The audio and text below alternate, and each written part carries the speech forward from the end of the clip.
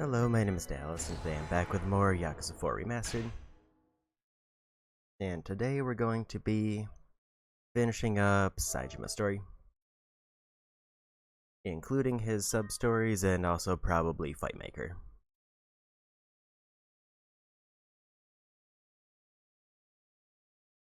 And depending on how long those take, we'll probably get into, I would say we'll most likely get into Tanimura's story.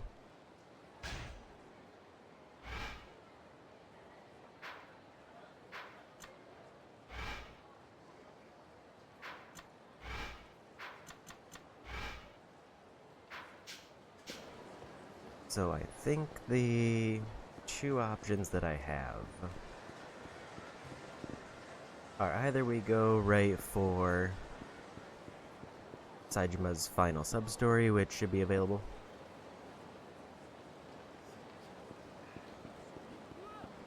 It looks like it's in the underground area.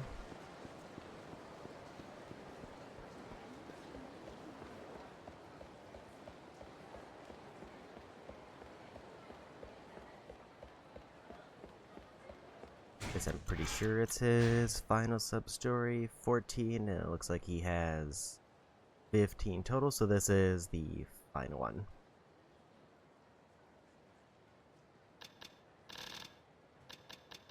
Just check the names, and it is the right one that I'm referencing. I need to search the underground area for a bunch of homeless people talking about stolen food.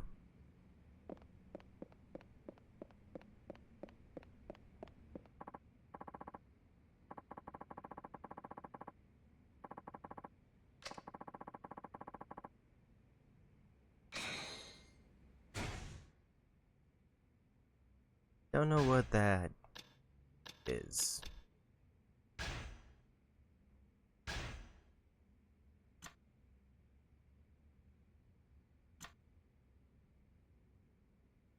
Go to Tenkaichi Street to get the turn-in for that.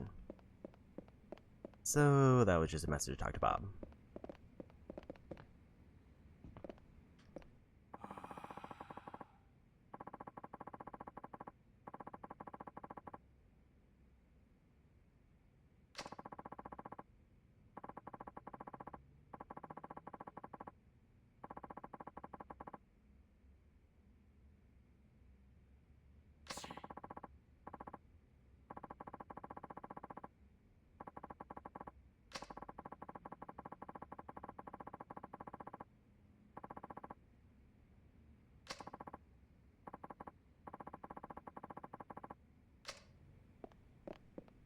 So I think I went the wrong way. I think we need to go further downstairs.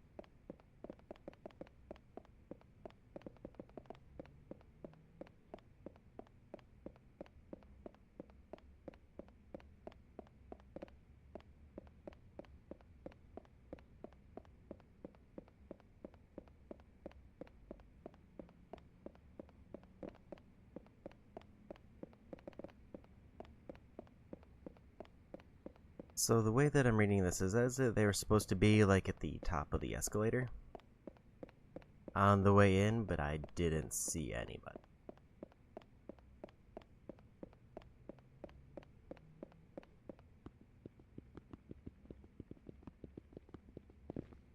Definitely not the theater transformer room. Maybe it's not active yet. Because I figured they would have at least given me a marker to start it.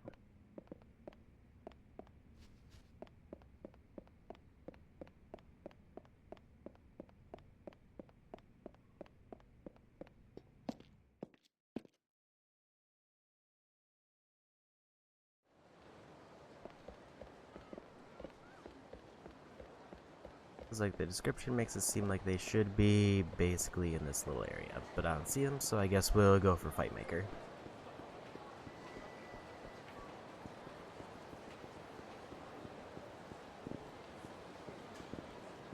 Is a police officer over there.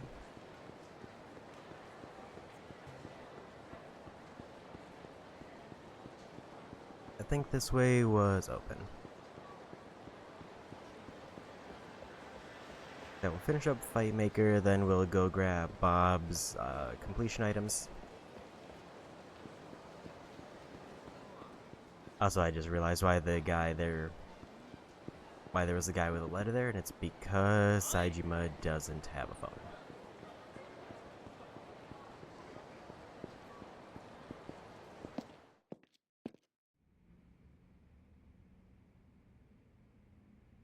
So this will likely be the first couple hours, at least.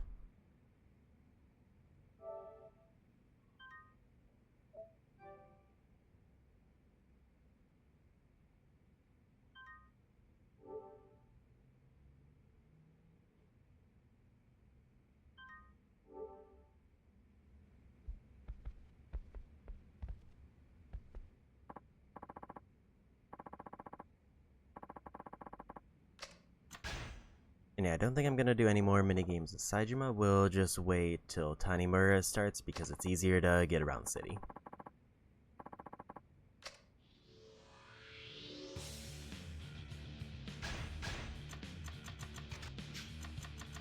So didn't mean to hit cancel, I meant to go to enhanced facilities.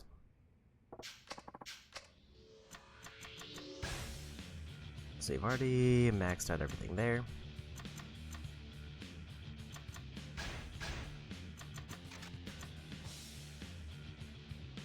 Road stretches and punch. And master fed smashing.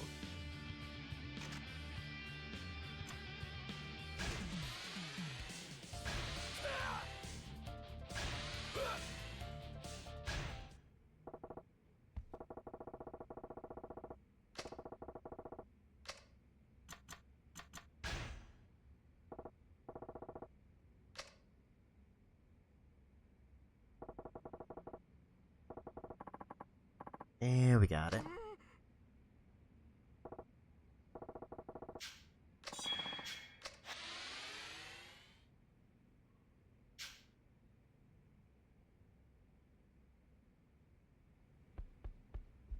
So let's go throw in a save so I don't have to redo that at any point.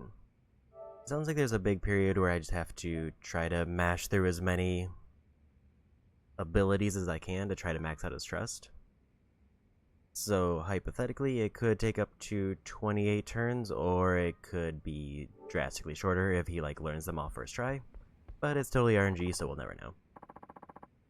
Or at least we won't know until we get there.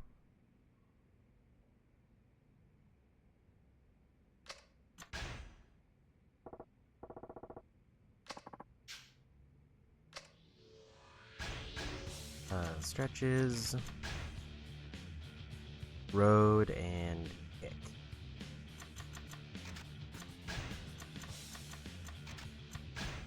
And then we have a meeting.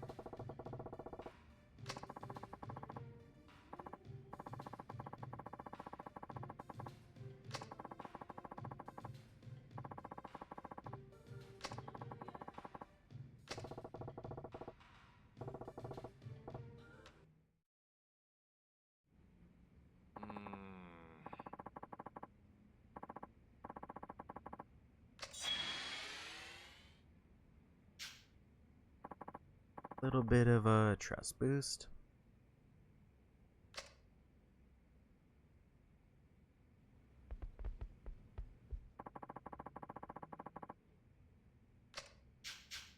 I'll hold off on saving because now it looks like they don't have a match scheduled until turn 9.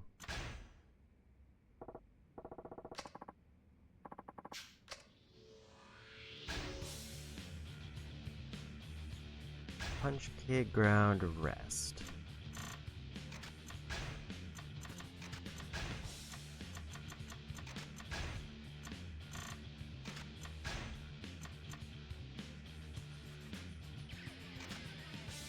And then sparring.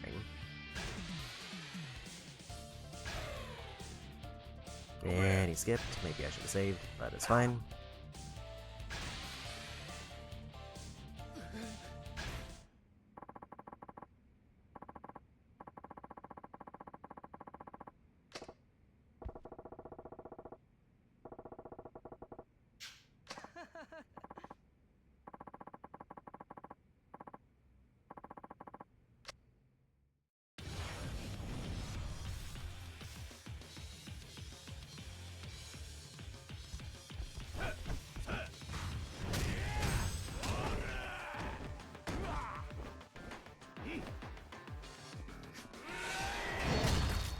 And we won.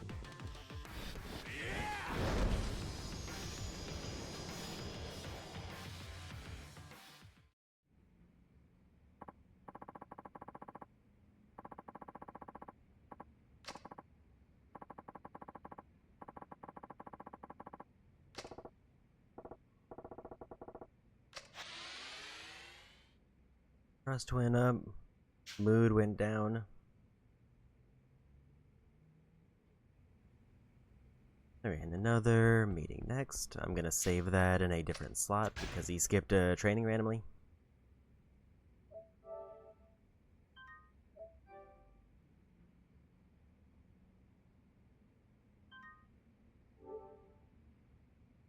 And I'm not going to probably do anything to compensate for it, we're just gonna kinda wing it.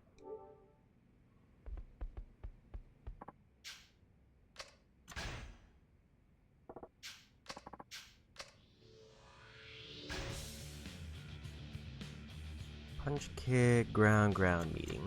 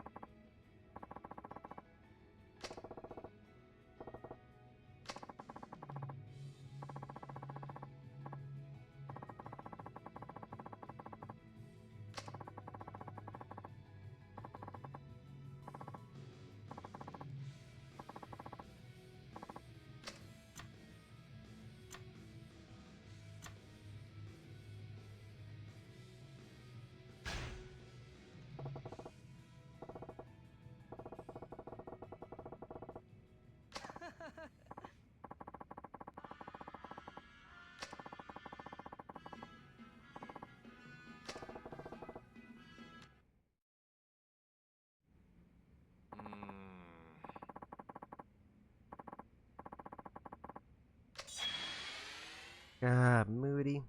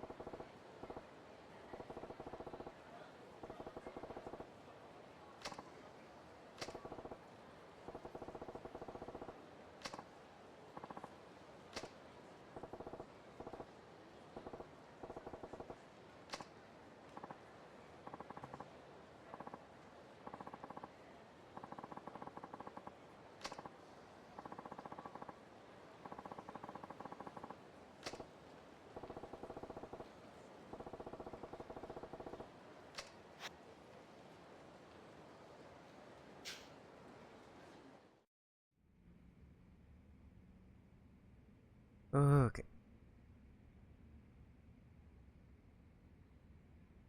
Next one is more sparring. I think I'm gonna skip saving.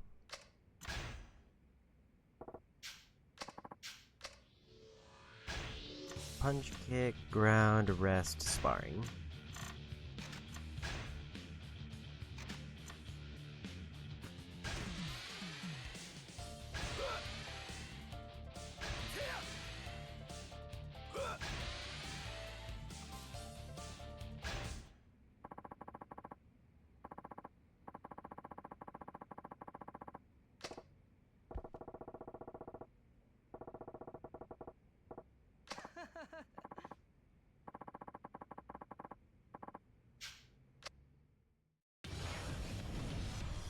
Then after this, we start the matches, which is when the real RNG starts.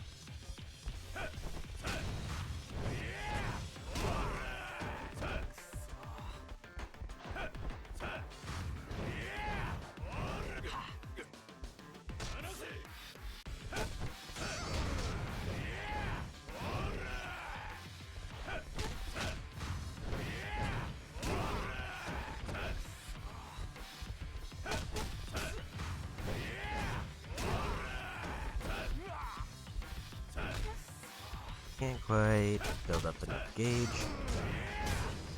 but we won.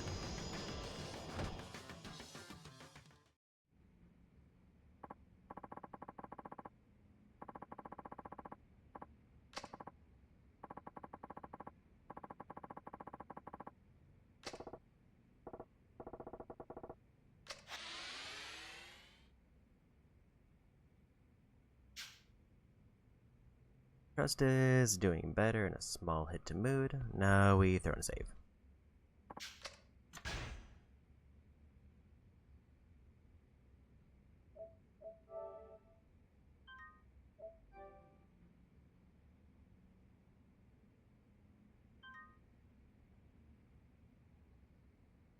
Because next should be their first match.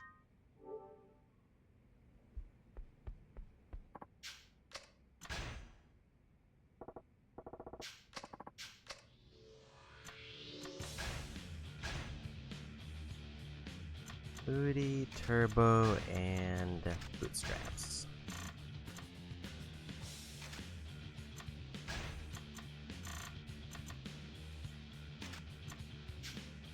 It seemed like he at least does a grab, but I think everybody does, so let's just see if it pays off.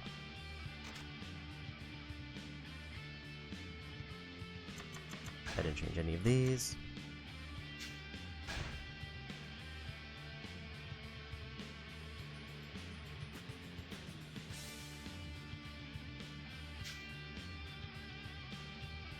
Actually just realized I was looking at the wrong turn. This one is supposed to be a meeting.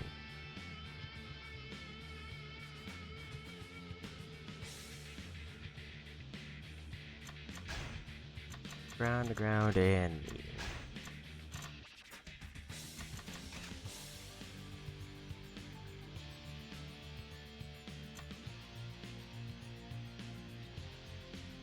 The prior one is right, I just accidentally looked at the one after it.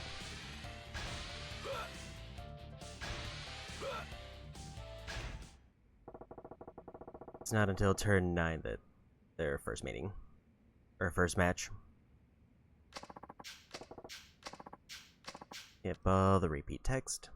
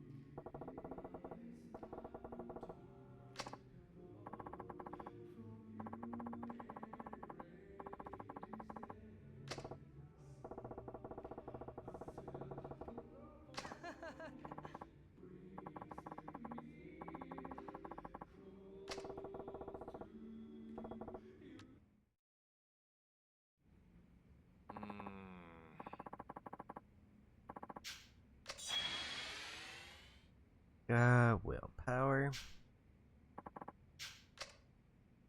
And another sparring set and then the match.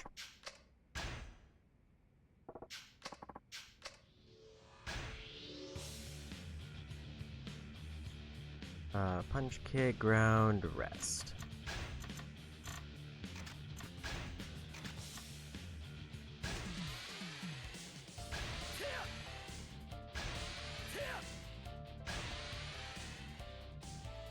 Because I pretty much can rest up, it looks like, almost half their health at this range.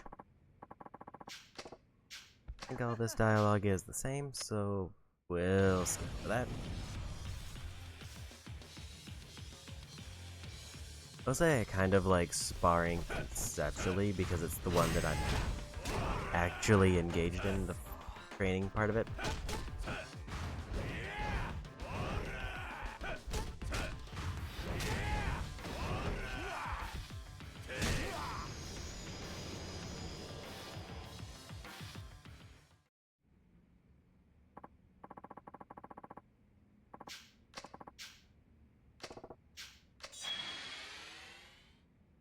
Trust is getting up there. Not quite maxed, but not terrible.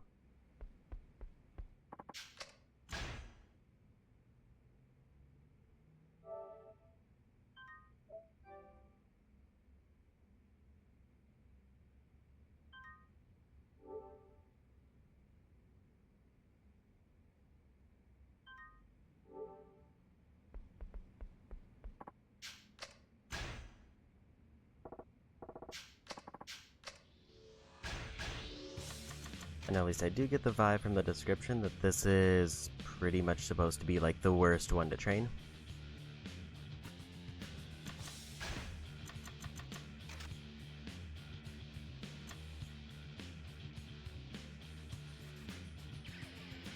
Turbo, Moody, Bootstraps, Road, Kick and Rest, and regular Trials match. So they go.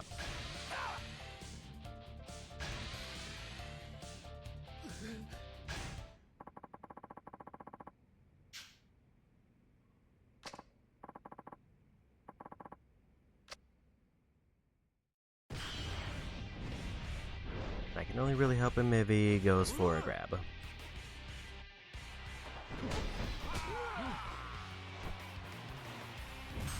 And he just kinda sprints in and immediately gets beat up.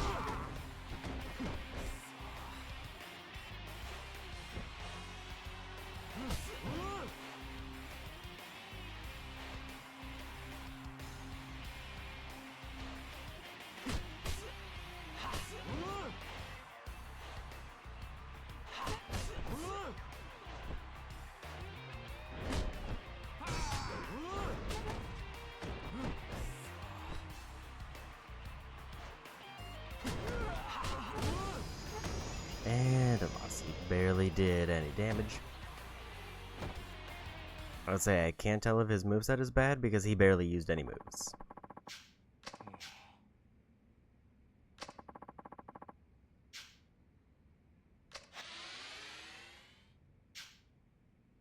So we wanna reset that.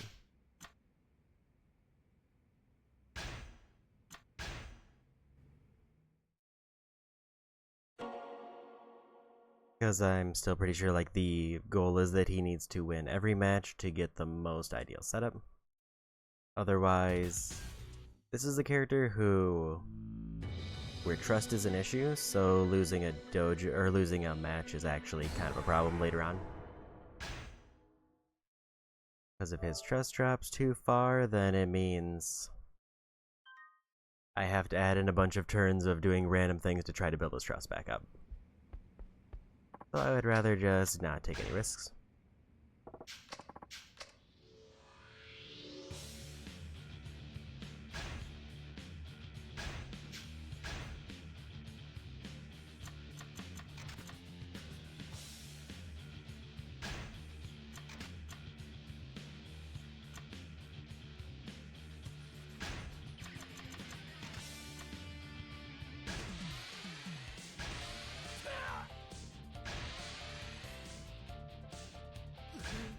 And he goes.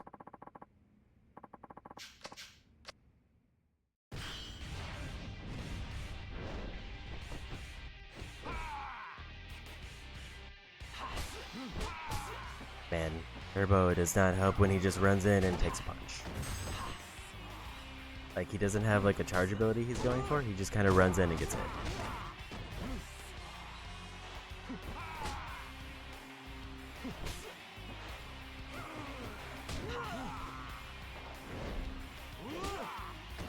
Okay, he whiffed the kick, so I guess there is a charging move, it just has a weird amount of build-up.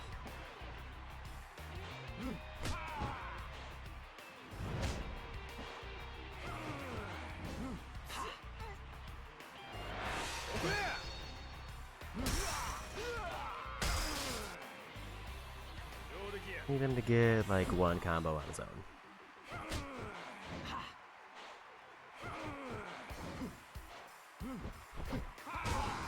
And he lost.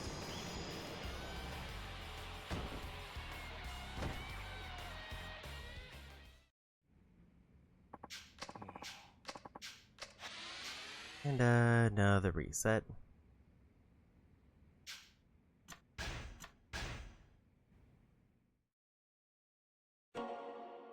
Like, I think the thing that would make this feel fundamentally better is if I could set them to like be more aggressive. Or like be more defensive. It's weird that the only input I have during matches is whether they use a finisher or not. And then the finisher is based on whatever conditions available.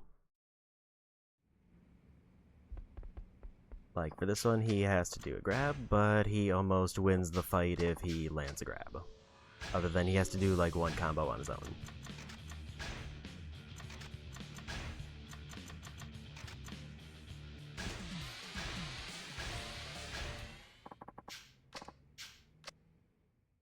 And I think the reason his finisher does so much more damage seemingly is because his technique is very high.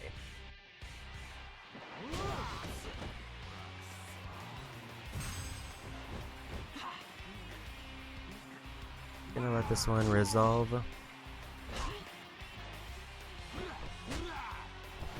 Because I don't think I can one-shot with it and I don't want to take an immediate trust hit.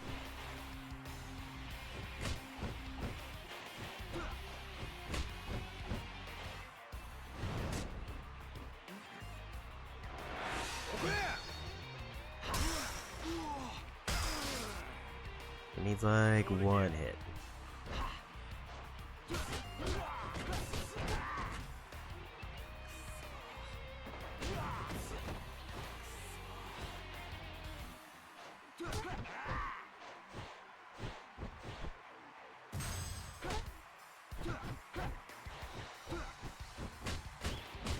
And he lost again.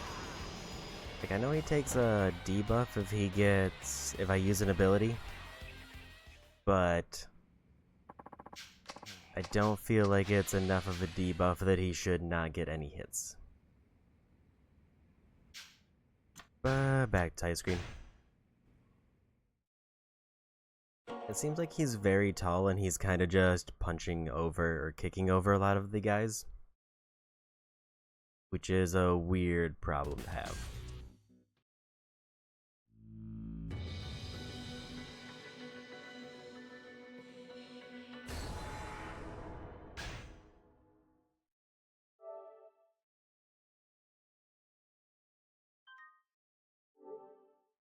I'm also not a good visual judge on how much damage it's gonna do.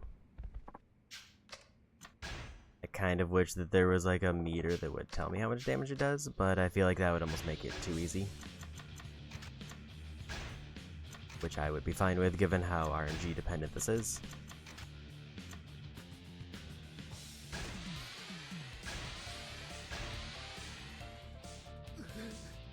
Like, pretty much my best hope is that he does like 3 grabs. And then we win on the 3rd grab.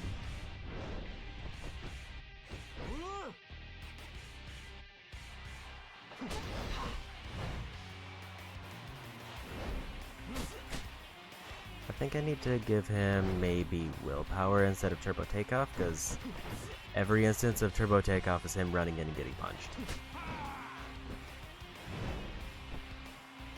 And he just kind of kicks over them.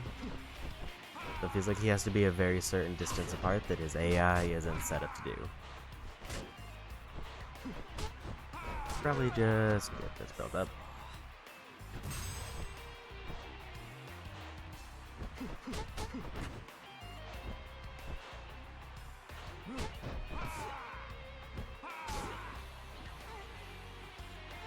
Let that resolve, because I can't do enough damage to win the fight. Now we might be able to if he gets another grab.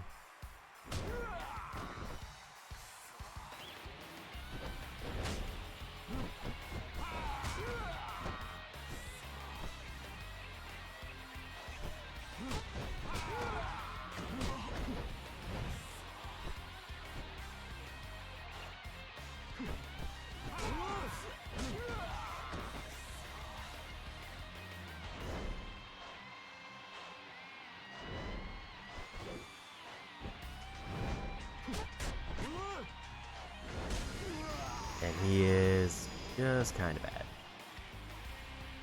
I think Turbo is not the pick here, because he does not do anything with Turbo. Pretty much half the time. I don't know why they insist on picking Turbo. I mean, I guess, like, the idea is if you do a ton of damage in the first 10 seconds, you can just win with a finisher. But it feels like it pays off so rarely.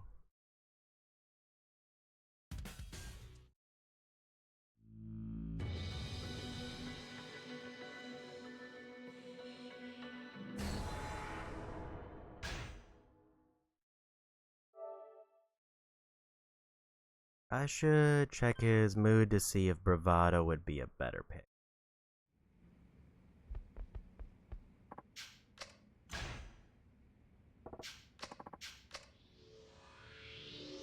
I think his mood is about as good as it gets. He definitely is going to have more stamina than them. He hasn't done any matches, so that won't work. We're going to do willpower.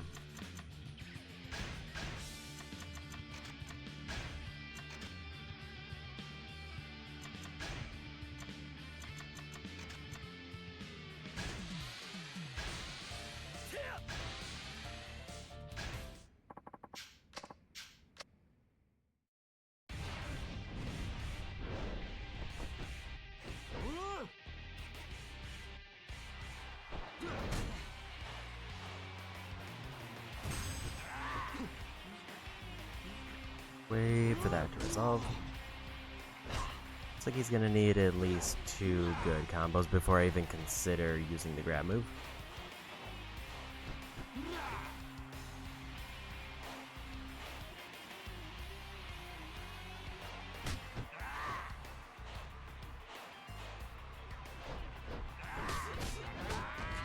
Like, I feel like his moveset fundamentally isn't bad, because I don't think moveset matters as much.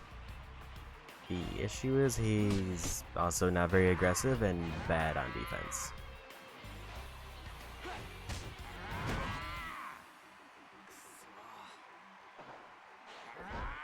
Like, his only real damage he goes for is grabs, but he only goes for a grab if they're stunned.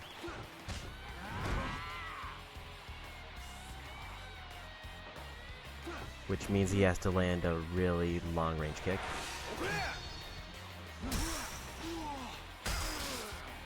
Let's hope this wins it. He needs to stop getting grabbed by that.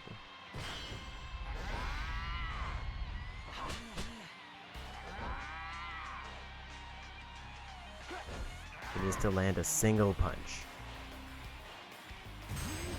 He needs to land any punch. Anyone. Guess not.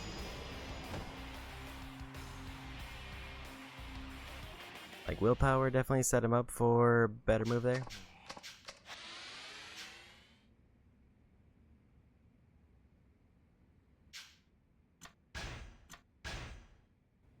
Like, I just want the fighters to be more aggressive across the board. It feels like there's way too much time where they're just kind of standing there waiting for something to happen. And it drives me mad.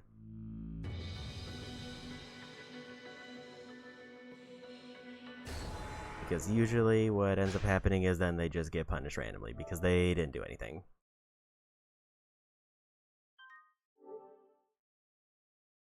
And like the Moody increasing their attack rate seems good conceptually, other than it's a chance-based ability.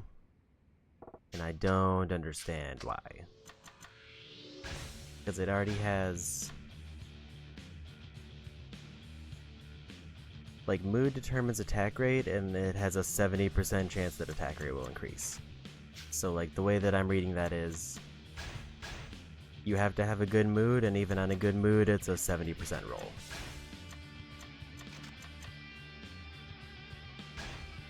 And it's weirdly one of the best abilities, because it's one of the ones where if it activates, it's just immediately beneficial.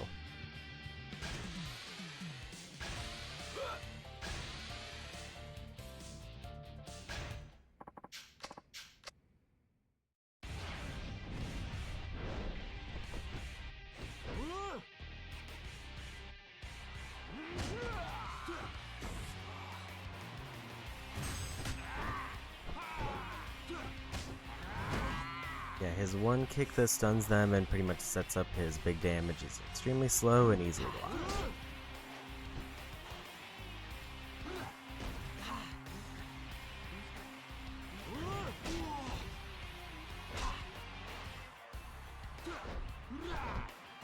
So he basically like has to randomly decide to use it after an attack, and then it maybe lands.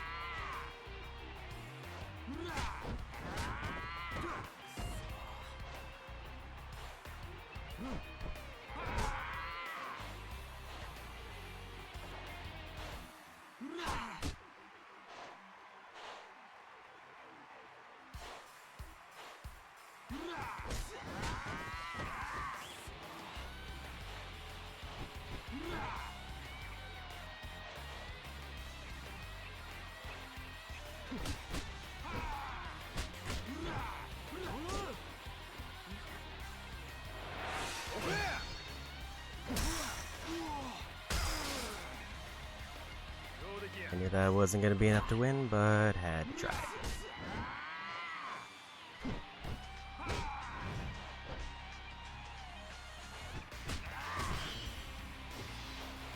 Need like one punch, maybe two. Get a second punch in there. Okay, at least he's trying to punch.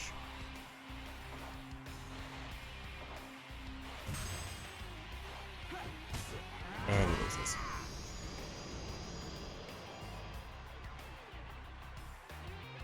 Like, I just want the fighter I'm training to actually fight.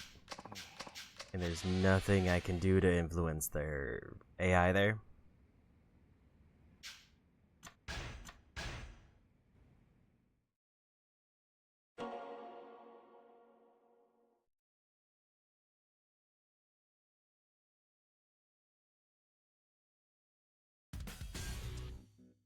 And it feels extra bad because I have way boosted training and this is the lowest level of match.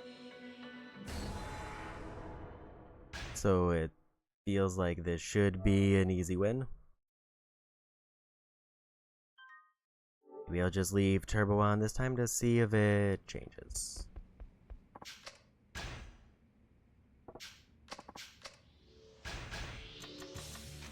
Like, my best guess for why they're trying to leave certain abilities on is more so that it maybe influences the type of fighter who shows up.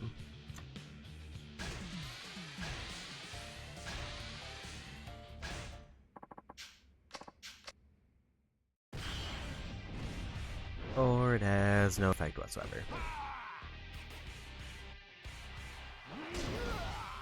And there goes Turbo.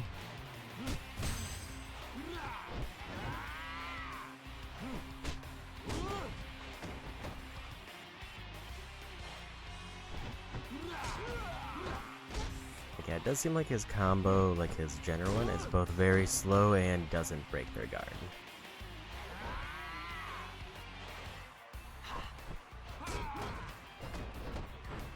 But if he's randomly vaguely close to them, it does seem to have good area range. But he has to be vaguely pointed in the direction like that. If he gets a grab, I think he wins.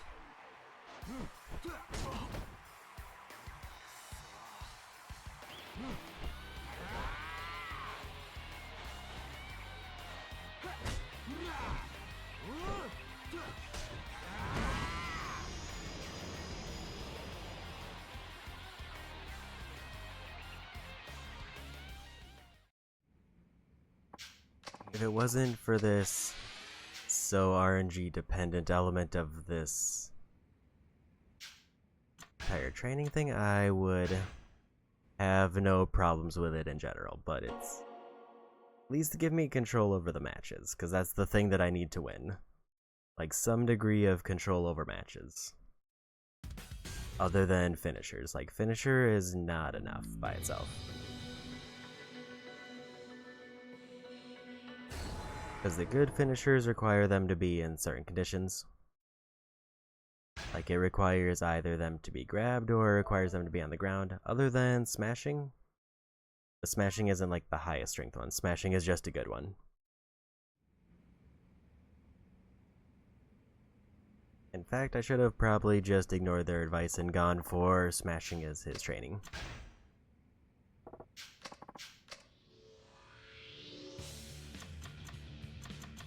Give him one more go with turbo, and then we'll go back to willpower.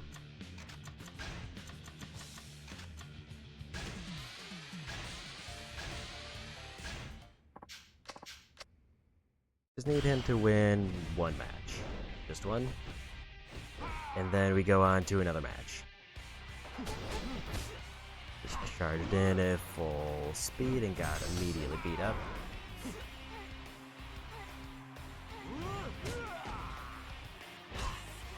He's one of the few people who seems to be able to hit enemies on the ground, but that doesn't do a lot of damage.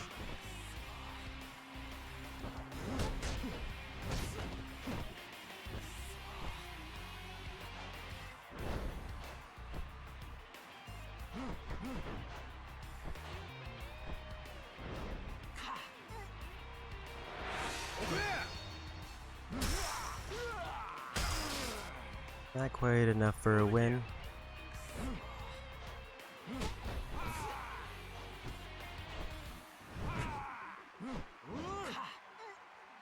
This should be a win. And he got it. Yeah, he just needs to find a way to randomly end up behind them, and then he goes for a grab, which wins.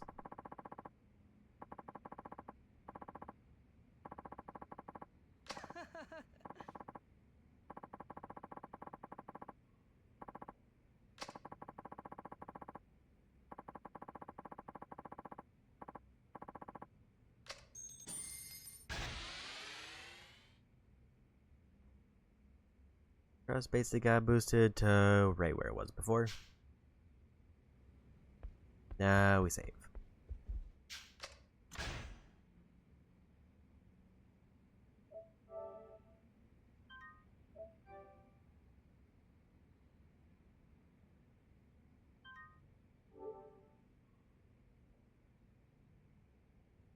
So there's one more match and then it's back to training.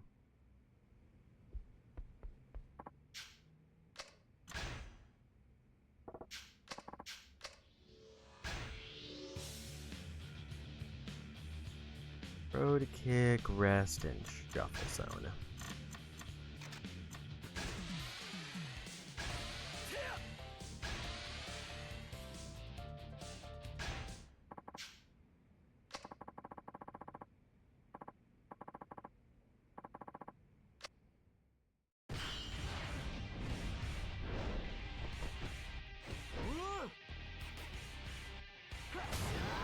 He is actually gonna get destroyed.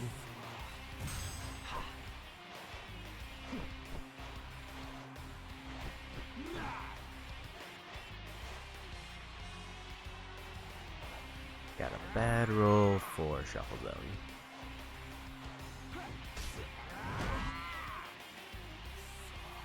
but that is too much health for him to go through.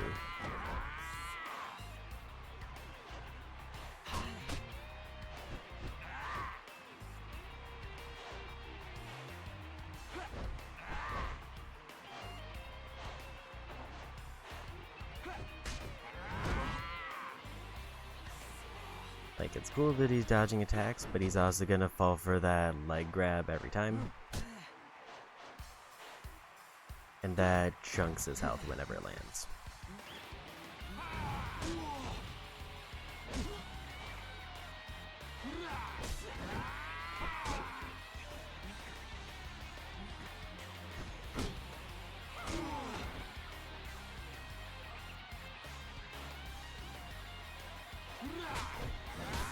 I'm pretty sure the special will not do nearly enough damage to knock him down to a point where it's even a match.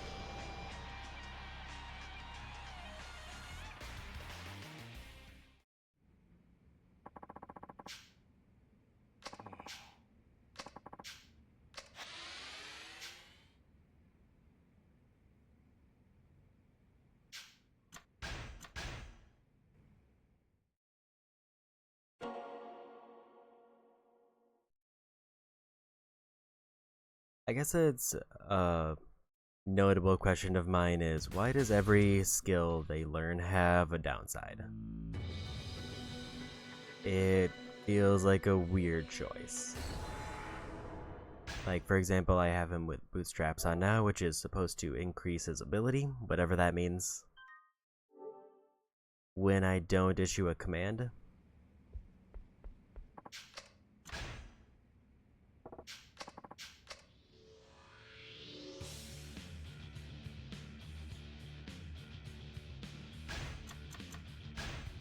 turbo takeoff is a boost for the first 10 seconds, but if they get hit, it immediately cancels it.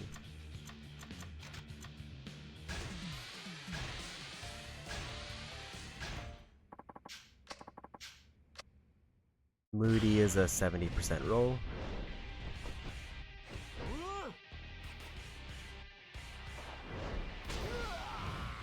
Whiff.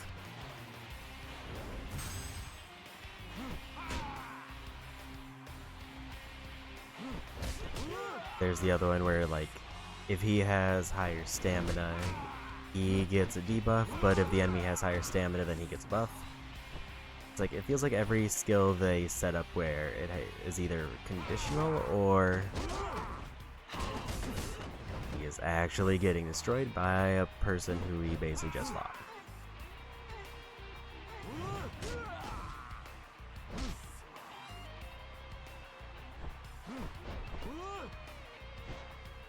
Of how he was behind them and just kind of chose to let them turn around.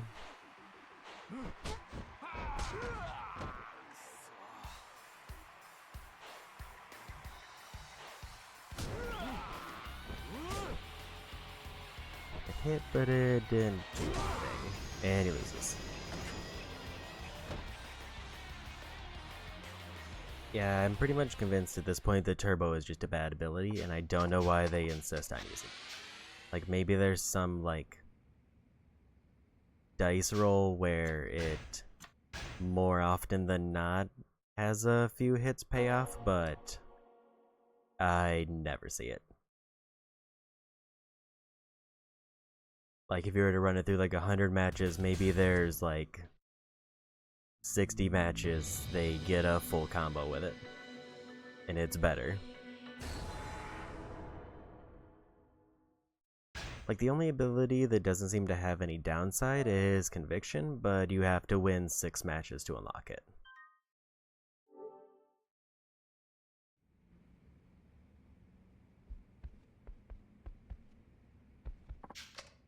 Also, Willpower doesn't have any downside, it's just Willpower only activates if you lose.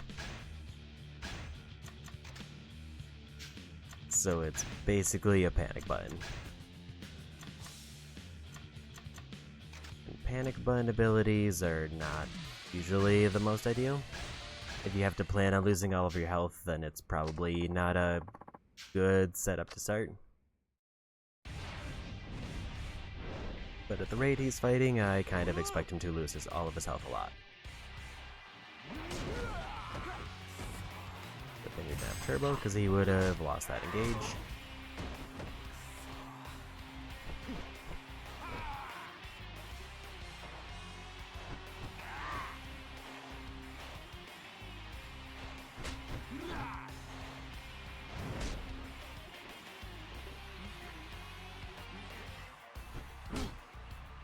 If he lands that one kick that stuns them, then he's set up for a ton of damage. Or on either the grab or from the finisher. But he doesn't use it rarely enough, and it gets blocked most of the time when he does.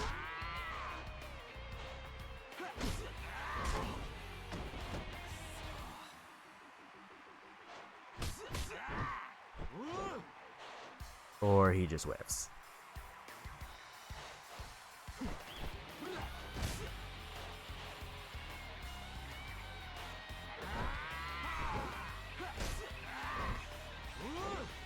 Luckily, this is supposed to be the worst fighter of the 5.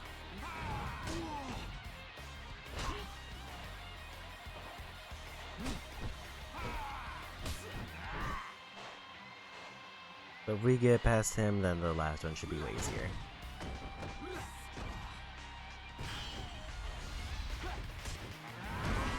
He immediately died.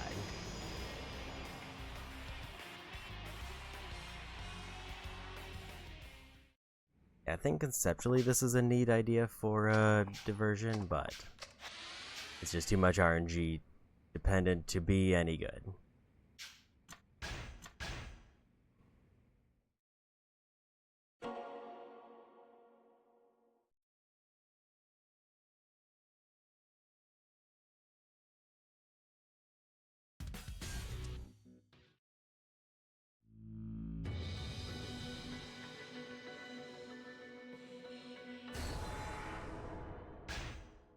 And the whole reason we're committing to this is because if he wants any chance in the tournament, he has to win 6 matches.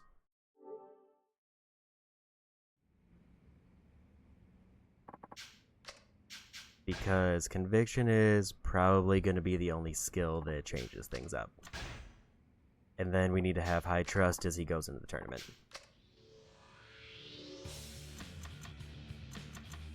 Guess we'll give Turbo another chance. Send him running right into somebody attacking. I honestly can't tell if Moody has activated at all. Immediately got grab.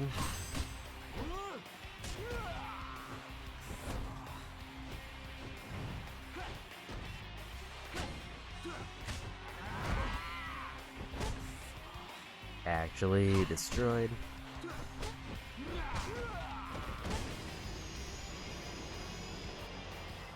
Didn't stand a chance.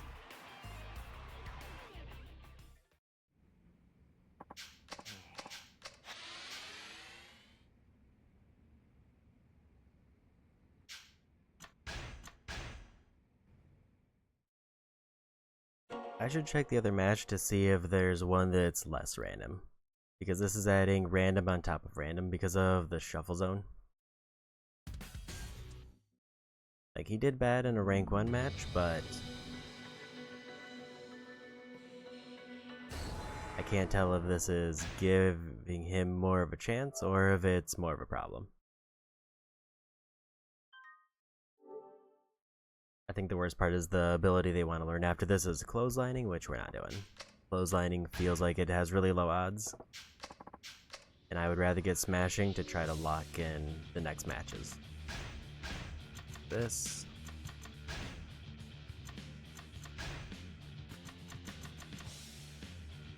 It's a 3-star, so it'd be right in the middle. So this is technically the lowest difficulty one, but it's a random roll, whether it's low or high difficulty.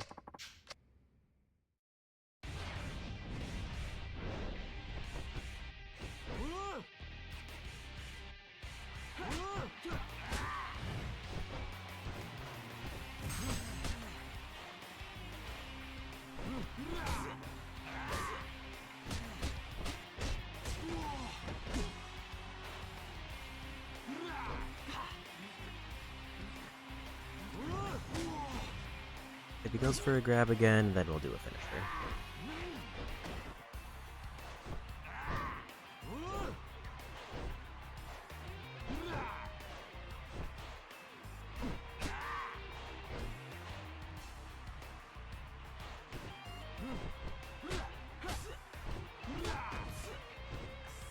He's got almost 2 to 3 times his health bar.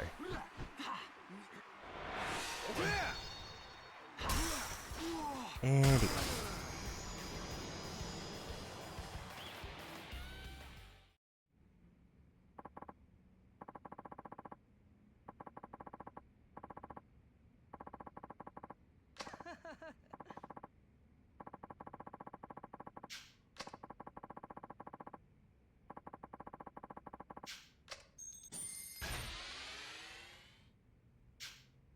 Rust is still about the same.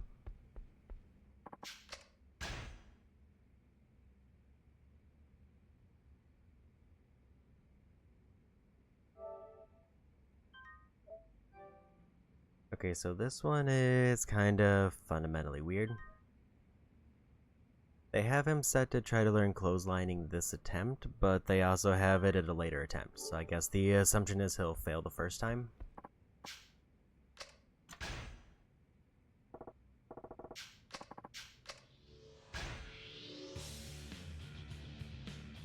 Road, kick, ground, and clotheslining.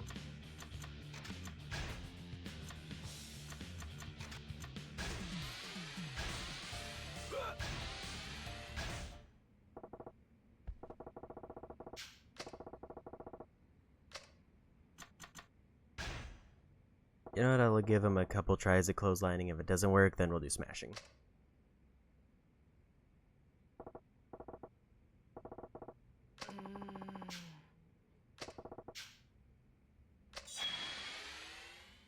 I'm going to follow their pattern and hope that it works.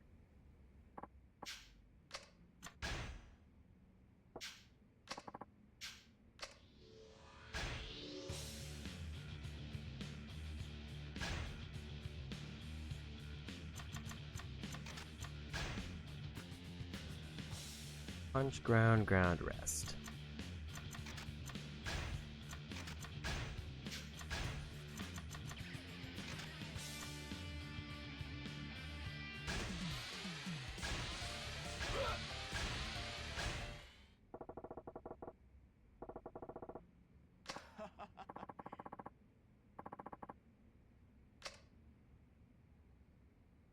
So before he gets to the match, I'll save it.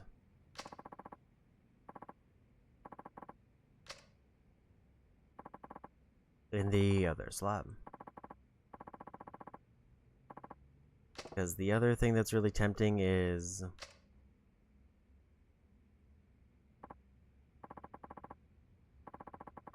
Let me just check their ability damages. Clothesline is... or fence smashing is a medium power, where smashing is high power. So the reason I'm saying that is that I'm going to do a second slot.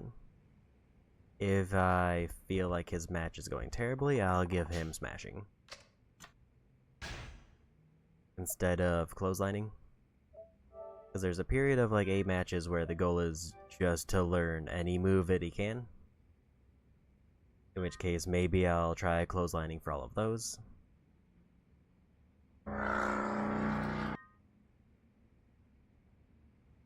Didn't get the mutant time for the vehicle going by.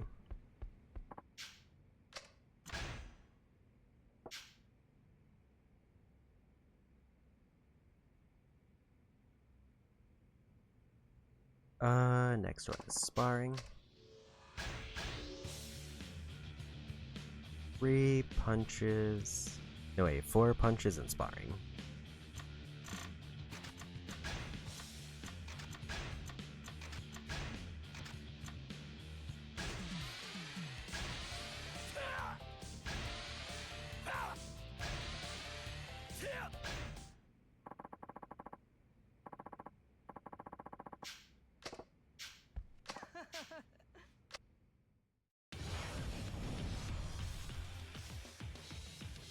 Then the one after this is Smash.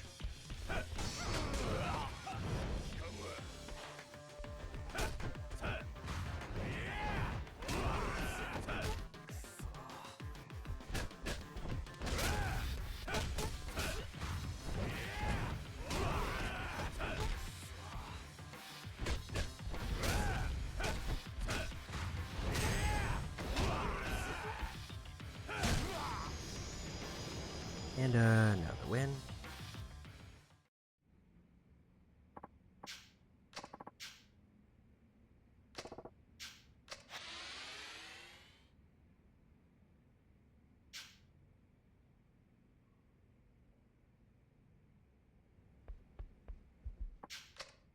Now let's do a save in the slot that I just did. So yeah, if his matches are going horribly, I'll load slot 1 and teach him smashing instead.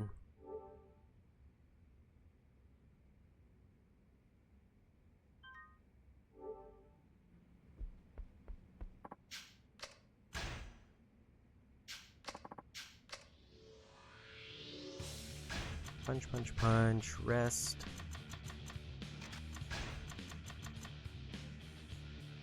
Dragon's Gate, which is a level 1 fight.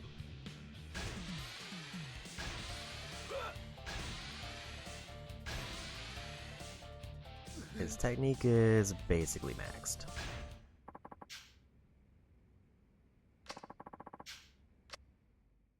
This should be the easiest match he's had yet. In terms of like pure difficulty.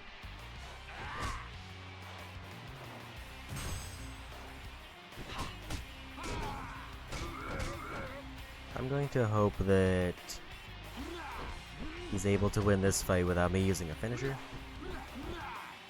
because I want him to get the maximum amount of trust spell back. And he got it.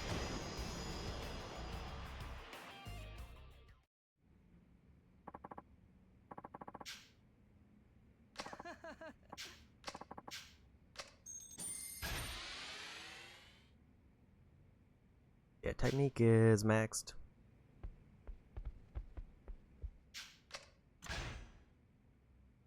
I guess I'll save this in... I'll stick to slot 2, but I kind of fully expected him to lose the match again.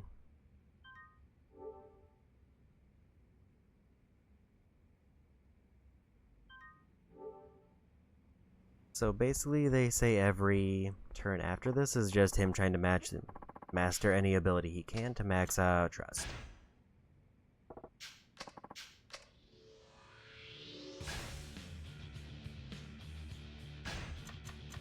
First road, punch, rest, and then clotheslining.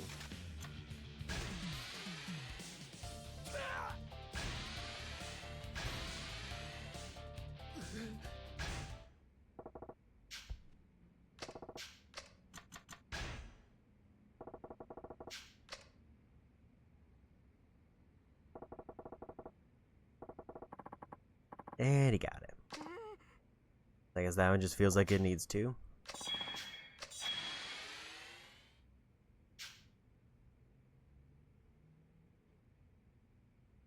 So the goal here, it says, is to max out his trust. So just do a random assortment of stretches and master any ability.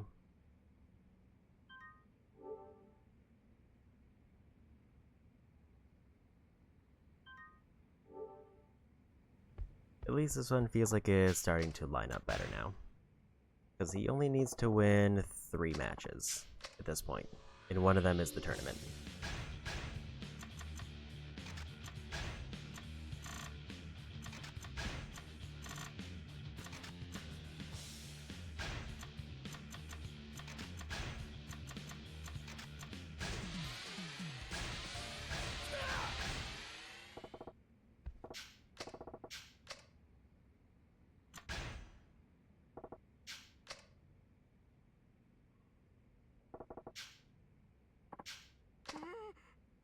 He got it.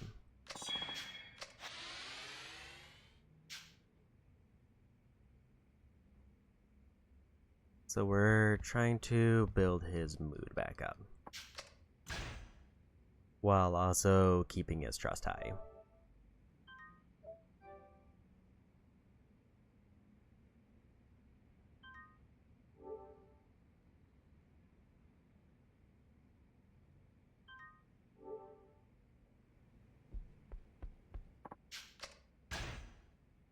So the expectation is that he'll lose the tournament, and then I use the ability that has him do better the second time.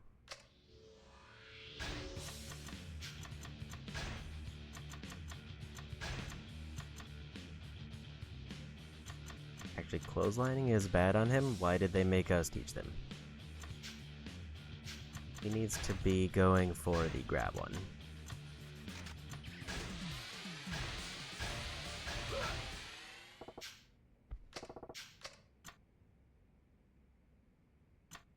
Which I think is might.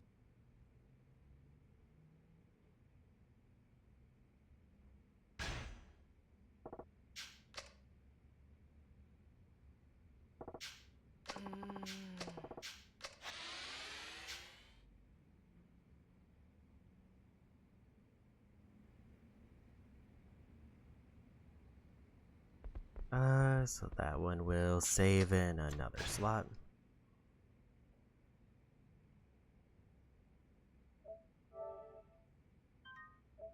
Just because it's the first one he's outright failed.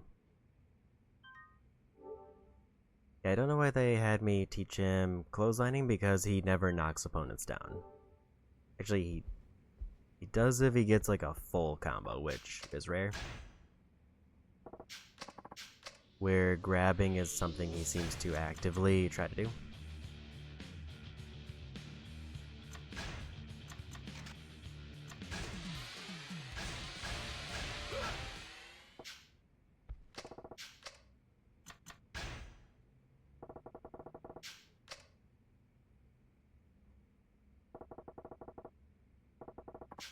And he got it.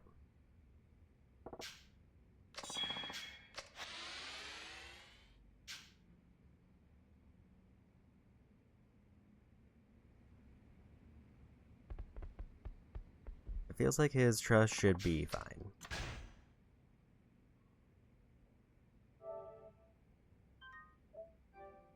His mood still takes a major hit, but also looks like for some reason they go back to kicks and punches this time. And then master any other move.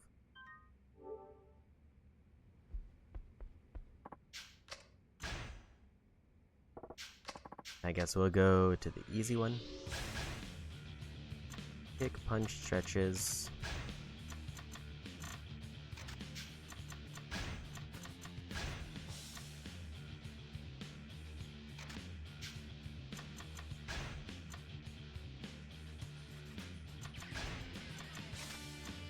And we'll go for the easy one.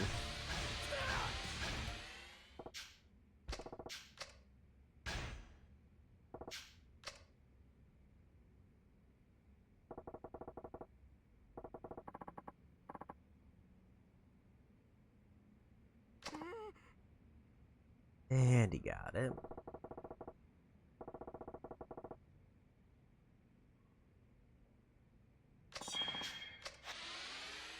There's only one more move for him to learn.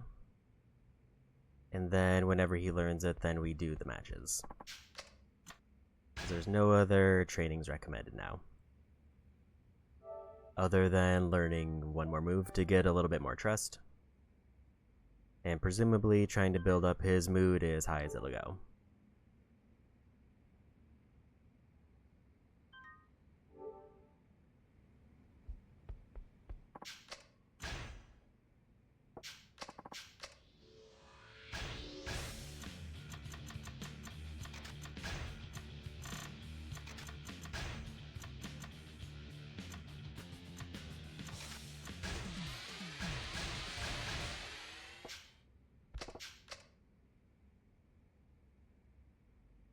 I didn't realize more moves unlock.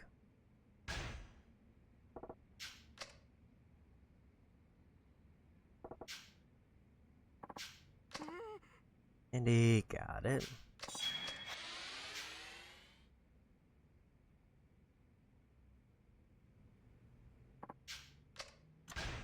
I'm just gonna not save it for at least a few.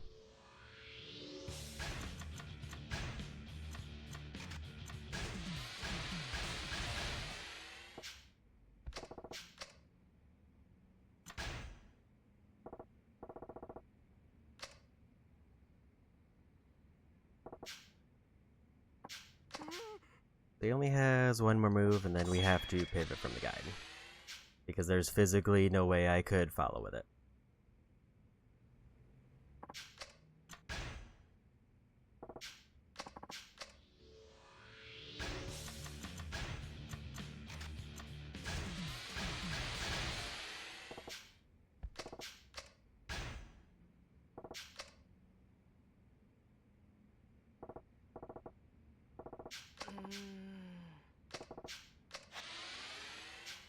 Fine. We have like 6 extra turns to have him learn it.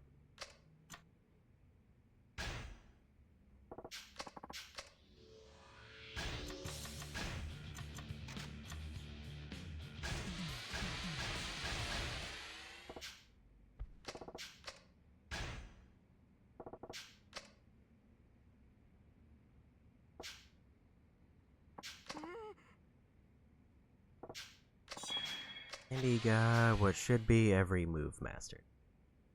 So I'm pretty sure Trust can't physically get any higher, or if it can, there's nothing we can do to influence it.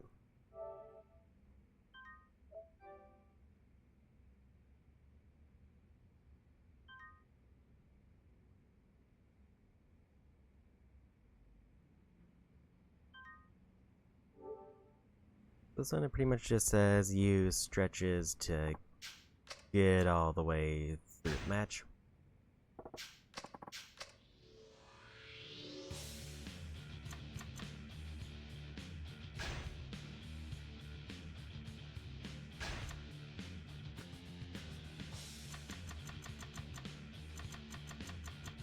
It says he should be using final stretch during the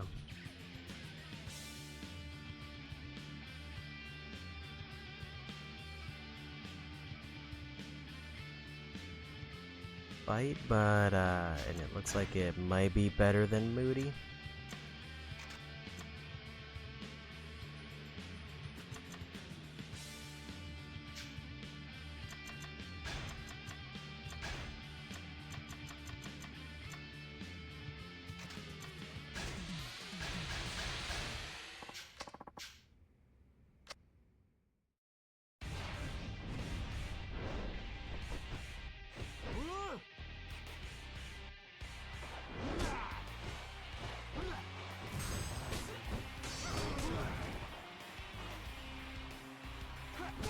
I guess if he lands a kick, they do end up on the ground pretty frequently now.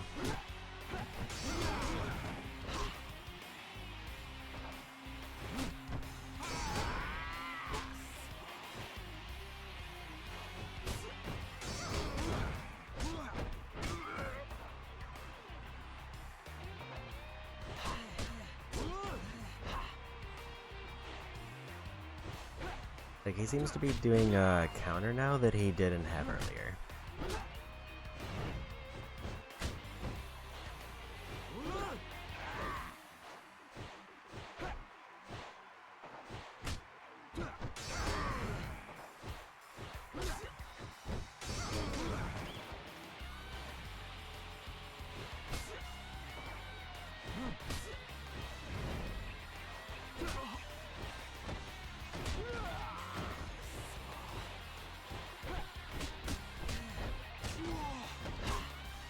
Okay, so if he lands a full combo, it does knock him down, or if he lands a counter.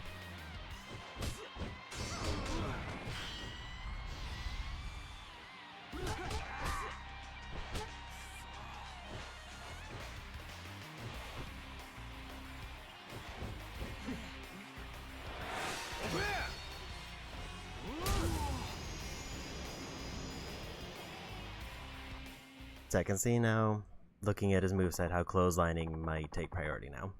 He didn't go for a grab for a long time.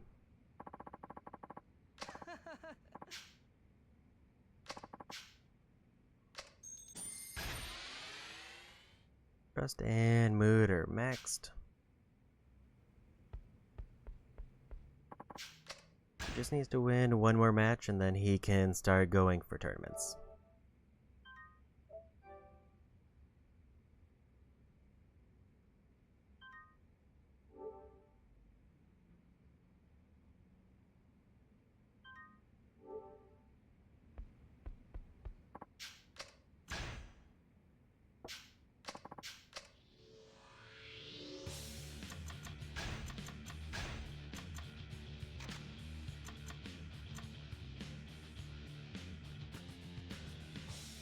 They say to take this one off.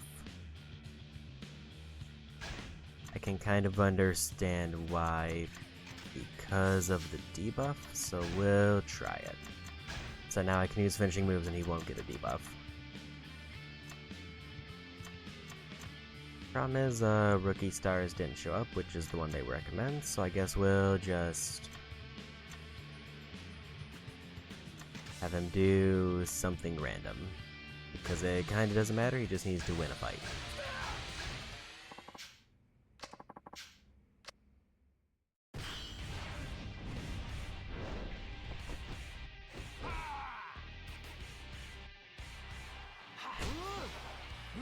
There goes Turbo.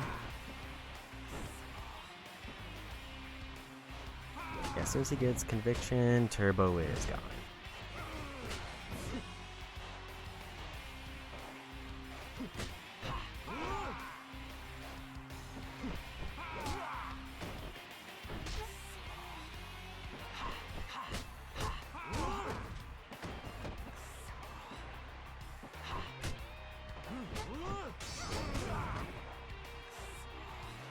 I missed the window for the finisher.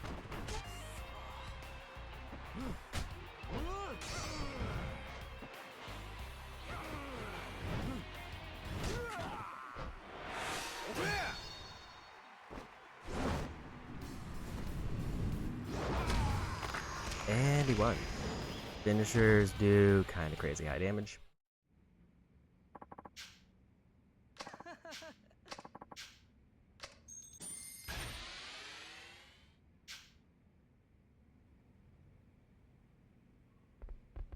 Didn't learn convict.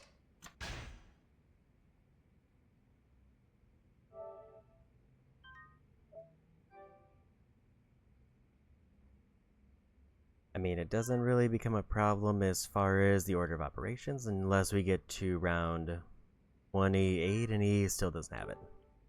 That would be when it becomes a problem.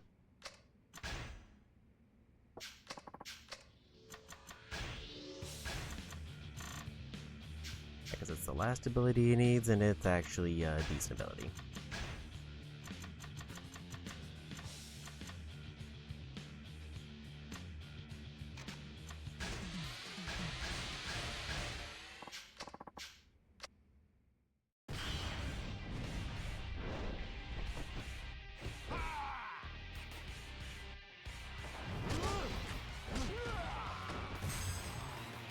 As even though he knocked him on the ground and basically won that engagement, he lost his buff because he got hit at the same time. Why I don't like the turbo takeoff. It's like most of the time it's probably gonna give them one good punch and then that's it.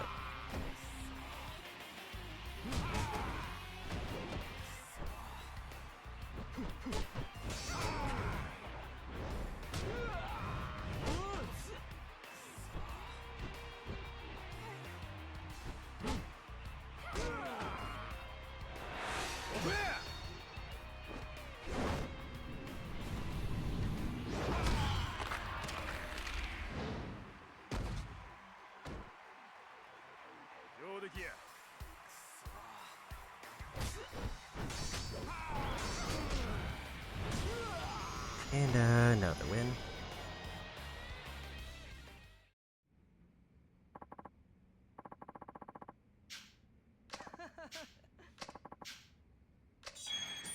There's conviction. Means we're done with the random fights. So now it's time for tournaments. And then we'll be done with this fighter. Then there's only one more and then we're done with all of them.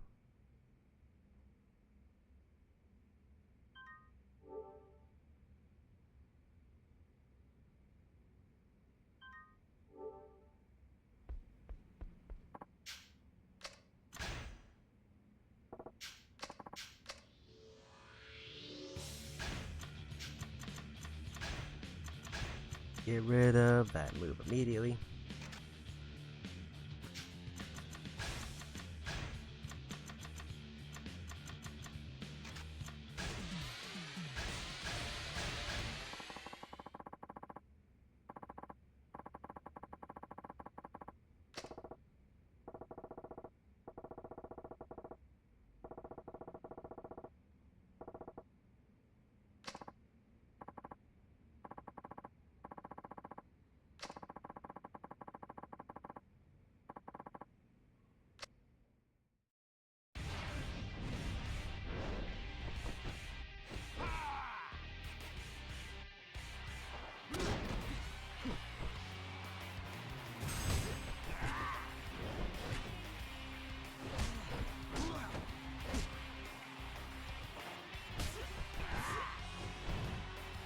I wonder if the skill to do better at a match you lost counts for the tournament, or if it's only specifically matches.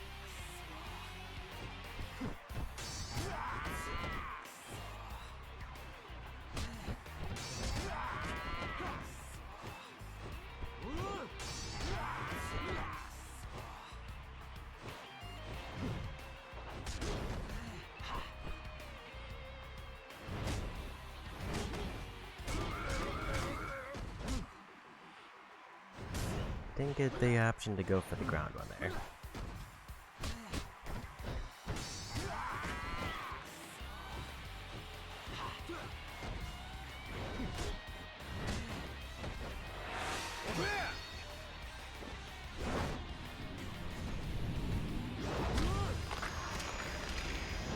It might be risky to do that this early, but we're gonna hope for the best. Because I would rather secure wins than gamble on a loss for a small boost.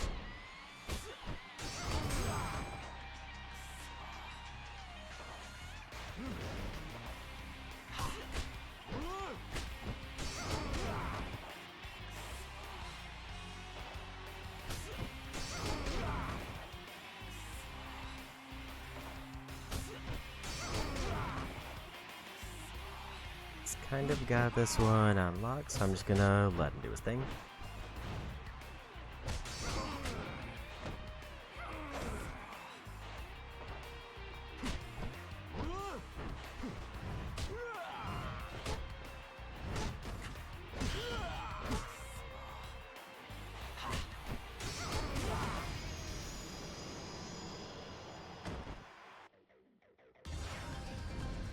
And last one. If we win this one, then we win the tournament.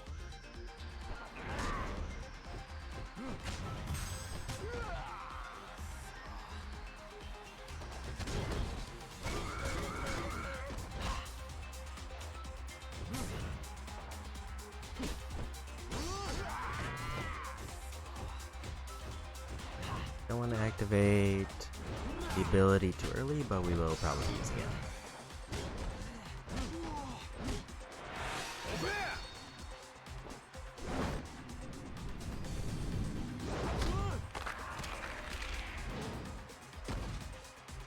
Might even use it twice, if he can get another knockdown.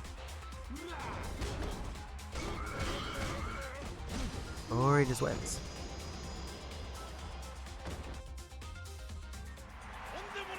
Because his ability set doesn't seem too bad once he's maxed out. It's when he doesn't have his counter, he just kind of doesn't have anything to work off of. And it seems like something he leveled up gave him more abilities to use.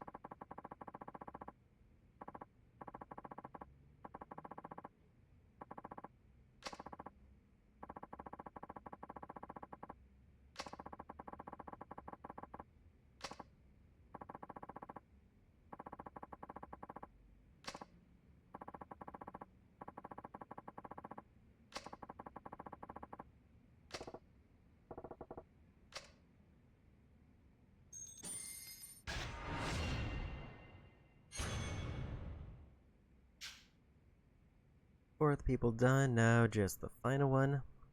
Then I think we need to move story forward a bit.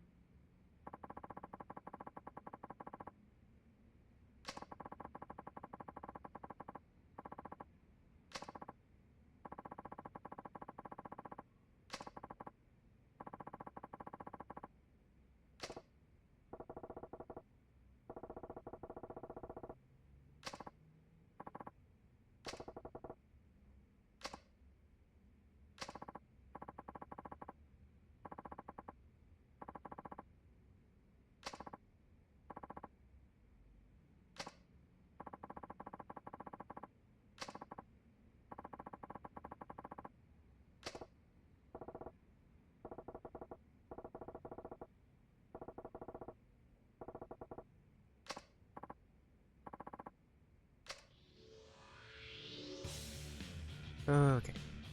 Last people. Stretches, stretchers, punch. Because he's got low motivation. And meeting.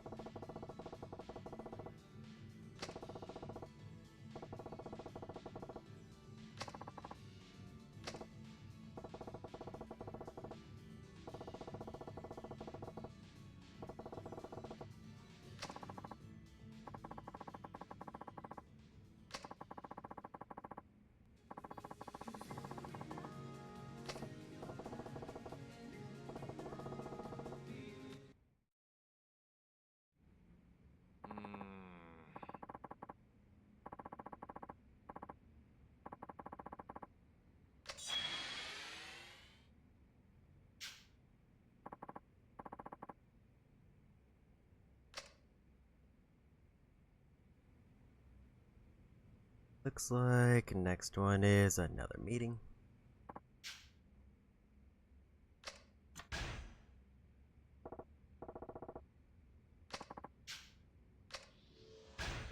Road, kick, ground, and meeting.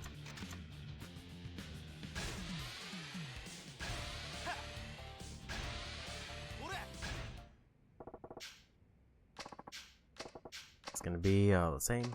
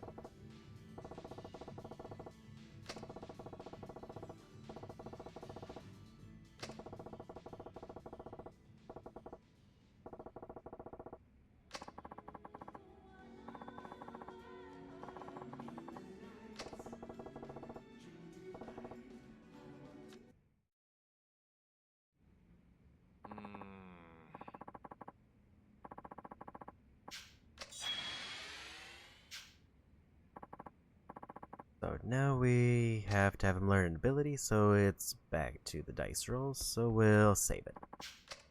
I also don't know if I have to talk to everybody after I've trained them to have them line up as a tag fighter, or if I have to initiate the tag fight first and then come here to pick them up.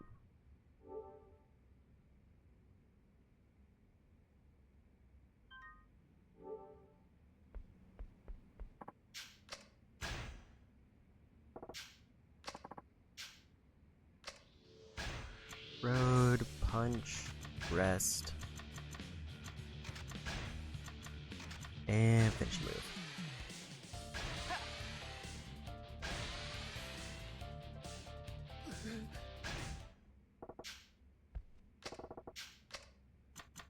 Recommends Fence Smasher.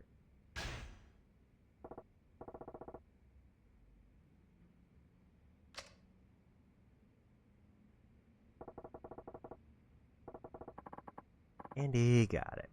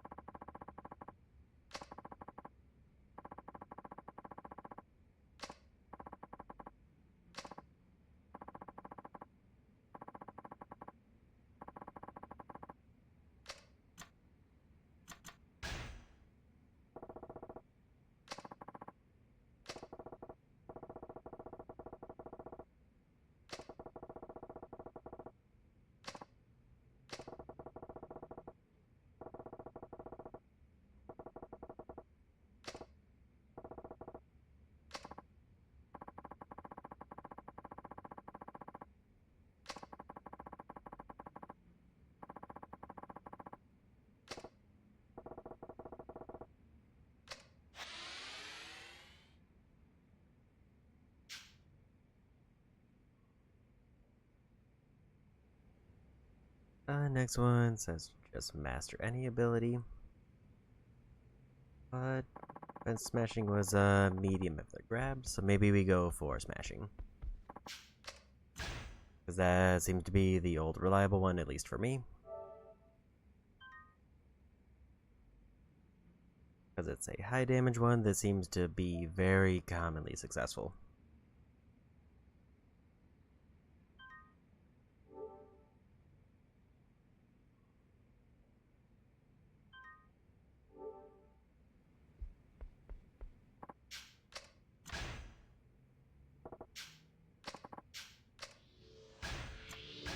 Road, kick, rest, master.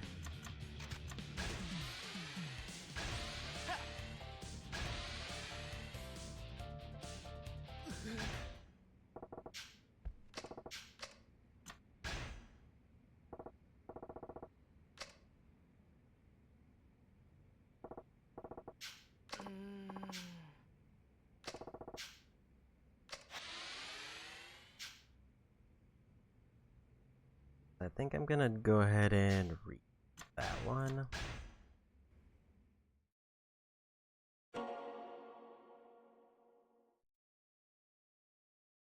I just feel like smashing is definitely one he's gonna want to have before his first match, because it's gonna be better than the one he grabbed.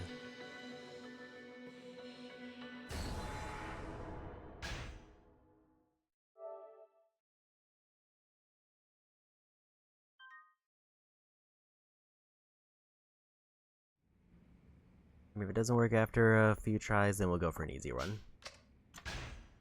Because there is a period where he needs to just do a ton of master attempts for trust building.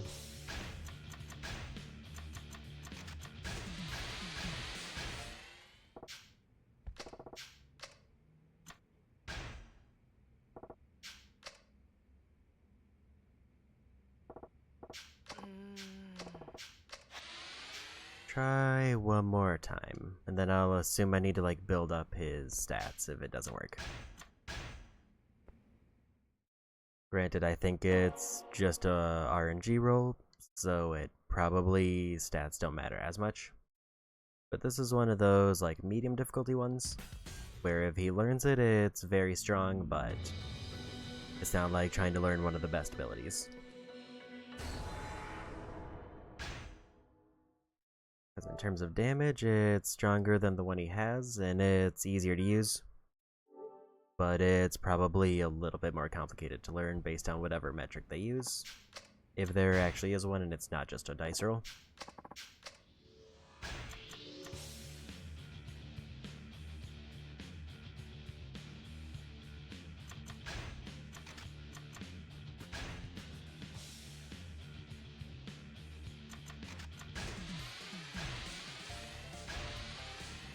If this doesn't work, then we'll go for the Tiger Suplex just to have him learn one.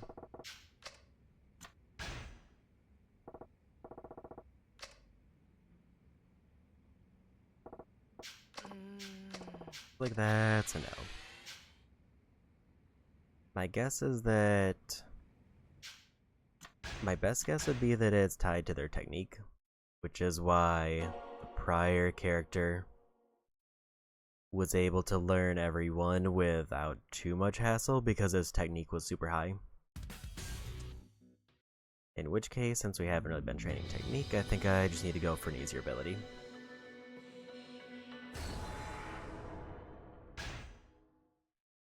Because the idea is that he just needs to master one to build trust.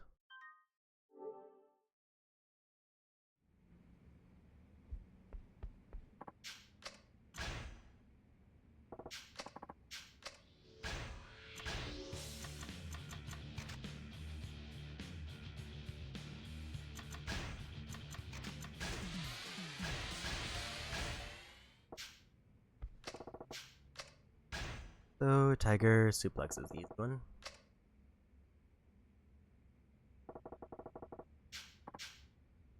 And he got it.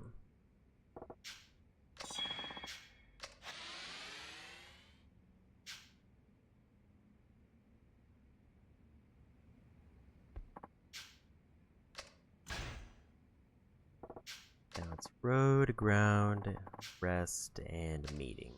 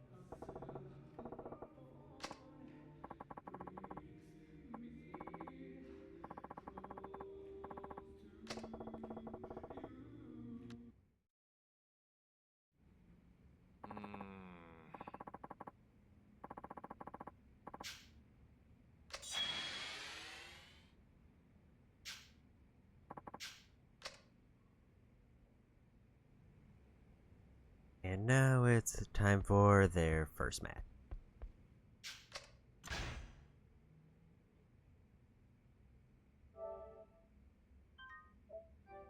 It would have been nice to have smashing for their first match, but we'll take what we get.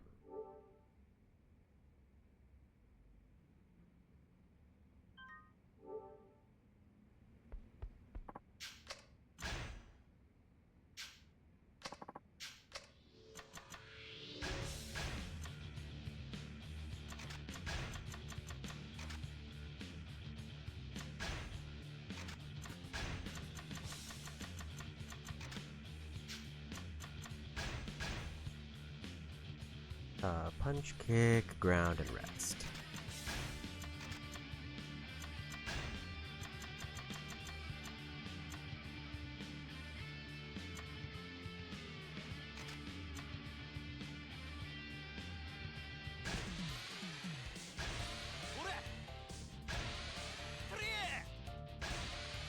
Also surprising we're starting out with a level 3 one.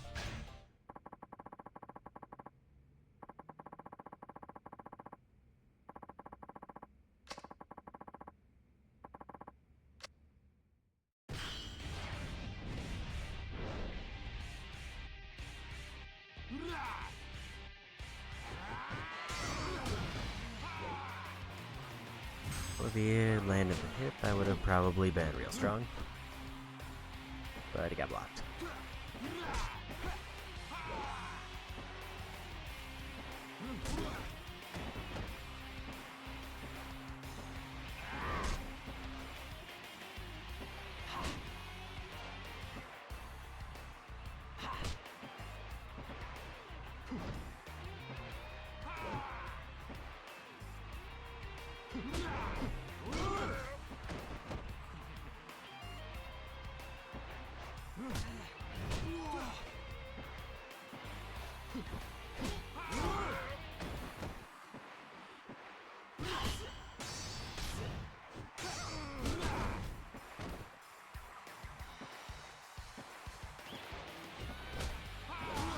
He does like no stagger or damage for most of his regular combos.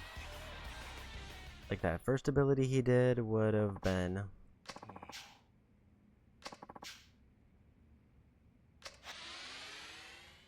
and definitely don't want to stick with that one. His mood is bad.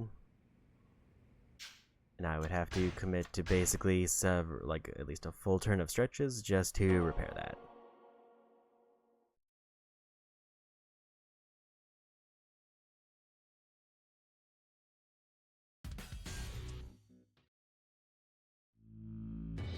As I should probably reiterate, I don't think there's any trophy tied to completing this, but this is just kind of a thing that's new to Yakuza 4, so I figured let's try to get through it. Especially since I spent so much time already committed to it, we might as well finish it out.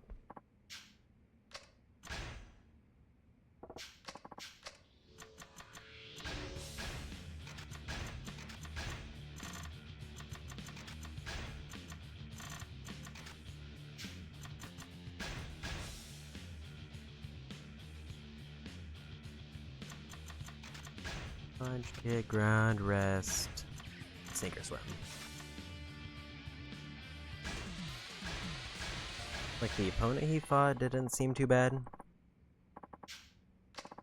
It was just he didn't land his opener, which would have probably set up the rest of the match. And then he didn't do any kind of follow-up.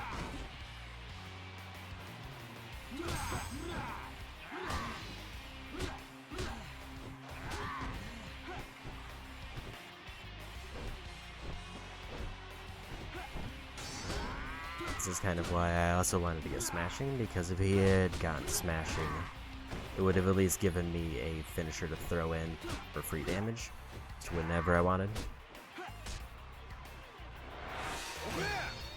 Gonna go ahead and do that. I don't know how often he grabs, but it seems like that was the time to use it.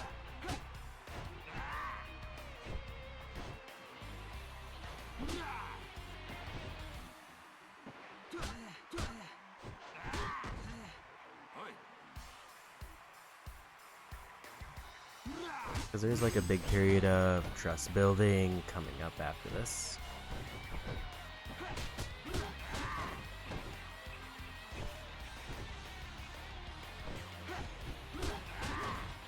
Do we need him to do something?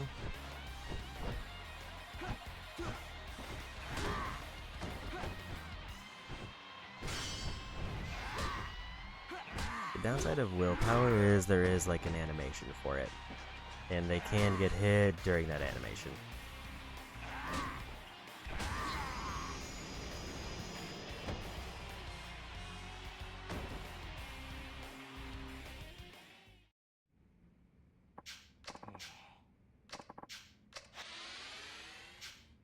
That's another reset.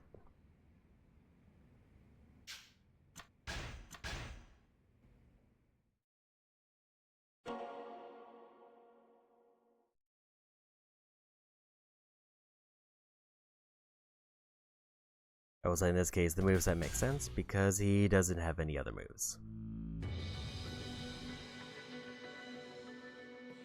It also seems like he needs to basically get one good grapple ability on his own, and then he could win with a finisher.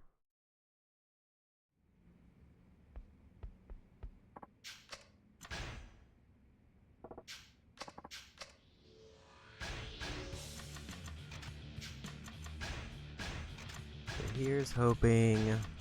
Oh, he doesn't have Moody.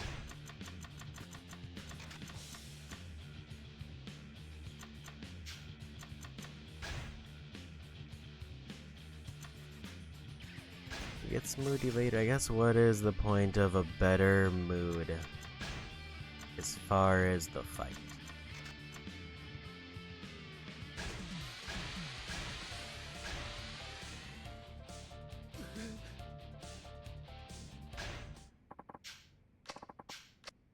Did I remember to put the finish on?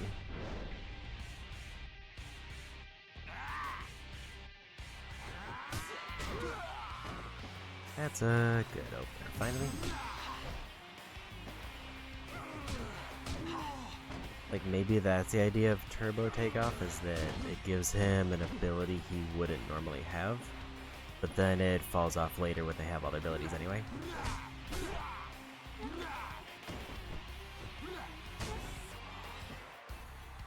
If he gets a grab, he wins.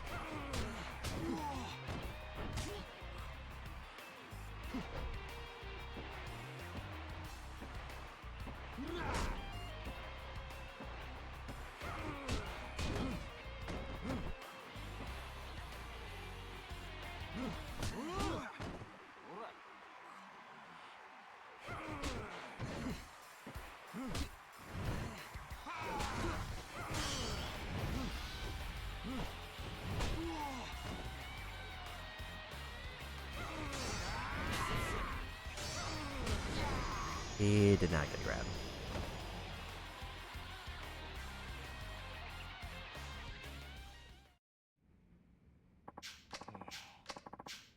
It seems like their general AI as far as grabbing is they only really go for grabs guaranteed if the opponent is stunned. Which means that they have to land with a different ability that has a stun effect. I want to say is usually a kick.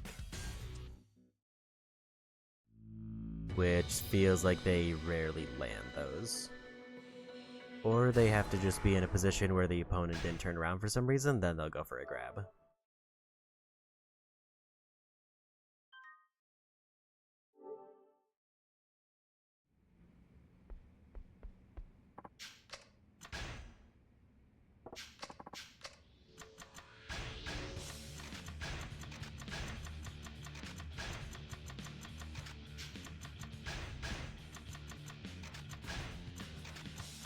If I had managed to teach him smashing, he would have... Then I don't have to wait for a condition, I can just kind of activate that, whatever.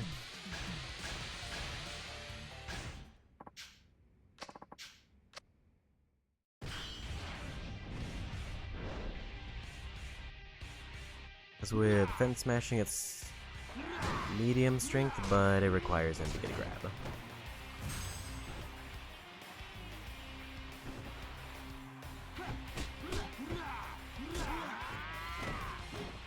That was quite a bit of damage.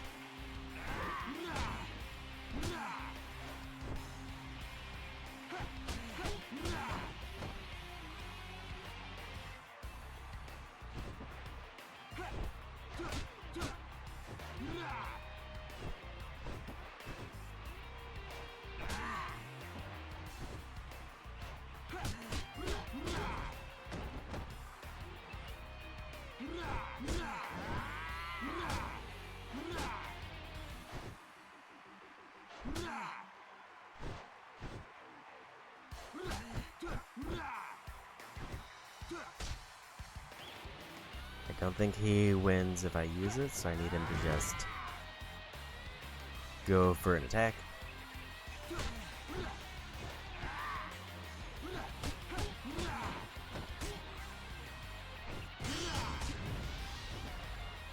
I think if he gets another grab, he probably wins.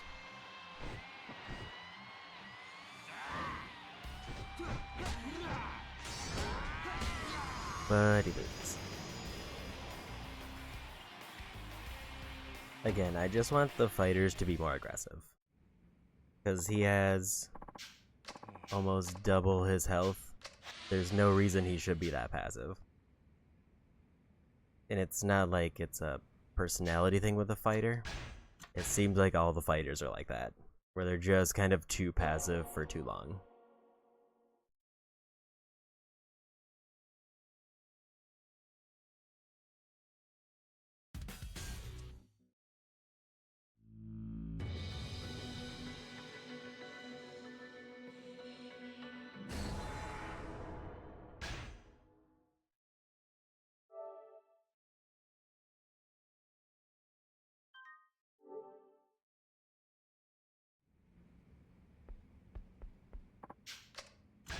And we go again.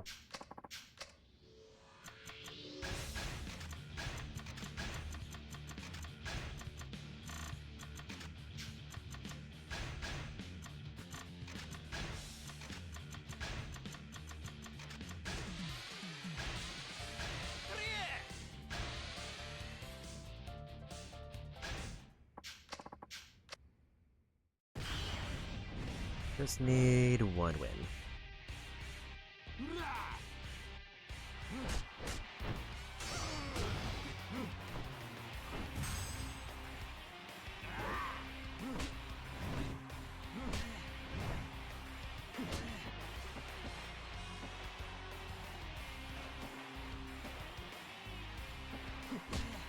I wonder if this went through any changes in the remaster, or is it pretty much the same as it always was?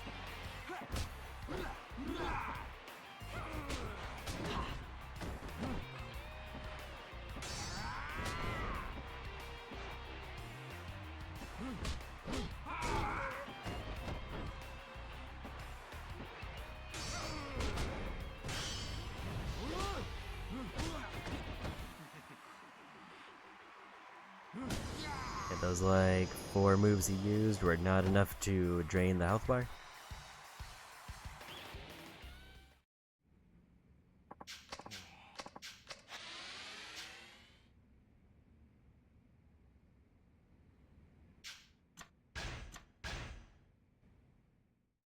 And it's not like there's a lot of matches for this character. Like out of the 27 rounds, like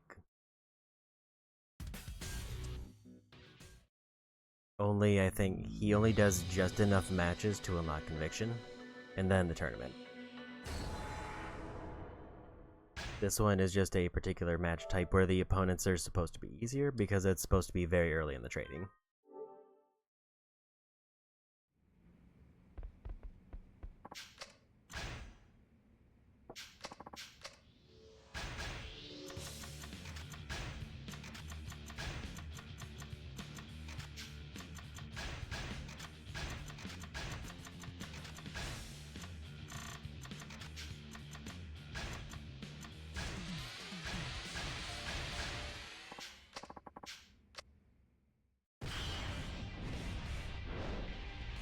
And he goes again.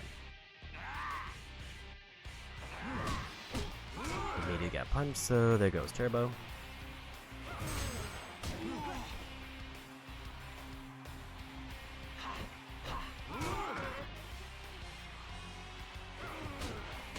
Eventually he'll throw a punch.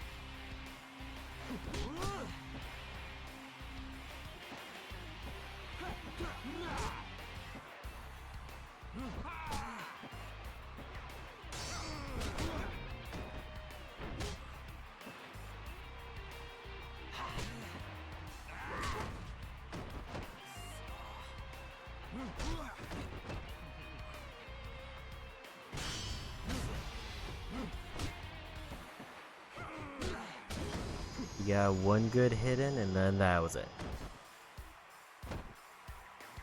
I said that this one is supposed to feel like a blessing compared to the prior one, and I'm not entirely convinced.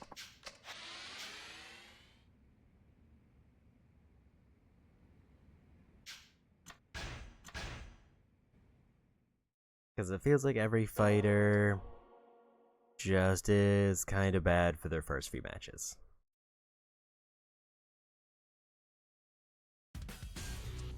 I mean, I guess I can understand conceptually why they're bad. It's because they aren't very far in the training. This is supposed to be, even though it's a 3-star one, it's supposed to be for low stats.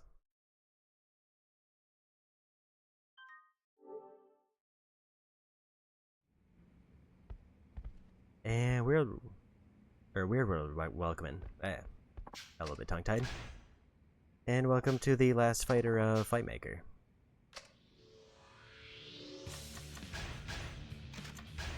I have determined that this minigame is a bad time, but we're gonna get through it. Mostly getting through it out of spite.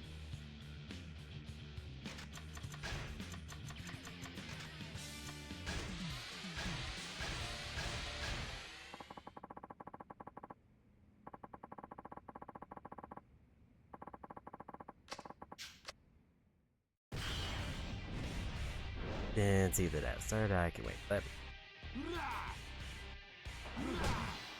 cool, we got hit first. Welcome back. Gonna watch a person just get beat up, apparently.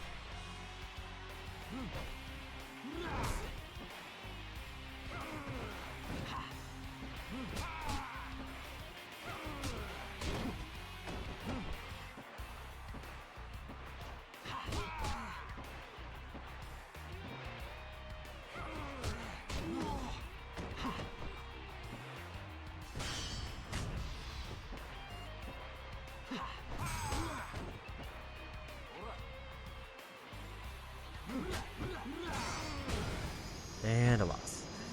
So that's another reset.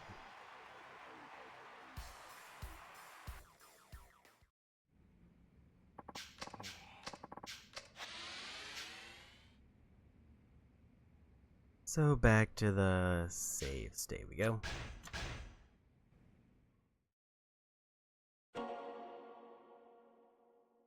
I'm starting to miss Hostess Maker, and that kinda says a lot.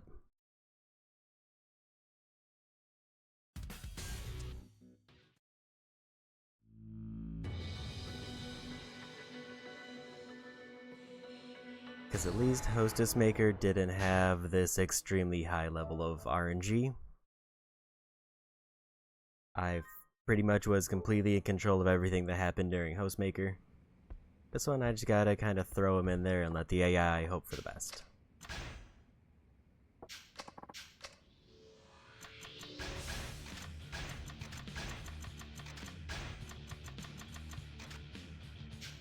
I miss dressing the hot women. I miss not being trapped, training them for a job that at least the hostesses are independent. The fighters seem like they are barely functioning half the time.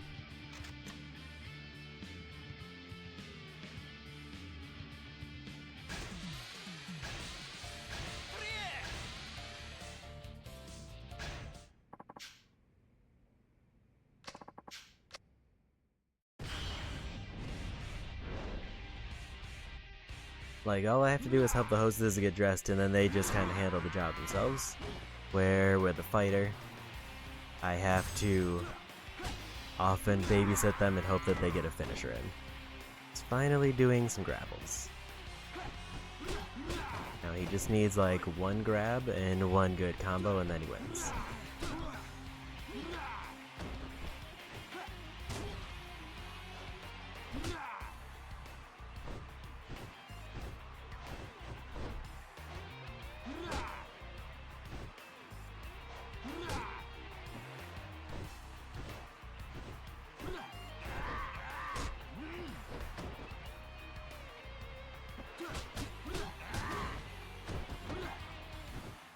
Girls.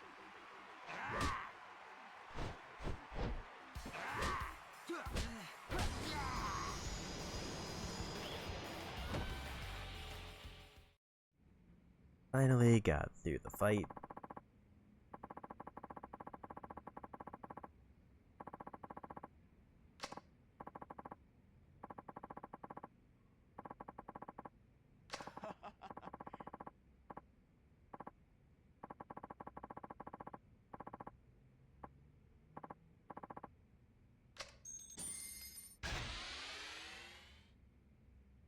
Trust is boosted, but not maxed. Gonna quickly save that.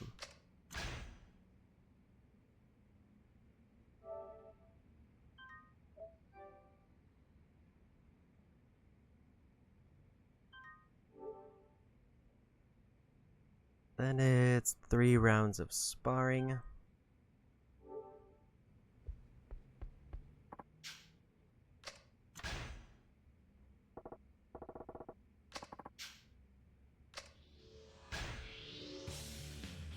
Punch kick, ground, rest, sparring.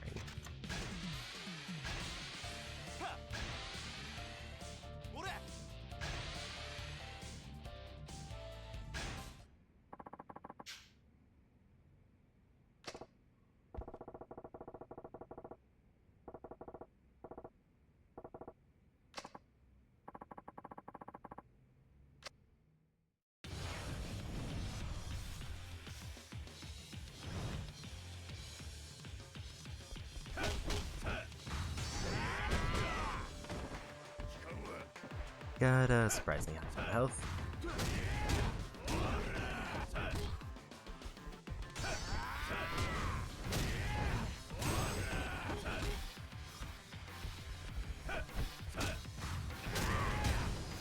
And we won.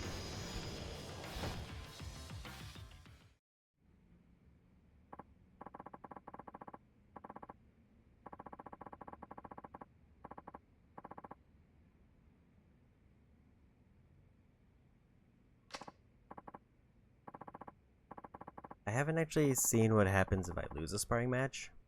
Like, I don't know if it makes them way more confident or if I just get a game over.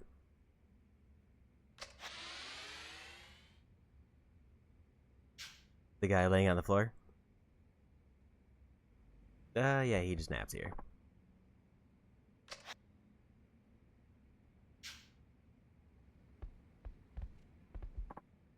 Don't know if I need to talk to everybody. I can designate him as a partner.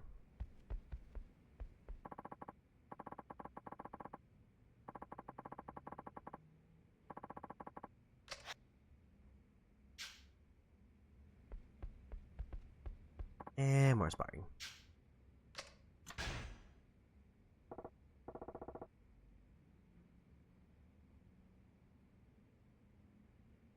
Yeah, the dojo's very tiger themed. At least our outfits are, the dojo itself is not. Punch kick, ground, rest, sparring.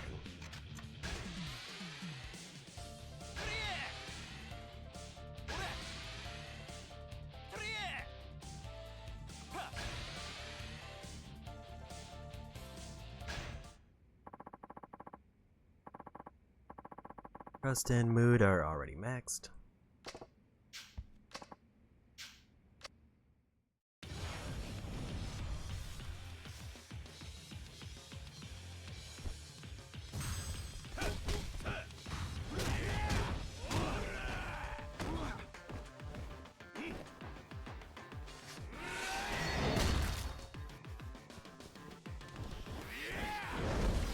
Good sparring match.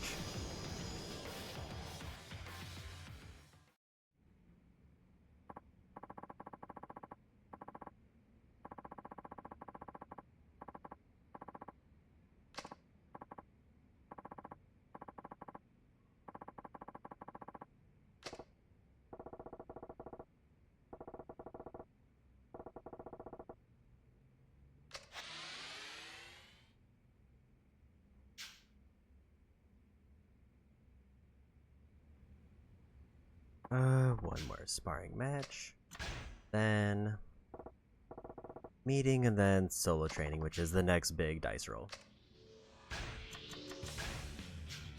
Your turn 9, yes, sparring.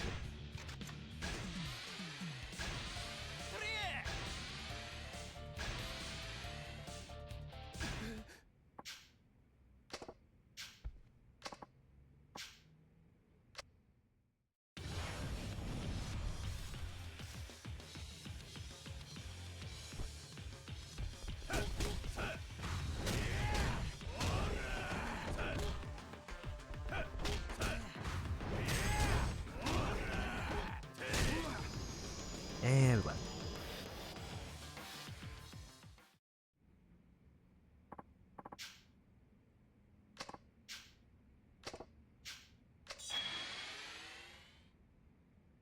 Got the skill Die Hard Spirit. Now a meeting to learn another skill there.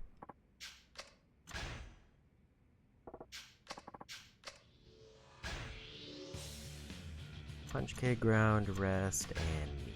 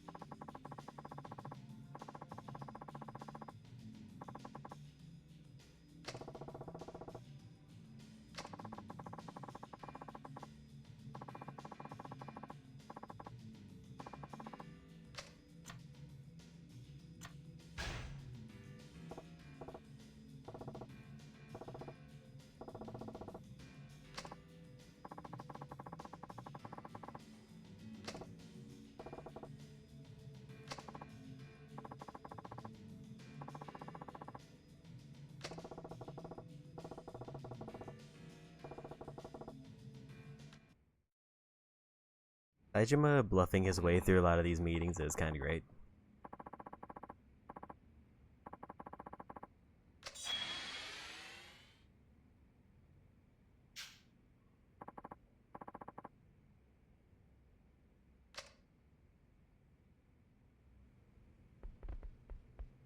And now we save because this is the big dice roll training.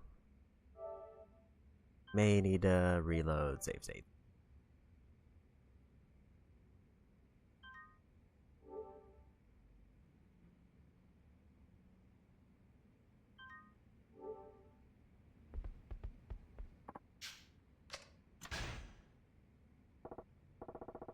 Punch kick, ground rest, and solo training.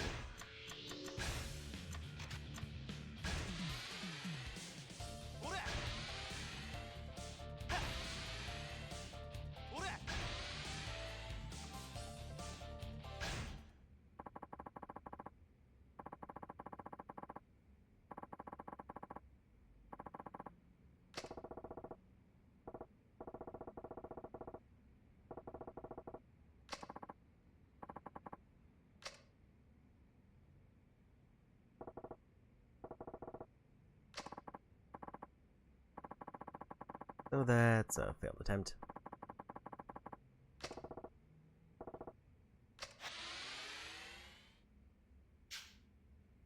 Because I need him to learn an ability from it, which means he needs to have good training.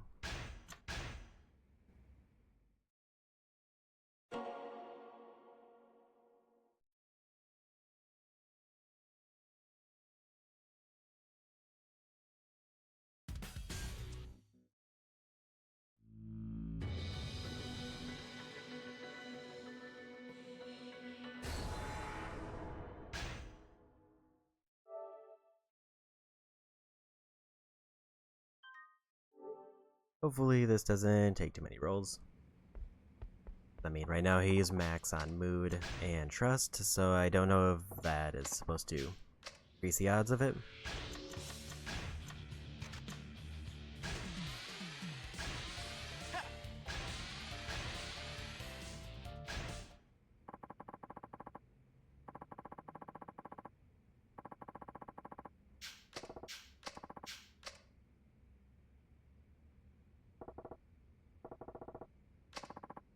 And we got it.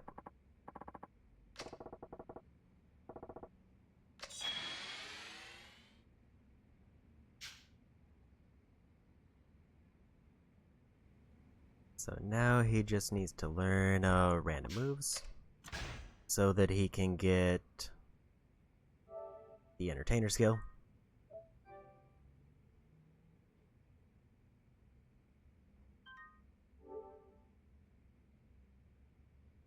Which we have no reason to use because we're done with money for this.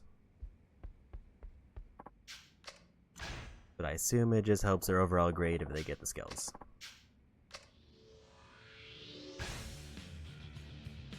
Punch, kick, ground, rest, finishing move.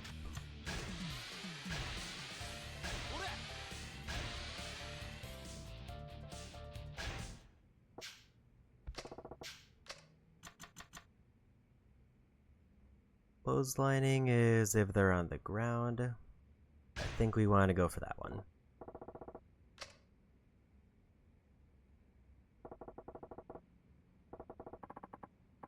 And he got it.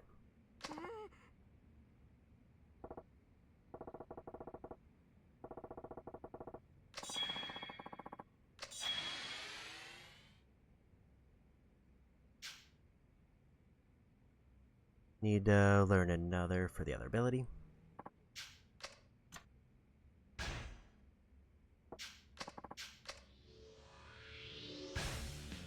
Punch, kick, ground, rest, master.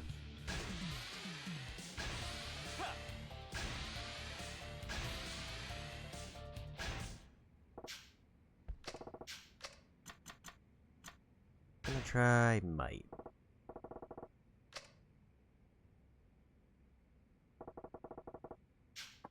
And he got it first try.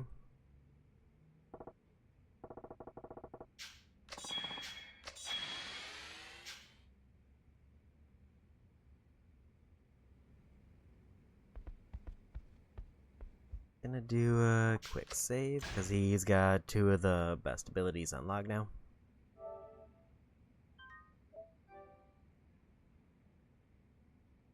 So it just depends on whether I think he's going to knock opponents on the ground or whether he's going to grab them more.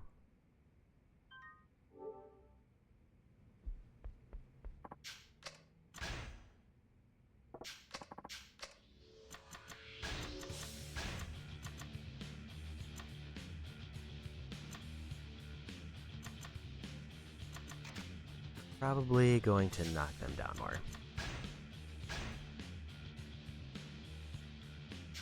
Turn 14, we do stretches to improve his mood. Punch, kick, ground, no rest.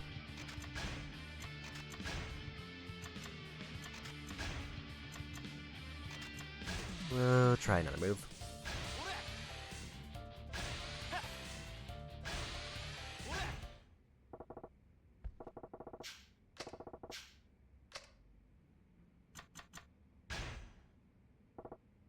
I think we just go down the list here.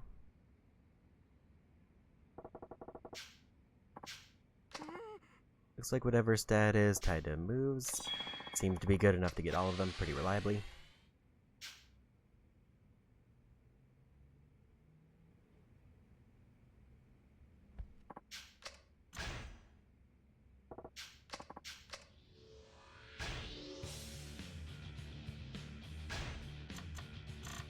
Back to punch, kick, ground, and rest.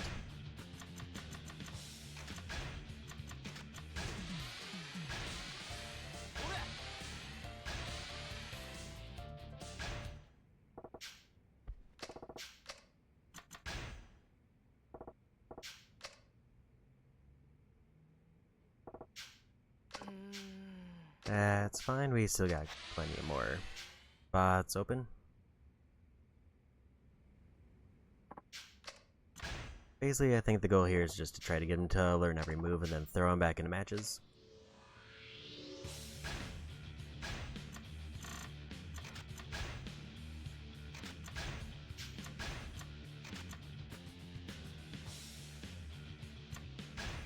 Actually, this one is kick, kick, and rest.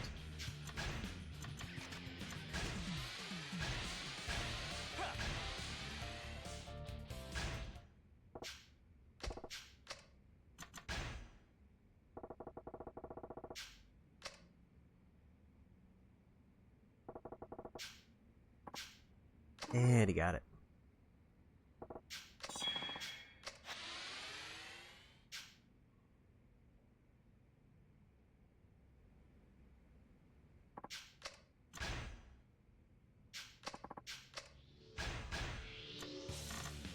Punch, kick, and looks like 2 rest.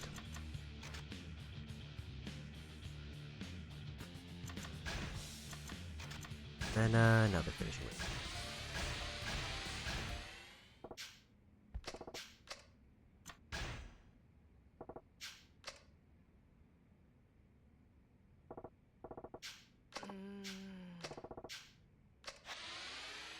That's fine. Basically up to 4 more attempts at learning finishing moves.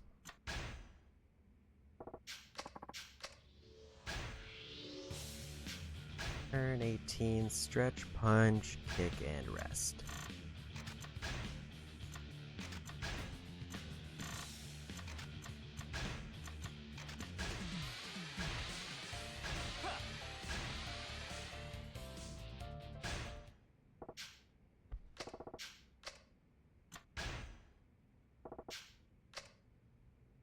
Hopefully this one.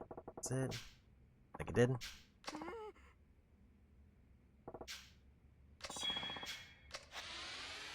Only 1 more move left.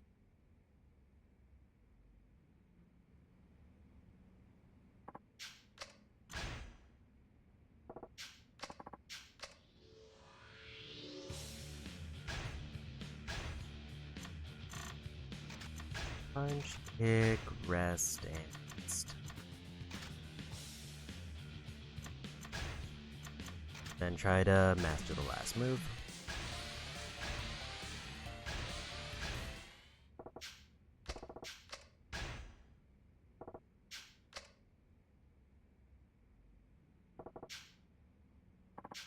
And he got it.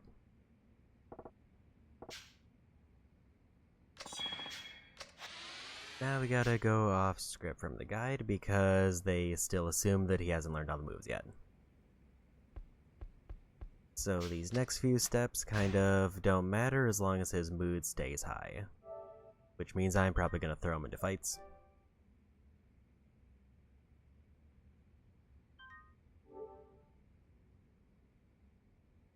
Because the options are either sparring is just a safe training or throw him into fights to try to get done early.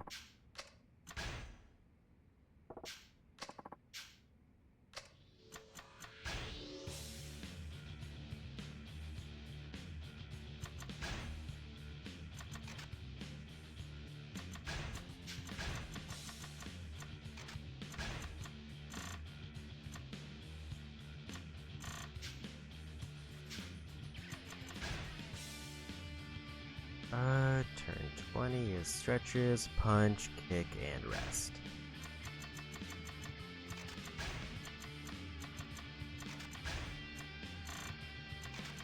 And then we can't do masters, so just any fight it is.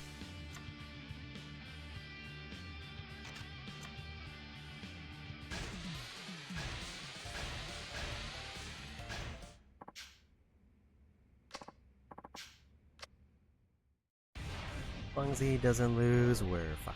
But now his stats should be nearly maxed, and he's doing an easy mode fight.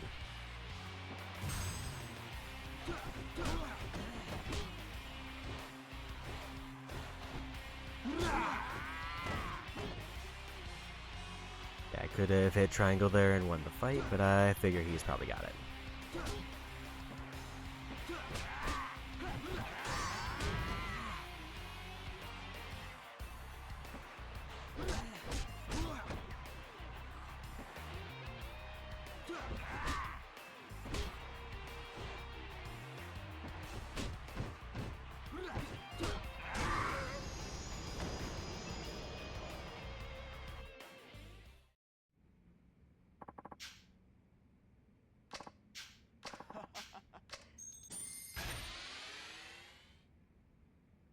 Power looks like it's maxed.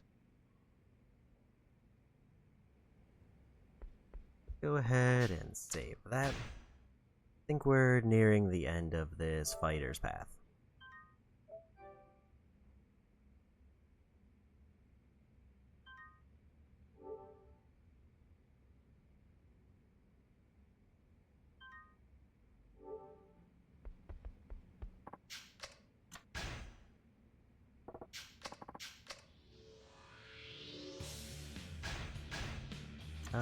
Road work. Kick, rest, and anything.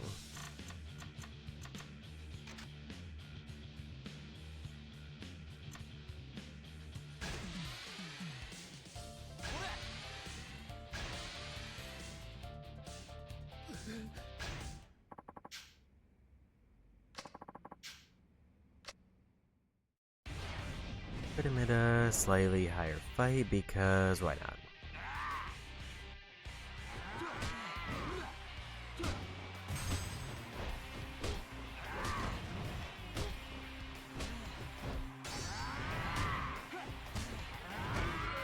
Although it seems like he's having a rough time.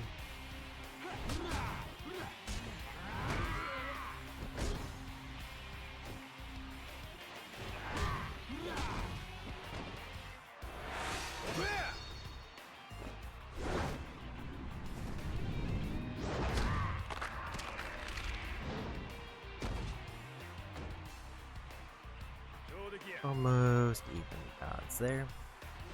With willpower, it's basically even.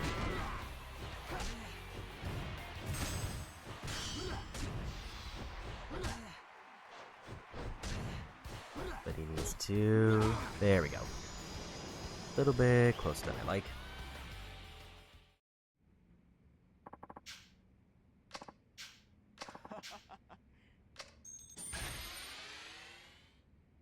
Did get a speed boost out of that, which is ideal.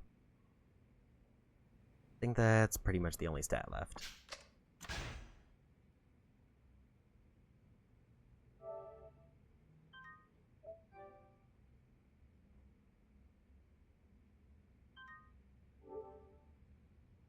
And now there's...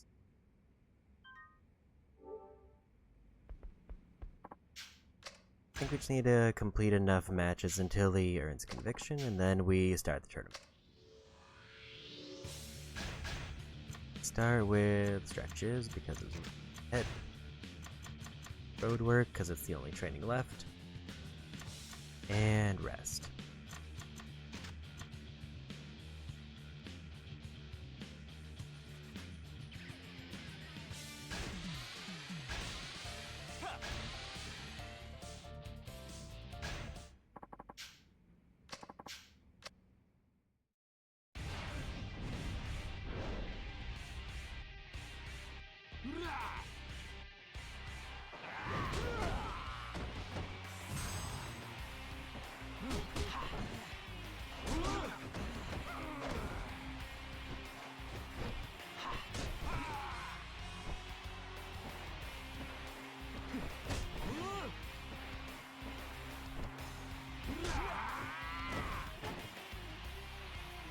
It was a little bit tempting to go for a finisher there, but I think I'll wait.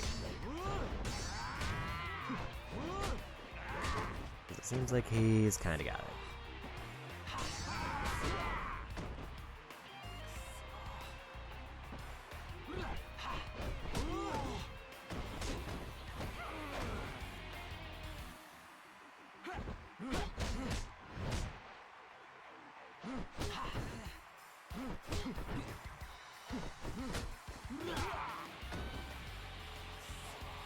This needs like one hit. One really good hit.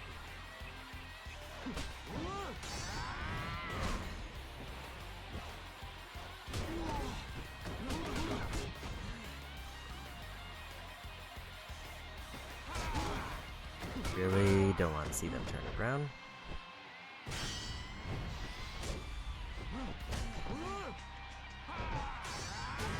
And he got it.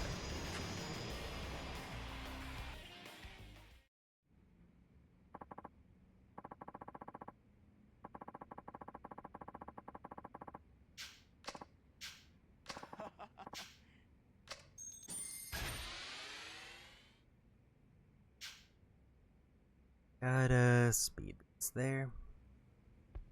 Let's go ahead and throw in another save. So there's one more match, at least.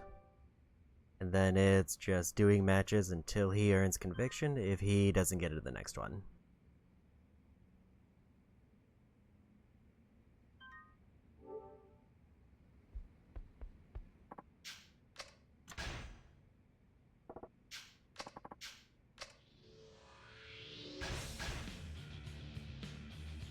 Once, 2 kicks, and a rest.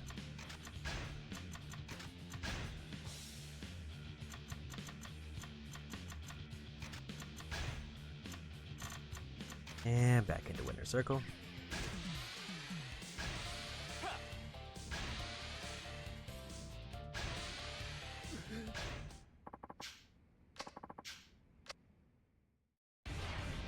If he gets an ability out of this match, then I can throw him right into the tournament, which would finish his arc.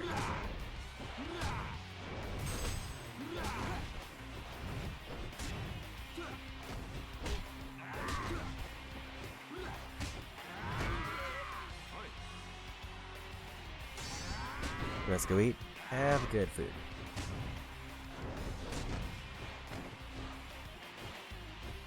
I'm not sure how much of Saijima's story is left, but if you end up coming back, it might be over.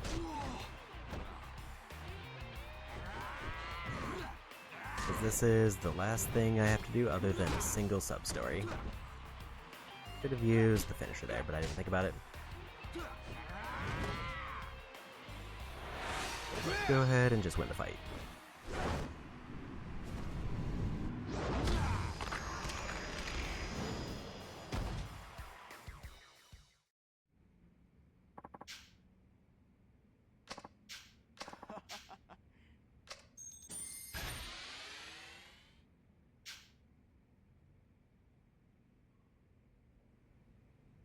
I didn't see conviction pop, so I think we need to do more matches.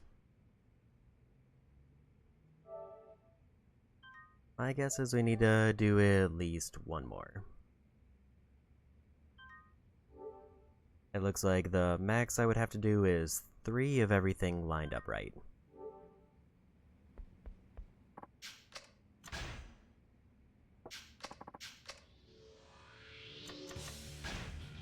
He hasn't been getting in willpower range, so I'm going to do something probably not ideal and go ahead and put on turbo.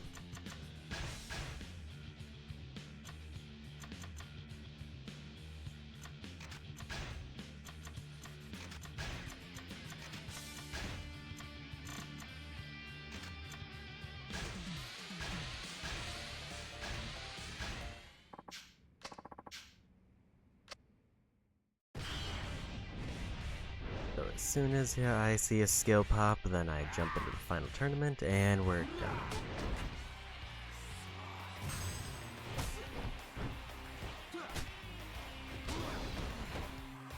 Like there, it actually felt like Turbo was doing something, where ordinarily it doesn't.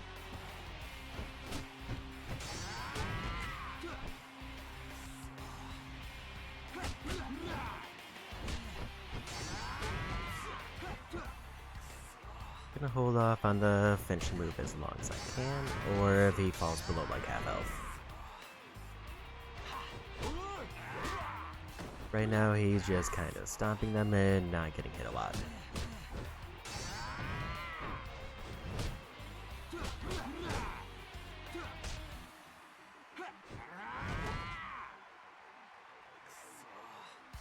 kind of at the point where if he gets one combo, he wins, so I think I can just kind of wait.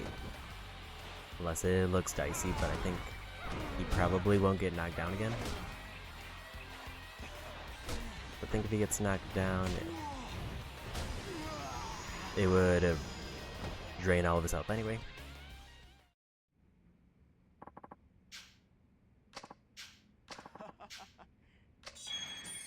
Got conviction. So we can jump into the tournament. Even jumping in 3 turns earlier than the guide.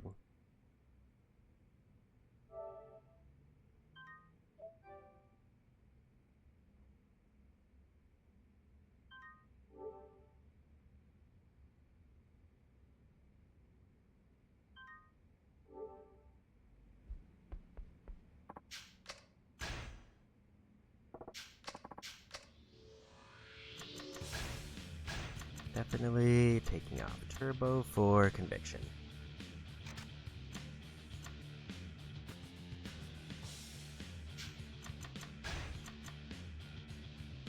Three stretches, a rest, and tournament.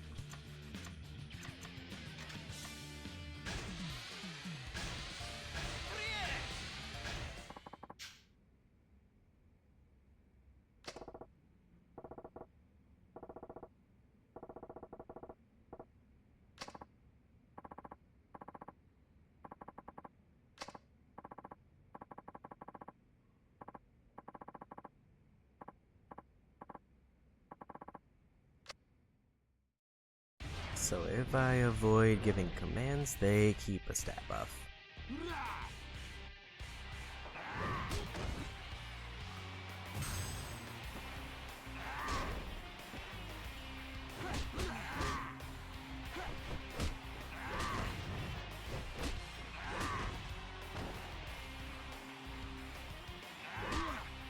I only really want to use commands if it looks like they're having a rough time.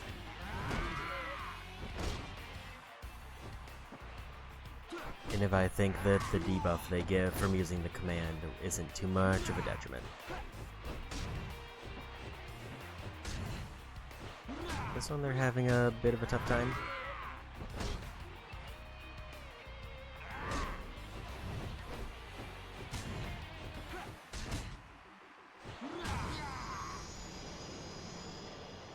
They suddenly just kind of stopped attacking.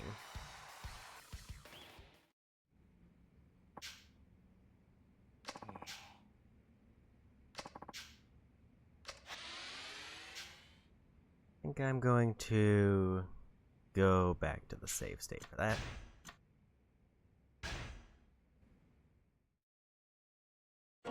That was a very big mood dip, and even though I think stretches would technically get it back up, don't really want to gamble on that.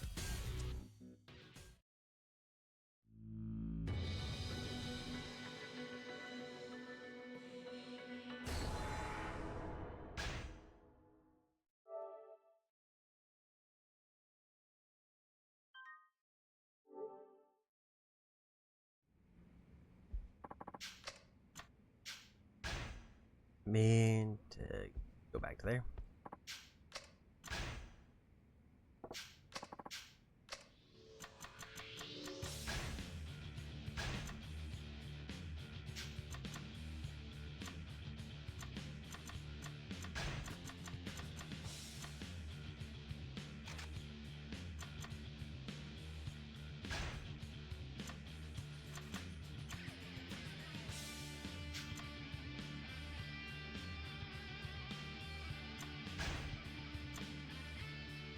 Consider putting on willpower, but I think this is a better setup still.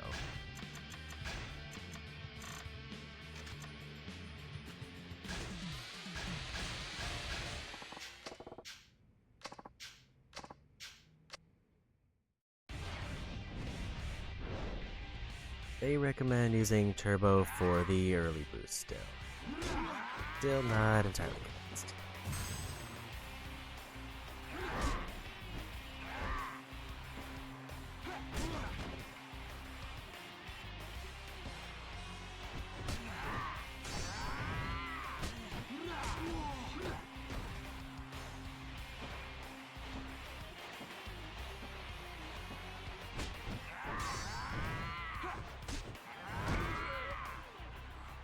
feel like none of the apprentice fighters ever know how to deal with that, like, leg grab and the backflip.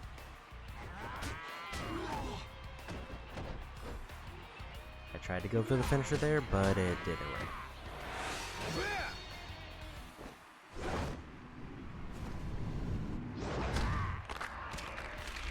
Okay, so he just needs to hit him one more time.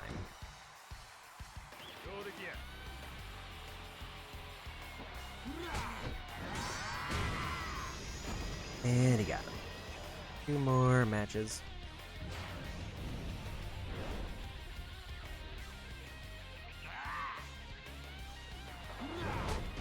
If I can, I need to avoid using finisher as much as possible. Hopefully, I don't feel like I need to. Because if I can save it for the 3rd match, then we're pretty much set.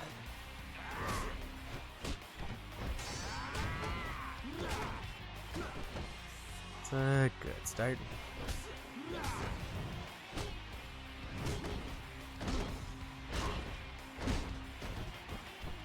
Worried he's gonna get caught in like a stun lock sequence there.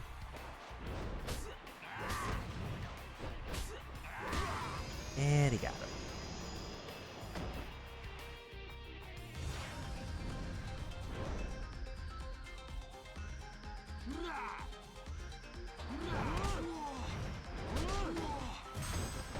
If they get below like half health and they're on the ground, I should just do a finisher.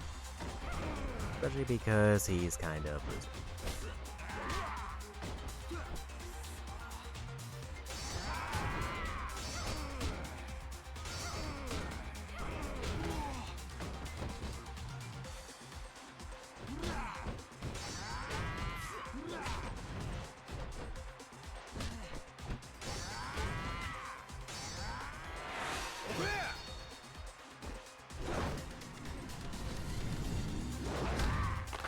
Wasn't enough. Still just needs one good hit. And he got it. Officially done with Fight Maker. The only thing left at this point would be to turn it in to get the reward from Bob.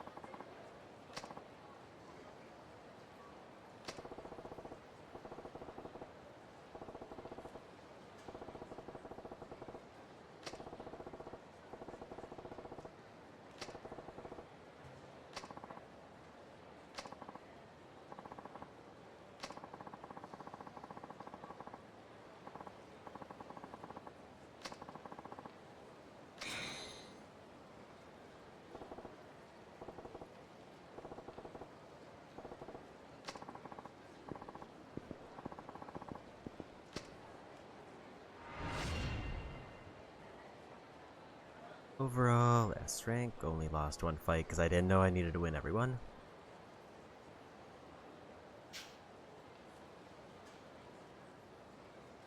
Not quite enough for another level. And also, I probably should talk to the last apprentice just to make sure that I get access to them as a tag match.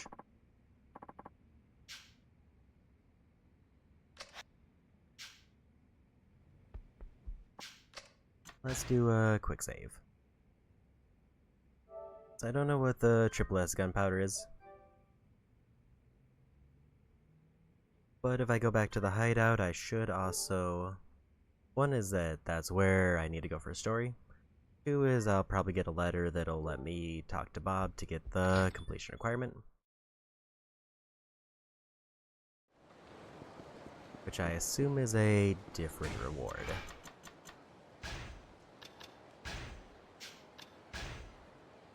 Those fight makers done.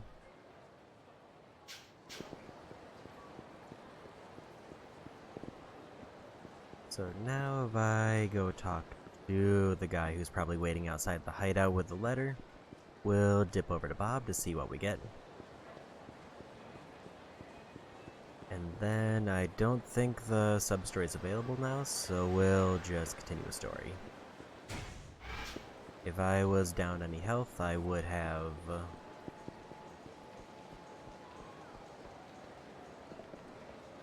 tried to go to the one restaurant that I think is available now.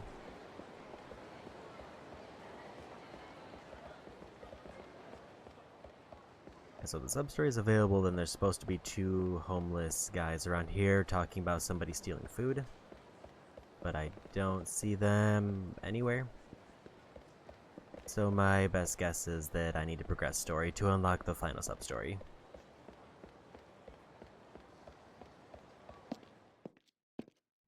But we'll try to get the completion items first.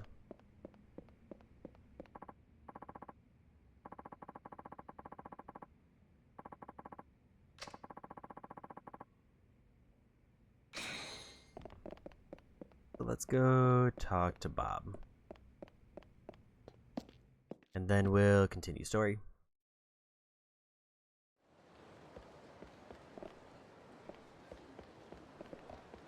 Maybe while I'm down by Bob, we can dip over to the karaoke spot. See if Saejima has any unique songs. It sounds like in the long term everyone can be completed as Kiryu. But I also don't really want to hold him off until the final part.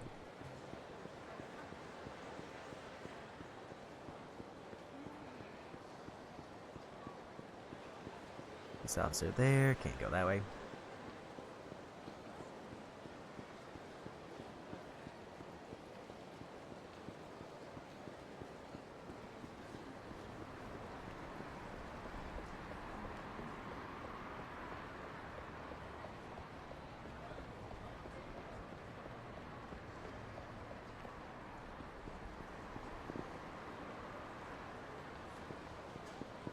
There's a police officer there.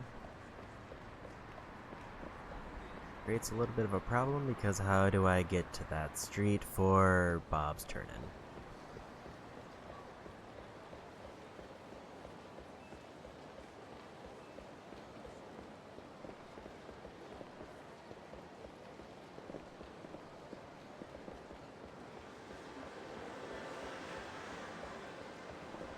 I think I have to go through the underground area and then back up.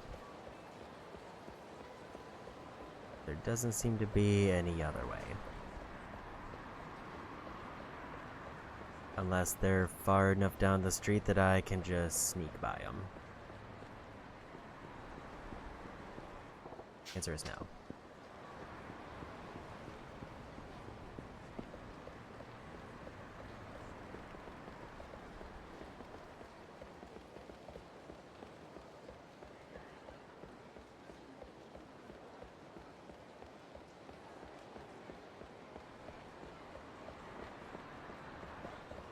Was the wrong way to leave.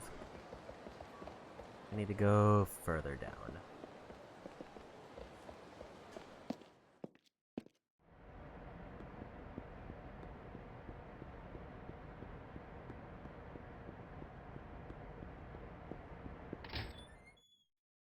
This show's taking me back up to the mall? Probably. Yes, it does.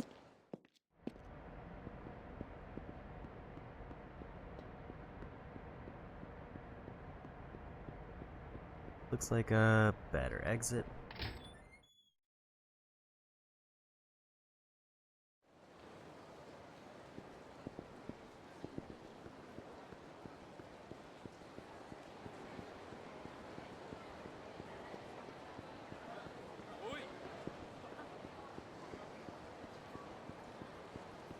I forgot that there's just kind of police officers who can pursue me. Just if they, like, see me. Because I was so used to the ones being stationed around that I can't go near.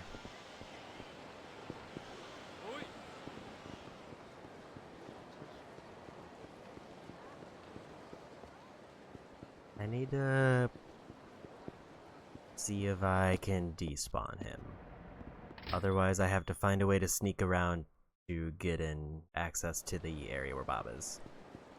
I didn't figure that this is going to be the most difficult part of traversing this.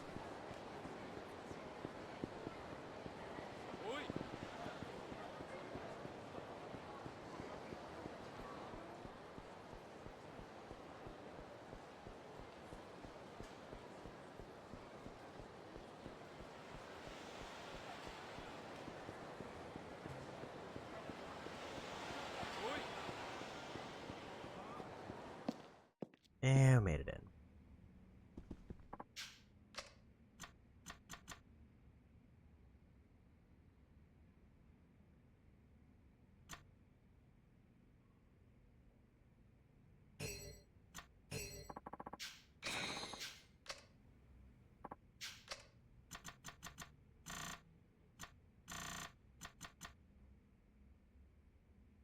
I kinda already messed up the tree armor thing.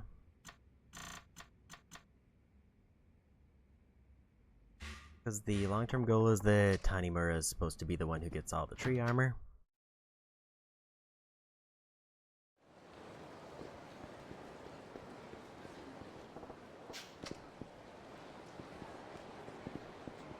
Also, the placement here is just kind of weird. It seems like he is basically scripted to always be there now.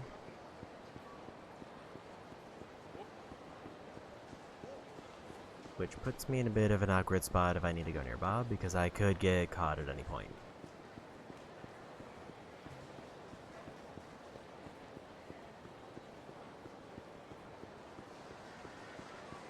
I kinda want to take this fight so I can get punched one time.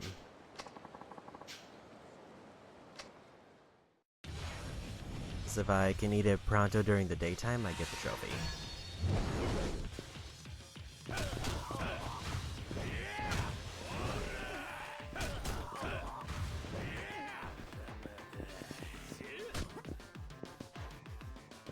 Maybe a little more? Perfect.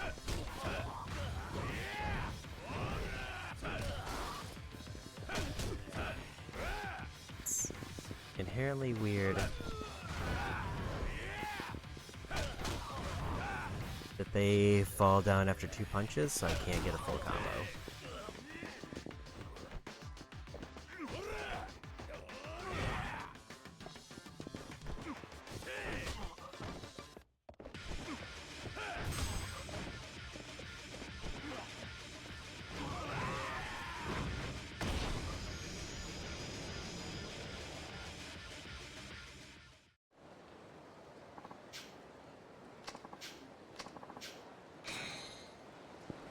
I guess I'll take a free heal. Where is Pronto from here? Just up on my right.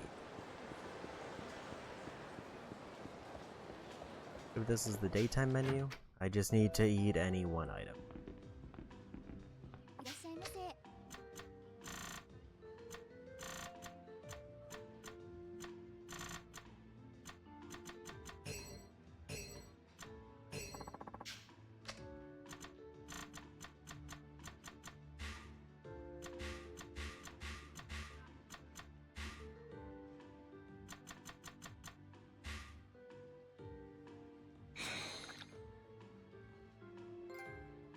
And we got the trophy. Fortunately, because he was full, he couldn't eat anything else. Guess that's gonna be for somebody else. Still would like to try out karaoke with this character. Worst case scenario, he has no songs. Best case scenario, he finishes a couple more from the list.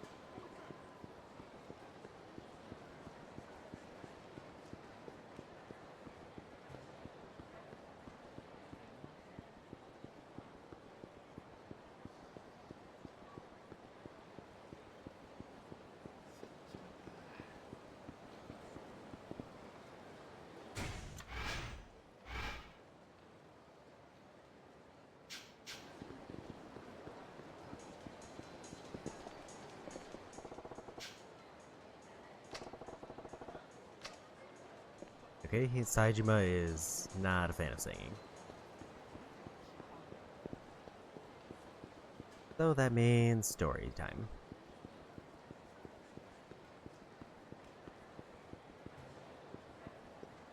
I learned that there's no reason for me to really try for weapon unlocks, largely because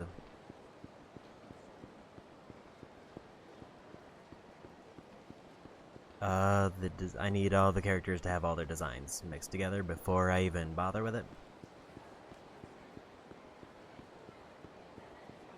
Even though he just grabbed a new design, there's no reason for me to go out of my way to check it now. So with that, I don't really want to do any other random minigames as him because I would rather get onto the new character. So we're gonna go for story, so he can get his final sub-story unlocked. Then we'll just go on from there.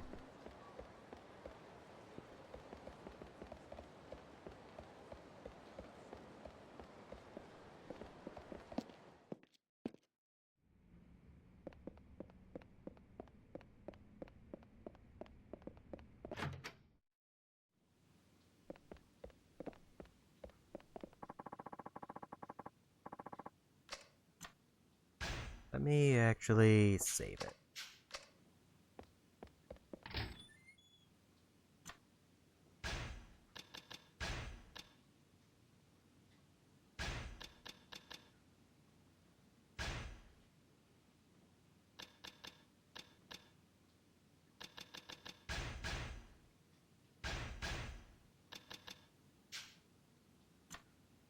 I don't know what is coming up next, other than I assume we're running into Majima. Whether we fight them, who's to say?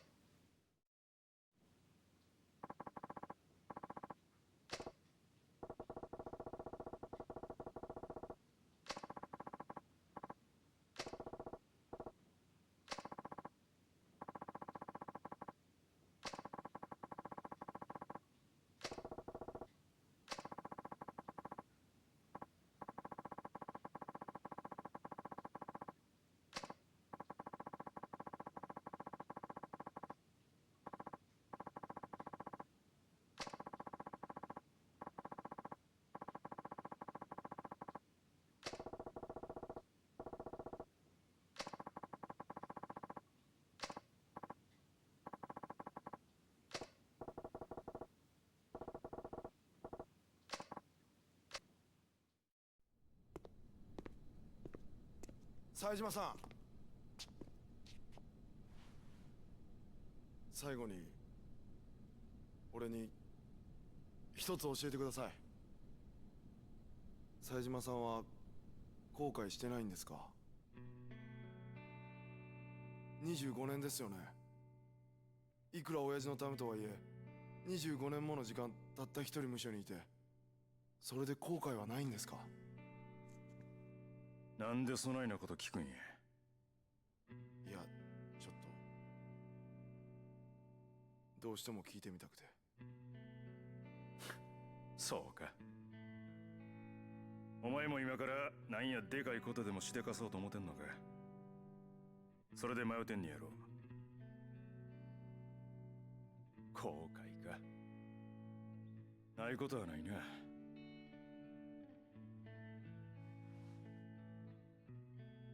人をこの手で殺したっちゅうことは後悔しとる。後悔しきれんくらいにな。せやけど親父のために無所に入ったとか、それが25年も続いたとか、そんなんは後悔してへん。どうして冴島さんはそんなに強いんですか？別に強ないよ。ただこの世界に入るときに兄弟と決めたんや。極道っちゅう生き方を貫こうてな。人からはヤクザ言われるかもしれへんけど、俺は極道っちゅう生き方をプライド持って選んだんや。俺の極道は仁義のためにあるんや。冴島さん。25年前、もし俺があの場から逃げ出しとったら、そんな仁義に反したことした自分が許せんようになって、今よりもっと後悔しているはずや。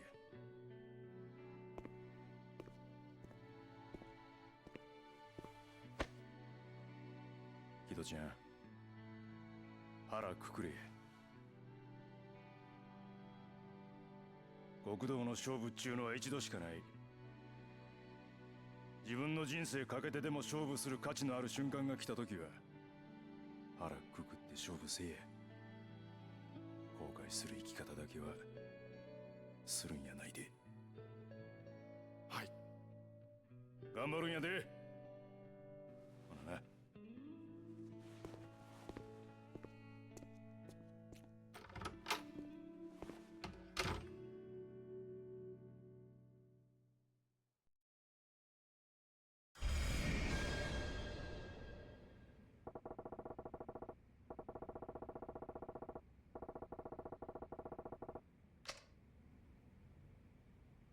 Okay. If the other substory is available, it should be at the top of this escalator.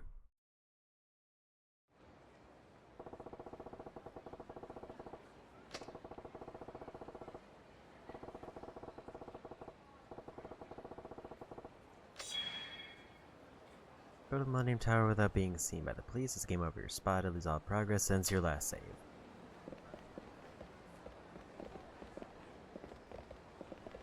So, they're definitely not here.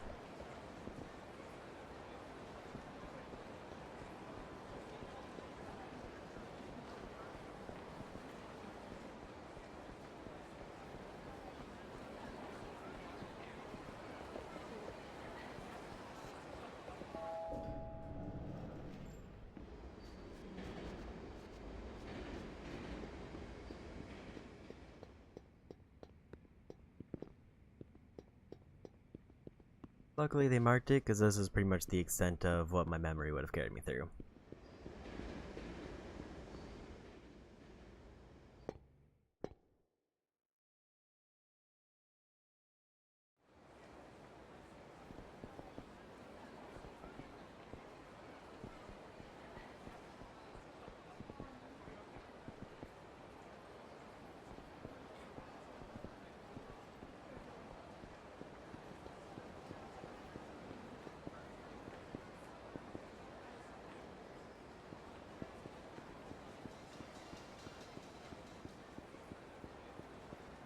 Yeah, the way that was lined up, I thought I went the wrong way somehow.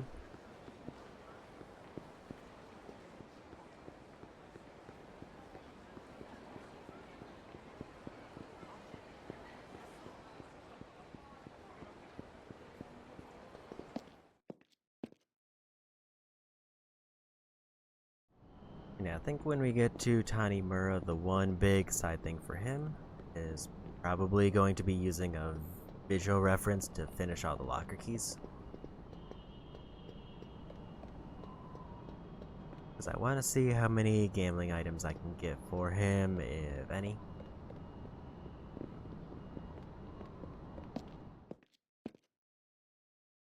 Because if he can get enough gambling items to get his trophy, that would just be kind of nice.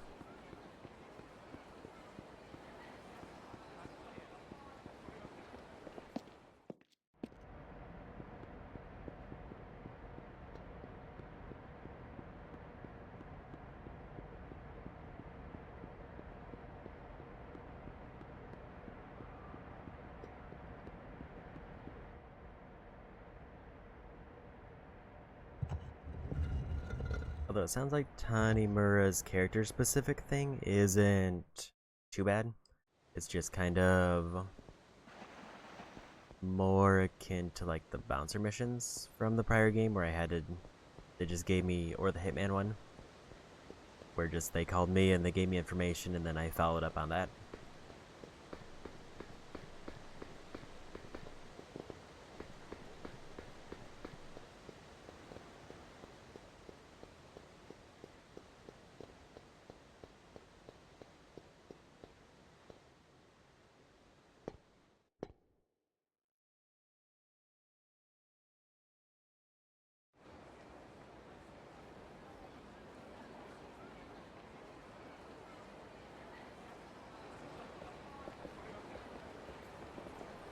Made it to the Millennium Tower.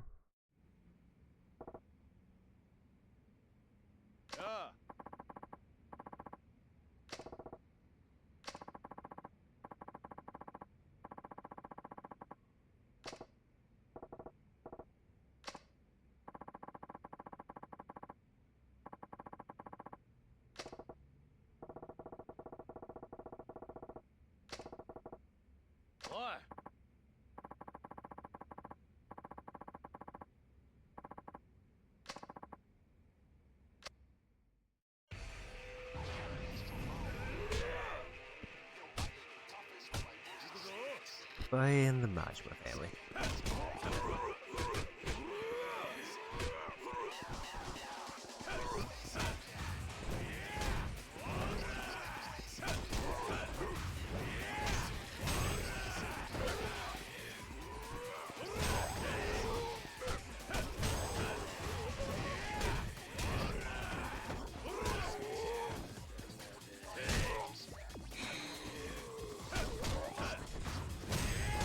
They do health.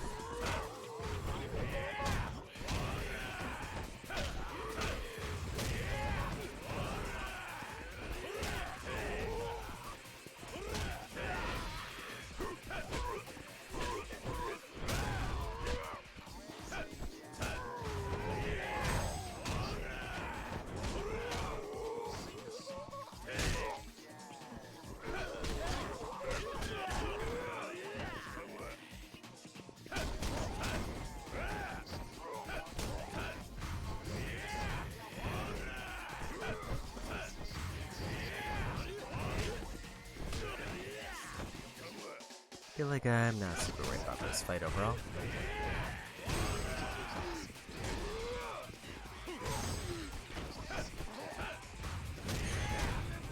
That's not left.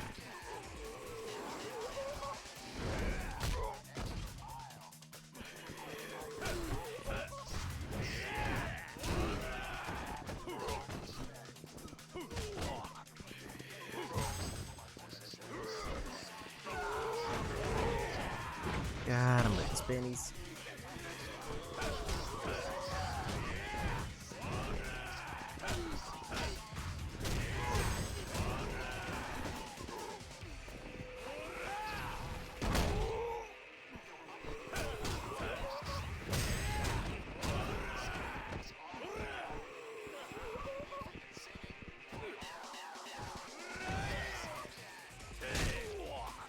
Still can't quite figure out how to get a bounce. They like lets me activate the heat.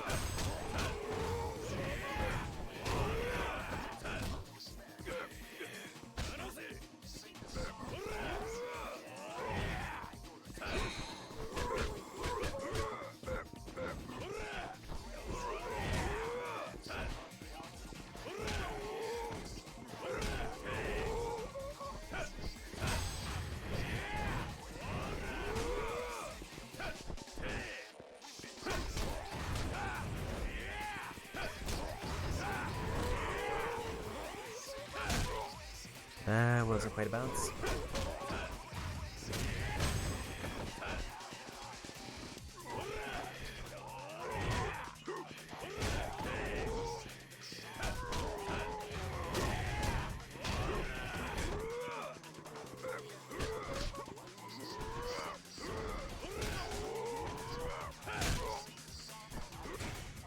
Let me just go ahead and throw in that level up real quick.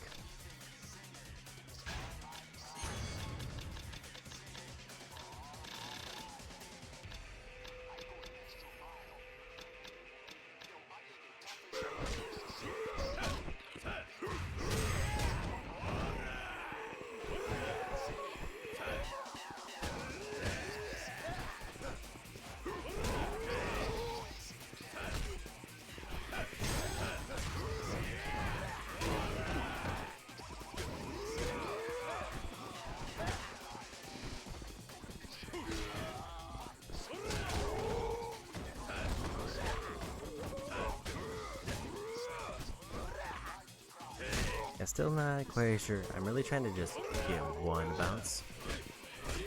I feel like if I get enough of those, it does level up.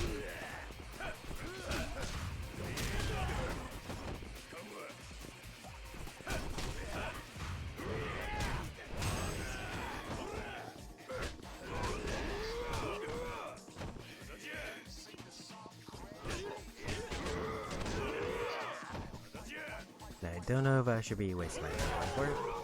I'm trying to win.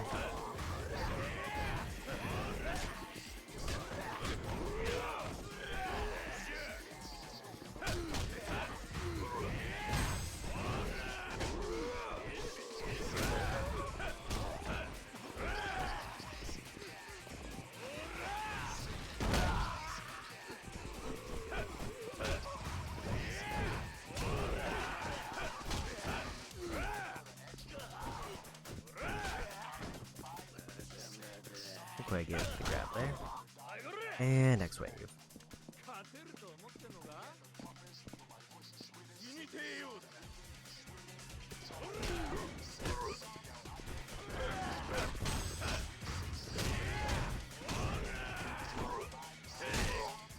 That wasn't the one I wanted.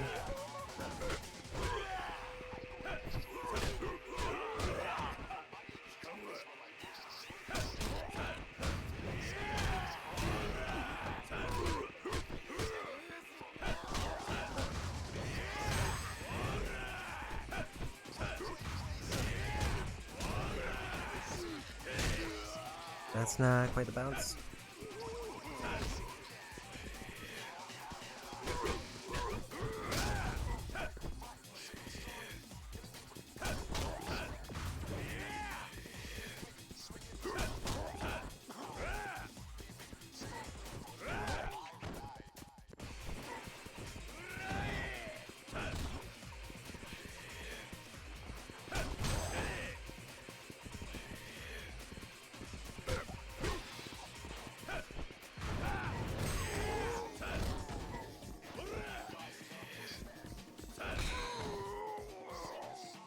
And boss time.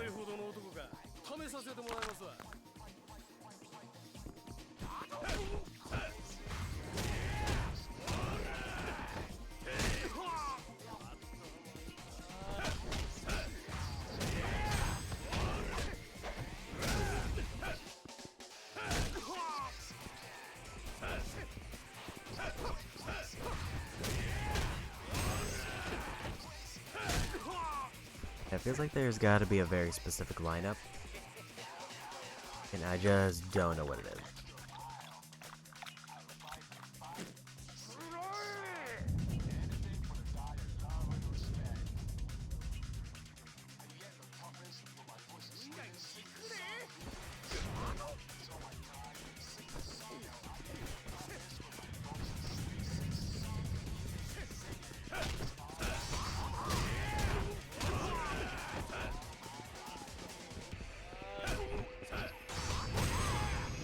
And we won and got another level up.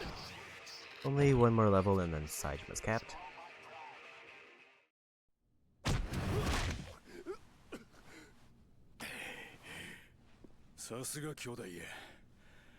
部下に教育しとるみたいやな。まだや、まだ俺は終わってへんで。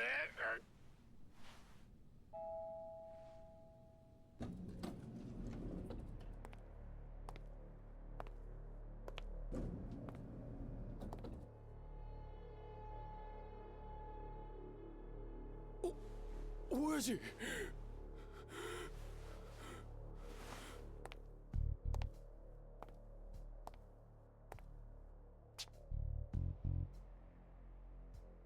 待たせたな、兄弟。真島、お前にはいろいろ言い訳せなあかんねや。場所変えようか。ちょっとつらかせや。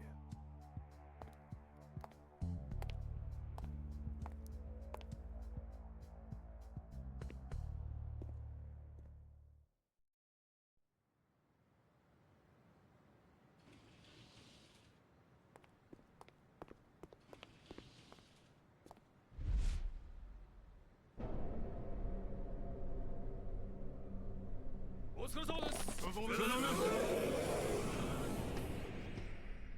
これなら警察も近寄れんやろ。さあ、行こうか。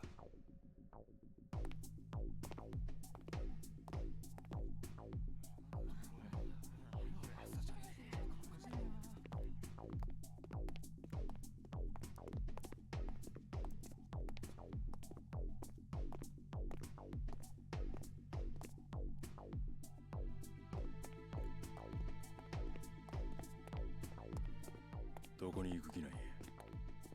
俺とお前の遊び場や。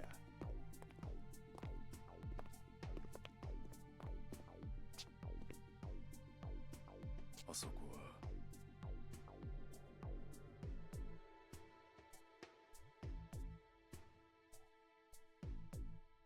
さあ、行くで。俺らの思い出の場所にな。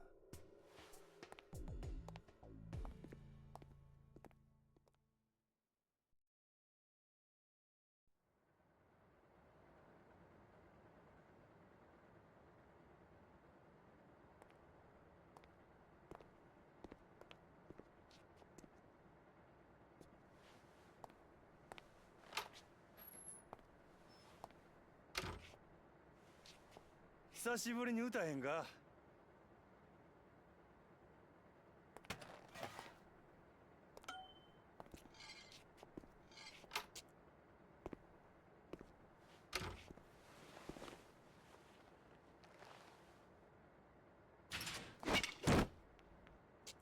真島。あ？お前、俺がなんでこの町に戻ってきたんかは分かっとんのやろな。笹井のおじきに会うため、それに俺への復讐ってとこやろ。それが分かっとんのやったら、なんでこんなことしてんねん。俺は25年前の裏が知りたいんじゃ。なんでお前があの日来えへんかったんかを知りたいんじゃ。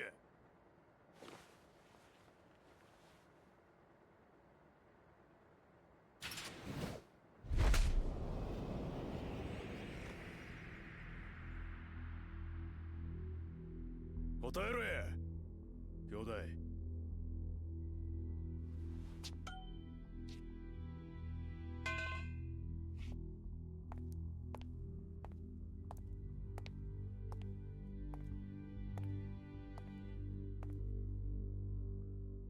何してんねや。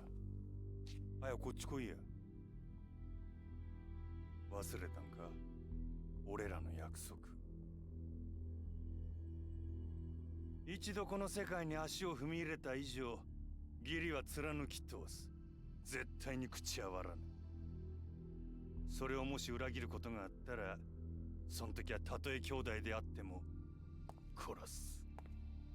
俺らが兄弟の杯交わした時の約束や。忘れるわけあらへん。今でも一言一句覚えとる。どんな理由があろうと俺はお前を裏切った。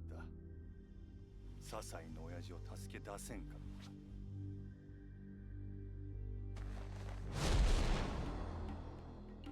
た。真島。や兄弟。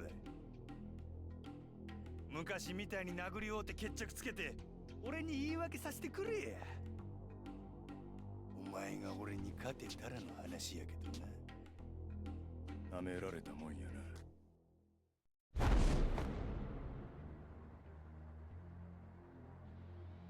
な。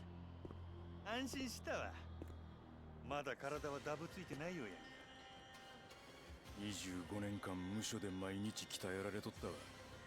のうのうと暮らしとったお前とはちゃう。それじゃこっちも手加減なしで行かせてもらうぜ。望むところへ行くでー兄弟。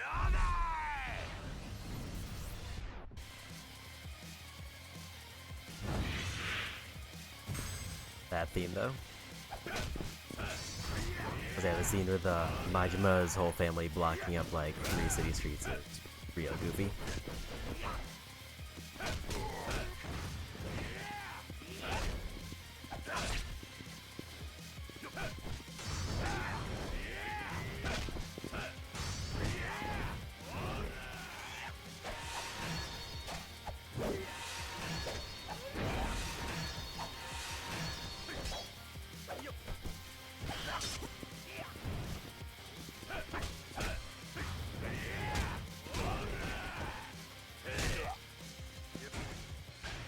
So I might as well pop in these skill points real quick.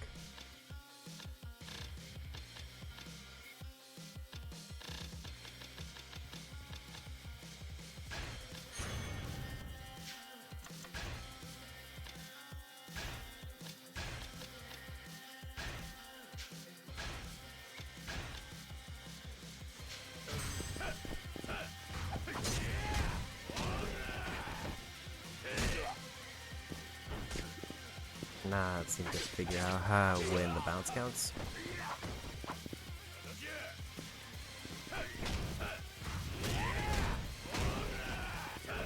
At least figured out the wall bounce, but it's the one off the floor that I don't have any idea on.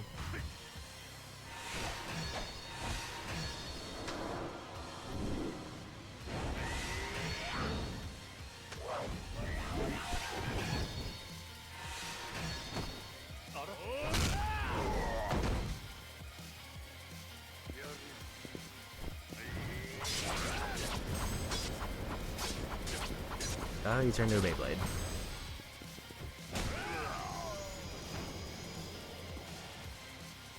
Everyone.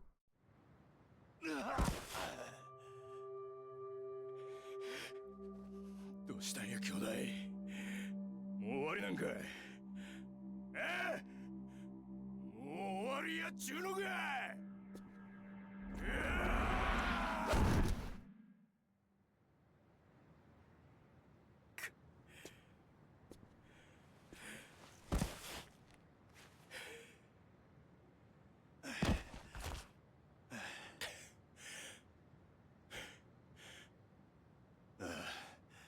兄弟、なんや、お前も俺も変わったな。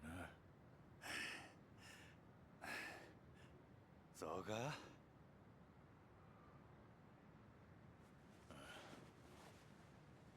昔はもっとギラギラしてた。いつの間にか俺もお前も親父になってしもた。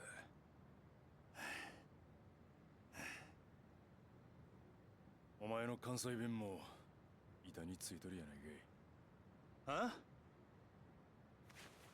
あ？なんや、バカにしとんのか。いや、ちゃう。ただな、昔のお前は俺にとってもっともっと強かったような気がするんや。だいたいその眼帯は何や。そんなもんしとるから。これは関係ないわ。もうこの目とも25年の付き合いやからな。25年？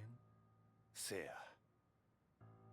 俺や笹井のおじきがお前を失ったあの日、俺はこの左目も失った。なんやと？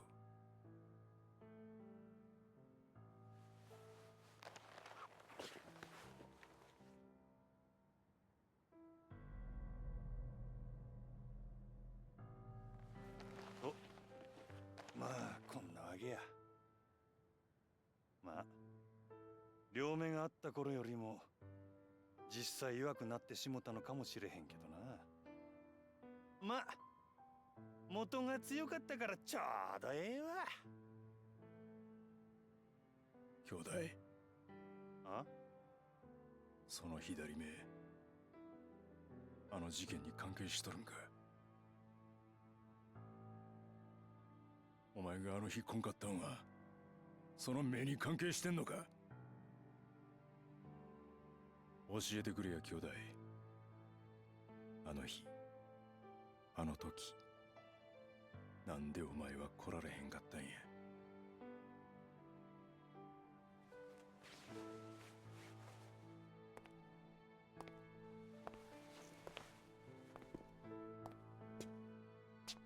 あの上野清和会の襲撃計画、あれは多分仕組まれたことやったんや。多分。せやけど確かめようにも確かめられへんねん。なんでや。俺らをはめたかもしれんやつはついさっき殺されたらしい。誰なんやそいつは。柴田や。柴田和夫。おそらく奴が笹井のおじきやお前、それに俺をはめた張本人や。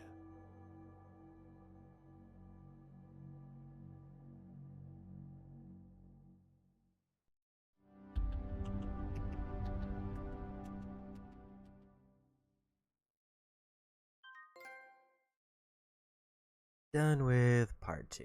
I figured I was close to the end based on the setup there. Unfortunately, that does mean that I wasn't able to find Saijima's last sub-story, which either means it was at the very beginning of the chapter and I just didn't find the activation for it, or it's got a really weird spawn condition.「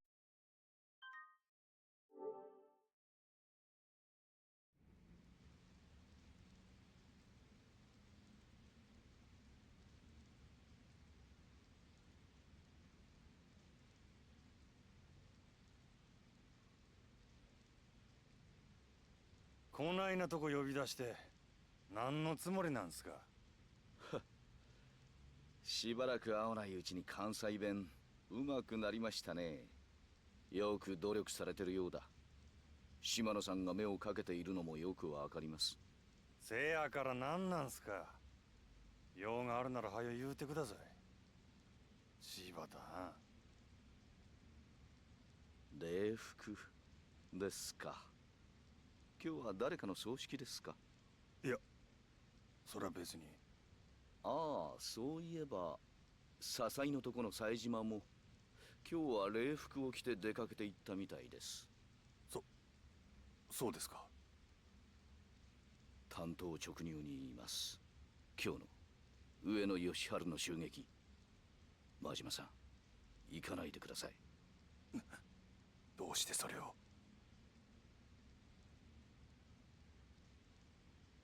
あなたと冴島は今日出所直後の上野義治を都内のラーメン屋で襲う、そういう計画ですよね。実はあの計画ちょっと問題がありましてね、予定を変更させてもらうことになりました。どういうことや？上野清和会を今潰すのは得策ではない。堂島組長がそう判断したということです。なんやと？そう興奮しないで。これはあなたが所属する堂島組が決定したことなんですから。柴田、ちゃんと説明してくれや。そもそも今回の上野義治襲撃の計画、あれは堂島組が都内の島拡大のため計画したのが事の発端です。その計画を堂島組は笹井組へと託した。そこまでは知ってますね。なあ、せやから堂島組の俺と笹井組の冴島がやることになったんや。そうです。でもこの計画何かおかしいと思いませんか？何がや？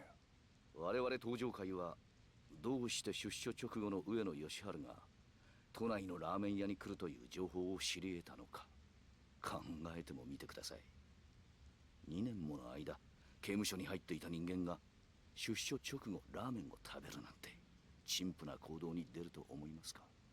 上野清和会の総長ともなれば組が用意した方面祝いに向かうのが常識です。それはおかしいんですよ。この話は最初から裏の内通者によって仕組まれた可能性が高いんです。内通者？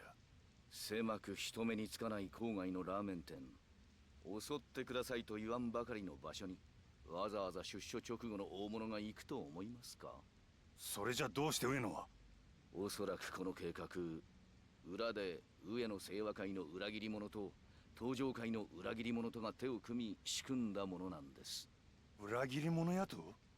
ええ。上野が出所後そのラーメン屋にやってくるという情報を出した人間、それを仕入れた人間、それが上野清和会の裏切り者、東上会の裏切り者ということになります。それは誰なんや？東上会の裏切り者は分かっています。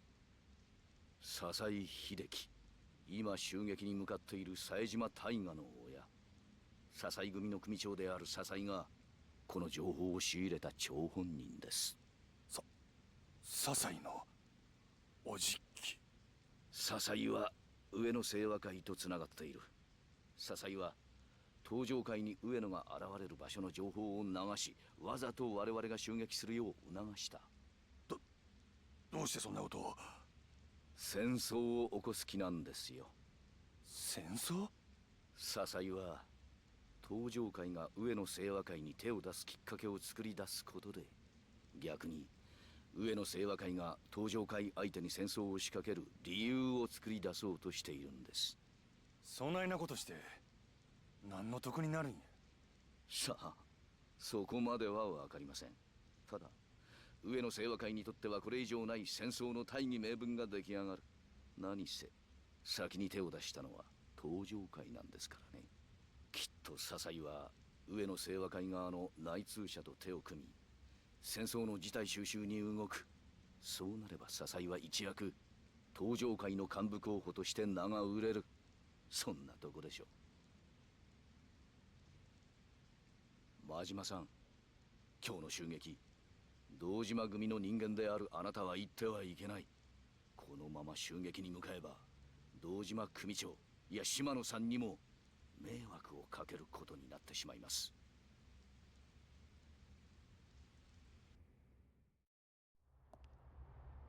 真島さん、私の話聞いてますか？兄弟はもう向かってねえや。じゃあ俺はどうしたらええんじゃ？真島さん、あんたは俺に兄弟裏切れっちゅうんか？このまま見殺しにせえっちゅうんか？落ち着いて落ち着いて。俺は行く。たとえどんな裏があっても構へん。俺にとって冴島はたった一人の兄弟なんじゃ。真島さん、でもそれじゃああなたの身も。うるさい、関係ないわ。こっちはそないなもんとっくに捨てる払ってきたんじゃ。そうですか。それじゃ仕方ありませんね。おい、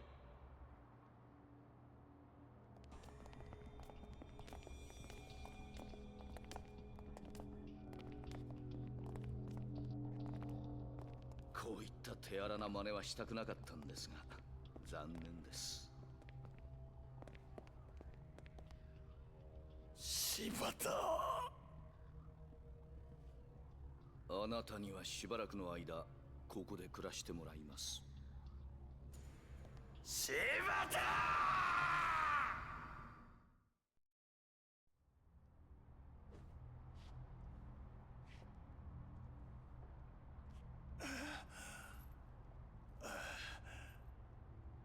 くそ、なんて野郎だ。この人数相手に手こずらせやがって！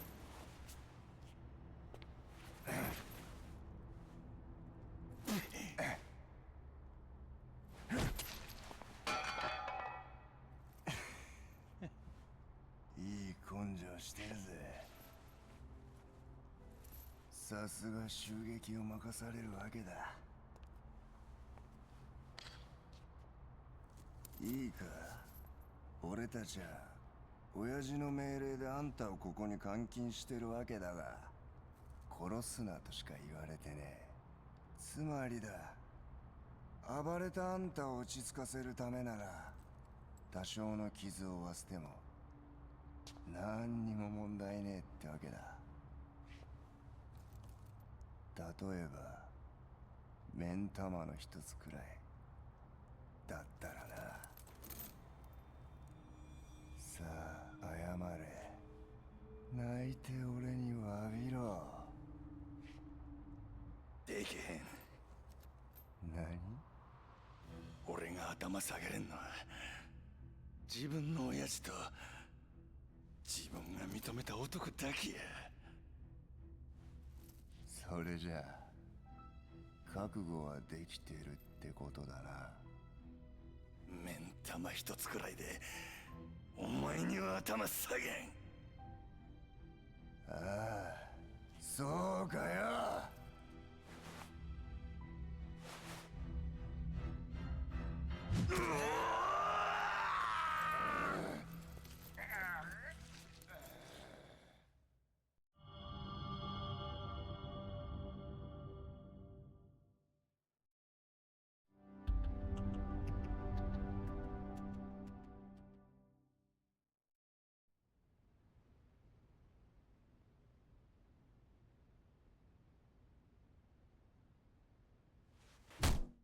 答えろよ。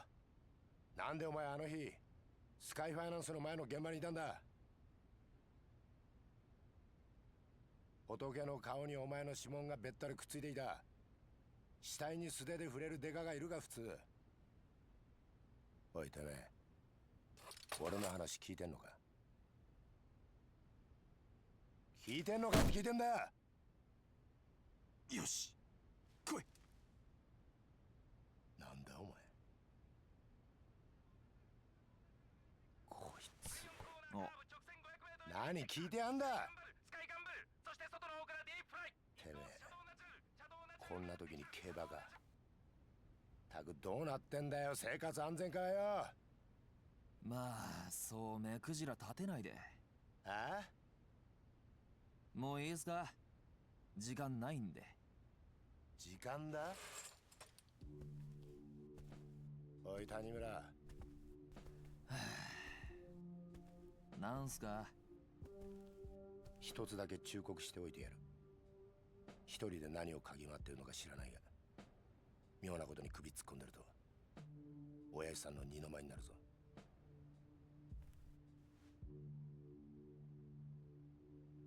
なんだ、何見てんだ。いや別に。ご忠告どうも。どこ行く？見回りですよ。ケイラは生活安全課の基本ですから。何が見回りだ。どうせ違法営業店を脅して口止めに賄賂もらったりしてんだろうが。まあご想像にお任せします。それじゃ。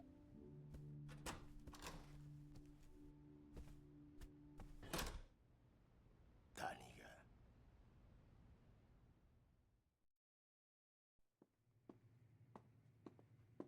有村君、ちょっと有村君、はあ、よかった、追いついて。はあ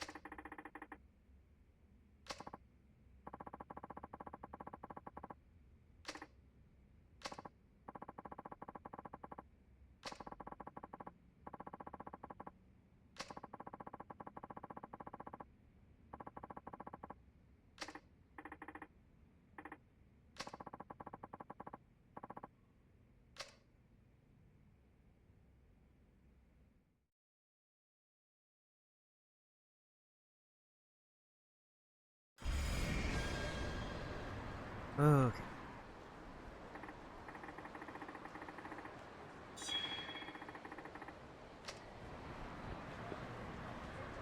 Mostly to start things off, they have been kind of setting this up since the end of Akiyama section to be like very much a Majima-centered story, but I didn't expect to get the origin story for his eye patch.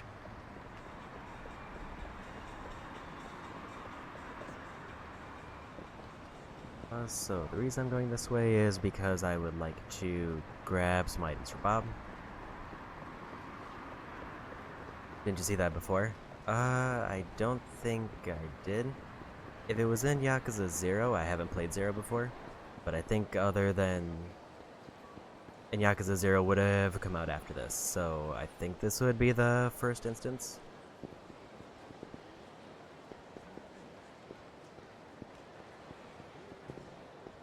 I don't think it was shown at any other point.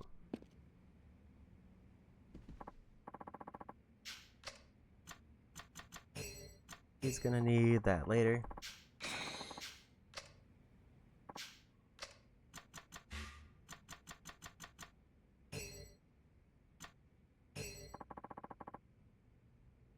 Playing Kiwami 1 before 0 makes it a lot less intense.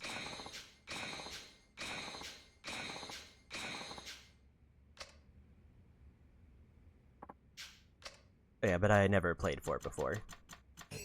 It's like, this is the first playthrough of going through the story.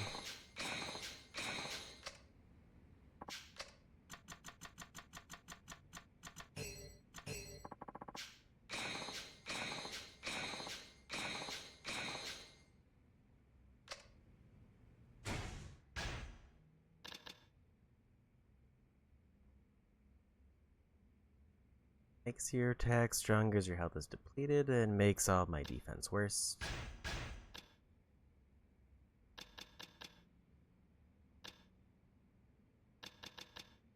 I'll just put that on for later. Oh, that's a bunch of random items.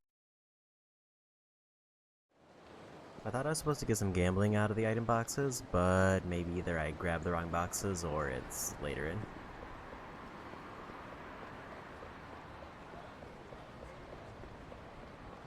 There is a strong temptation, since we're going to Mahjong, to go for the Mahjong trophy.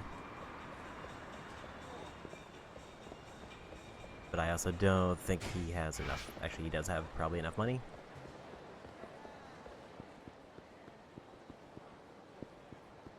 Yes, like as far as story, in the mainline games, the only ones I've cleared are 1, 2, or Kiwami 1, Kiwami 2, and 3. Like, also, Ishin is the only side game I played.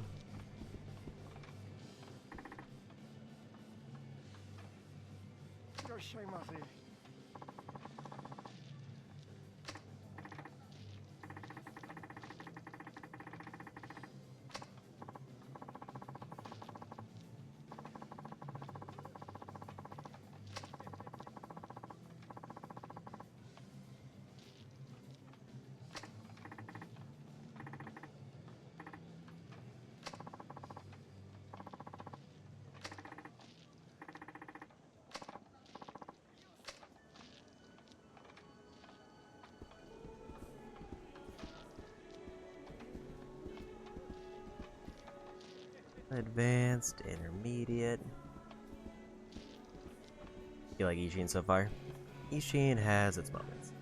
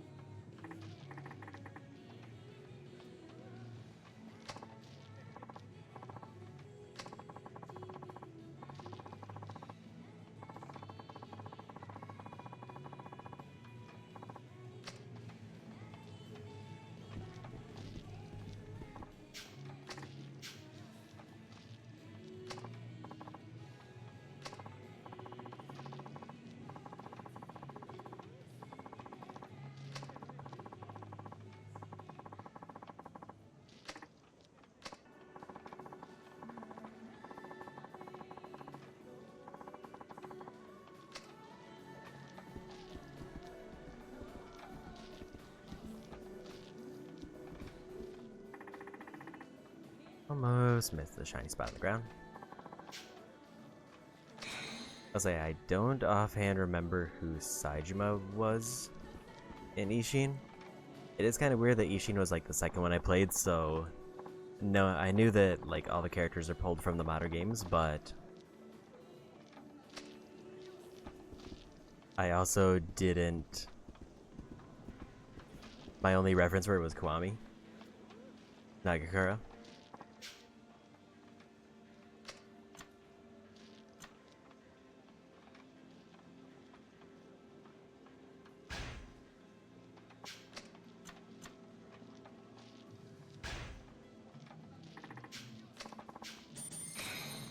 Feels like a fundamentally bad idea, but I kind of want to try it.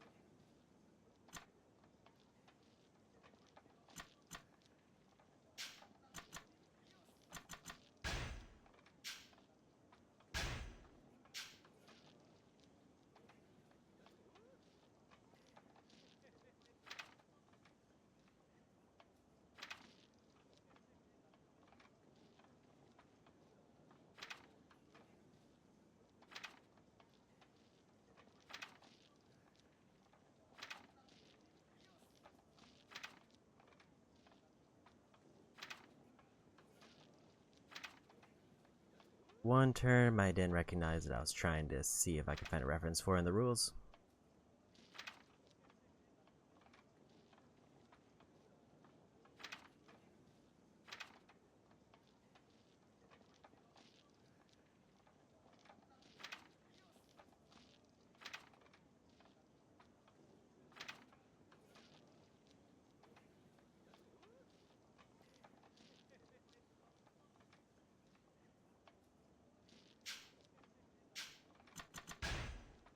There we go.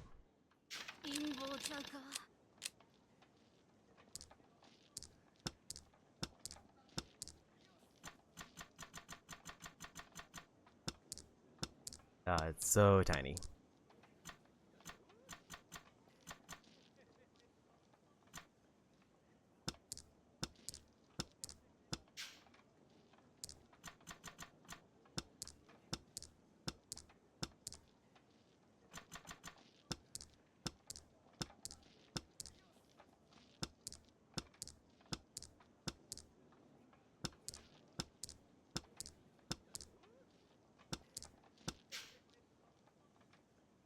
Boom.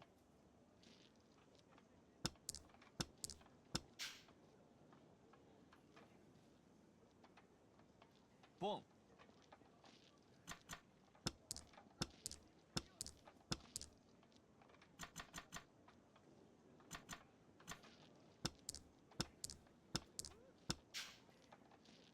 Yosh. And we won the first hand. これだと思ったよ。役杯 Very small win, but it's a win.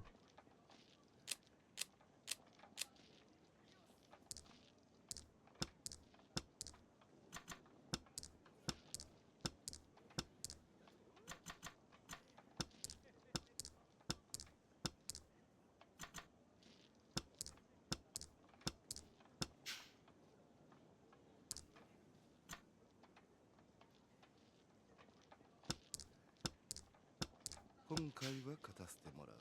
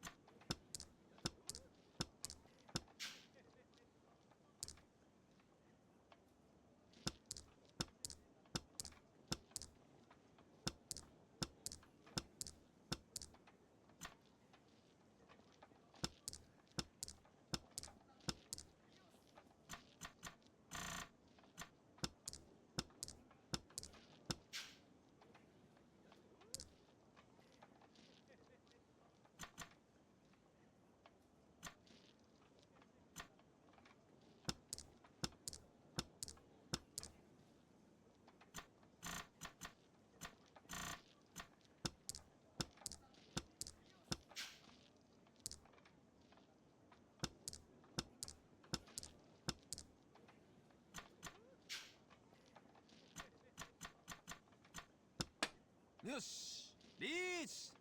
寝言は寝て言え。いい気になるなよ。諦めるわけにはいかね寝言は寝て言え。え。いい気になるなよ。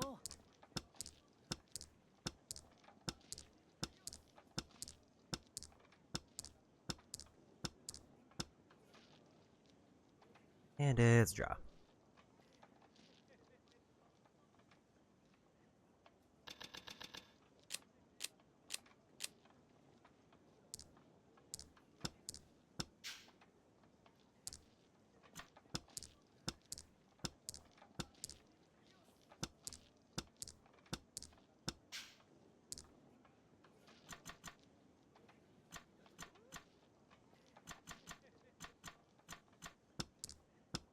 Start trying to narrow this down. This hand is immediately kind of a この mess. 後バイトやのに。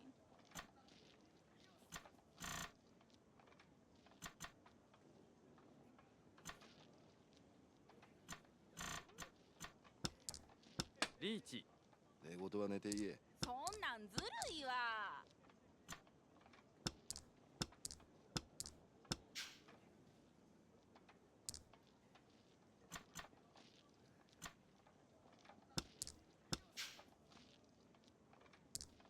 ロン。 And they won off somebody else.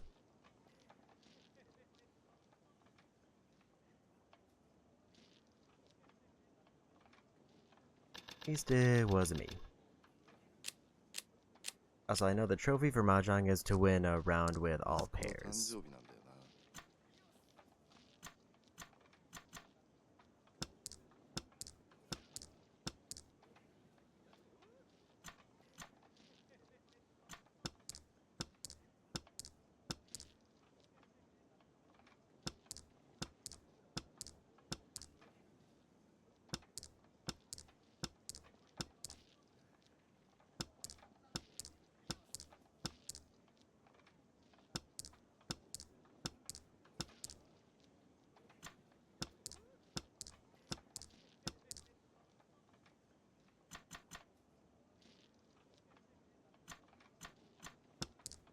リーチ。そんなんずるいわ。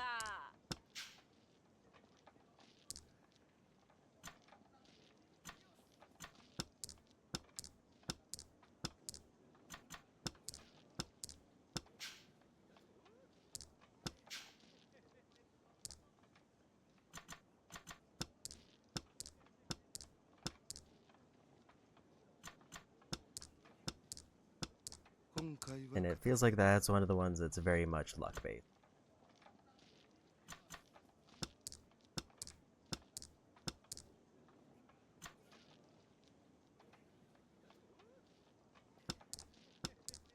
ロン。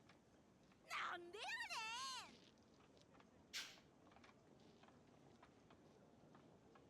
ねん。 Holding steady at second place.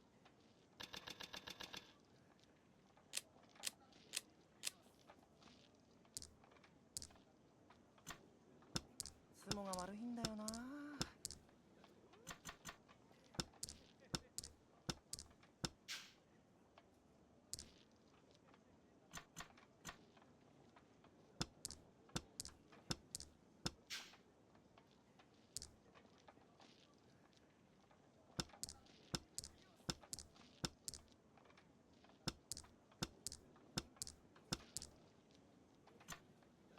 ポン。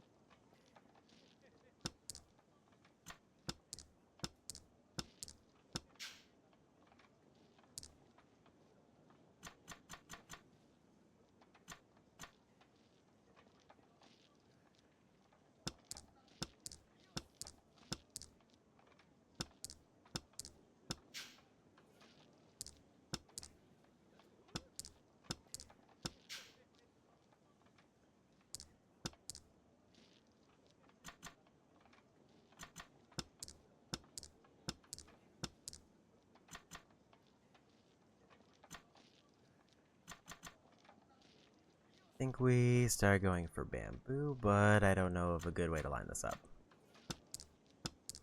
We're weirdly close to getting all pairs.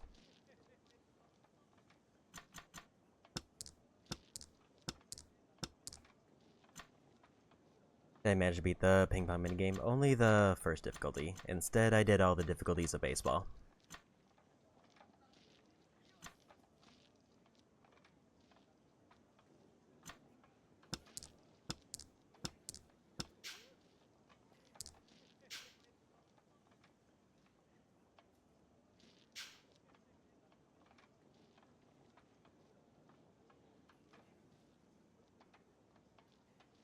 I think I want to go for all pairs. Somebody else won, never mind.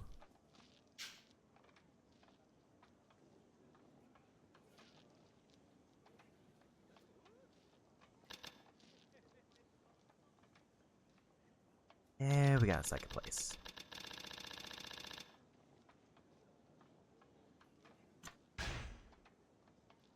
Hey, check a thing.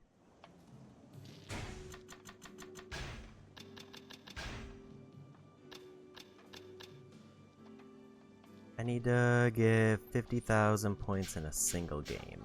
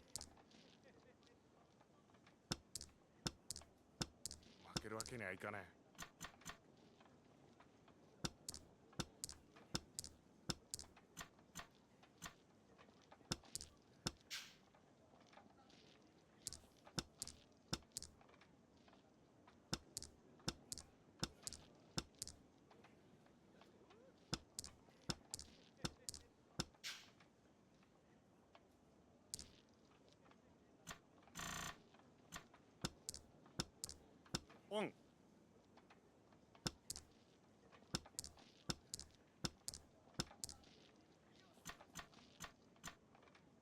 Home.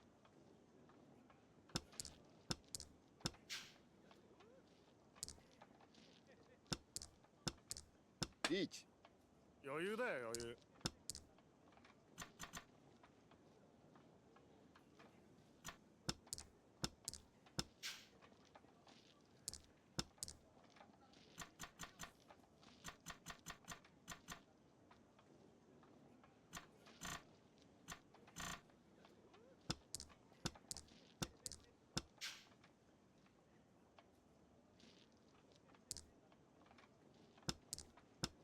カン。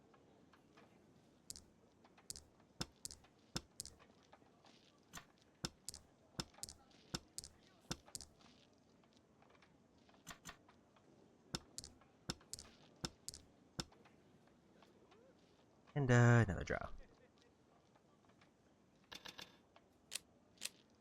I also don't remember if there was any cheat things for Mahjong in this one. I don't remember seeing any.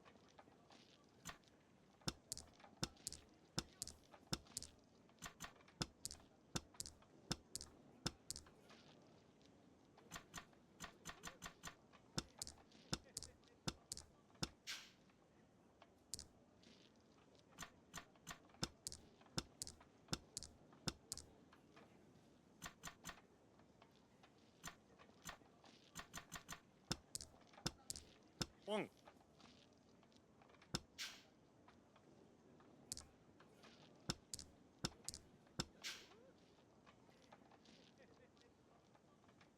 中金切られてないか。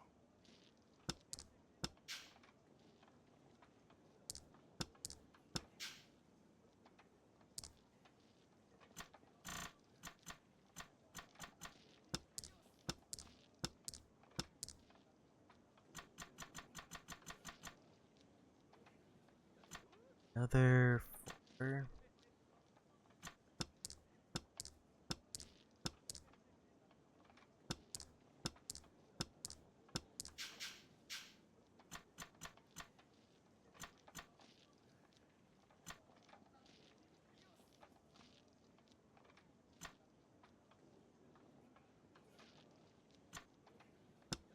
よしリーチ。寝言は寝て言え。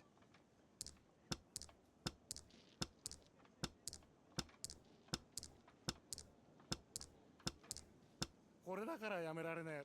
Somebody else won first.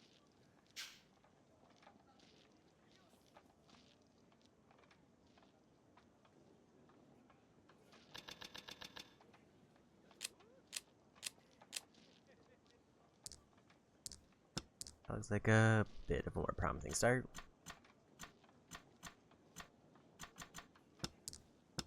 今回は勝たせてもらう。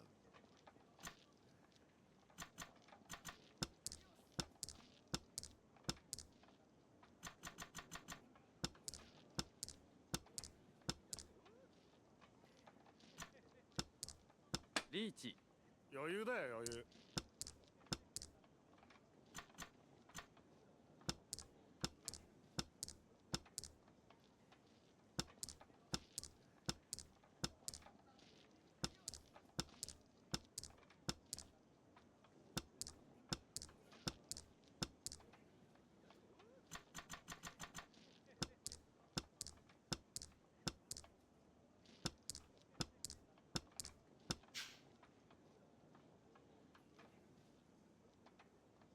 チ。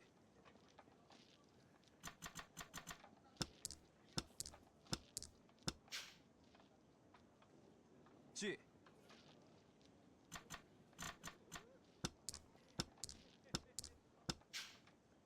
よし。 Everyone. 切ったそら。何が悪かったんだ。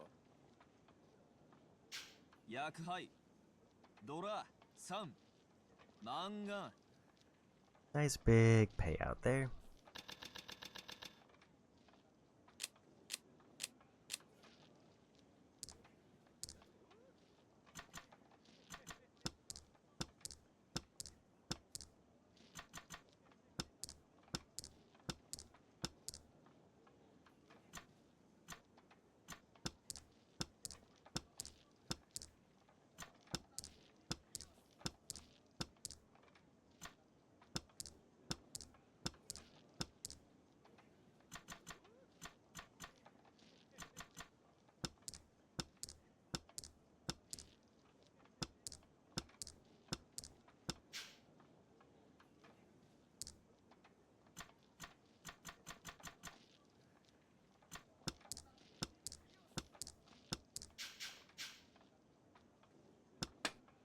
よしリーチ。寝言は寝て言え。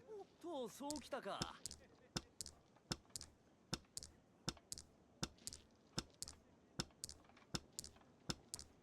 リーチ。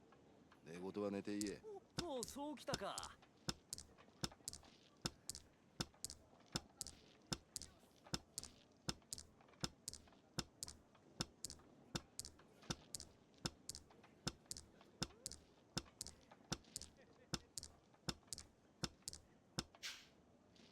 Everyone again. 切ったそら。何が悪かったんだ。リーチドラ3マンガン。 14,000 for that one.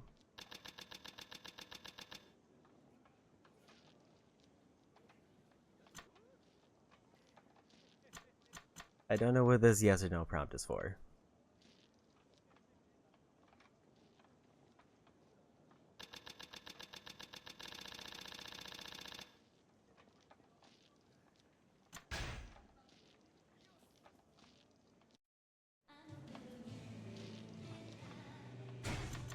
Did that get me the completion thing? No, it did not. I was 3,000 short.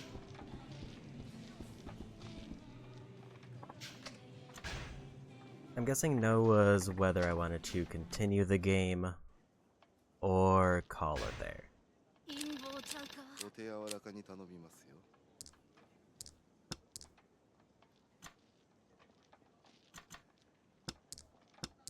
So I think if I had selected no, I might have been in a position where I could have beaten it.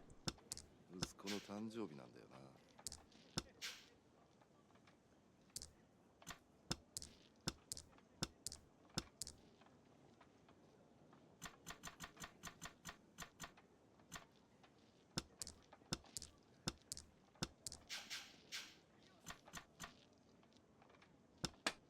よしリーチ寝言は寝て言え。いい気になるなよ Also, we still need to try to get all pairs for one round so I can get the trophy. So I would have had to play more anyway. 切ったそら本当かよリーチ The nice part is I've already tripled my money though, so ドラ2マンガン it's just kind of trying to see if I can randomly get the completion and the trophy.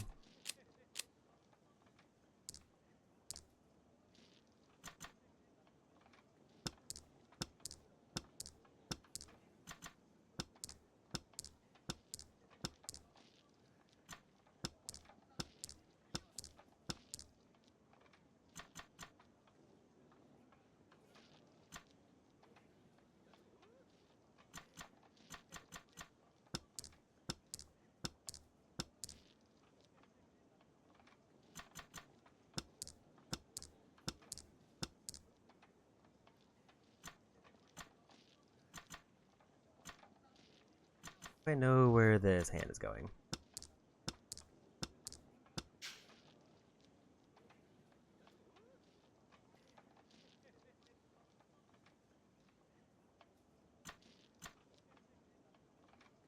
G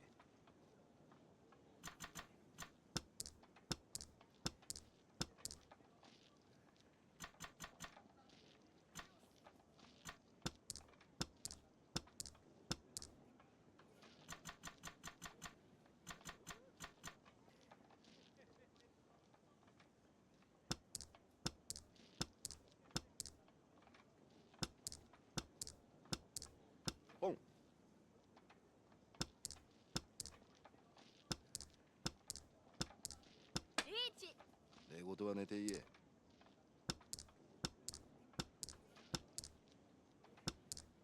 リーチそんなんずるいわ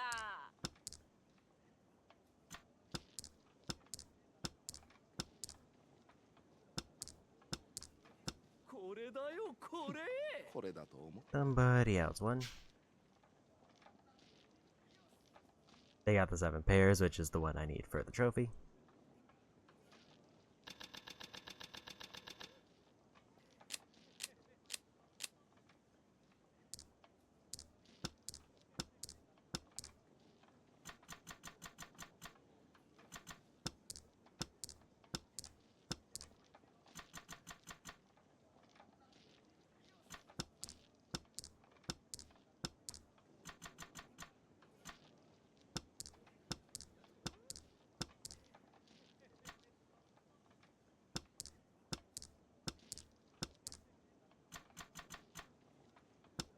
Threw away the wrong one earlier. リーチそんなんずる寝いわ言は寝て言え。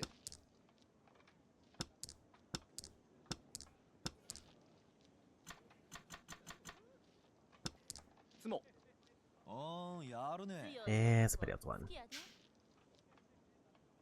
I was really trying to go for that 7 pairs.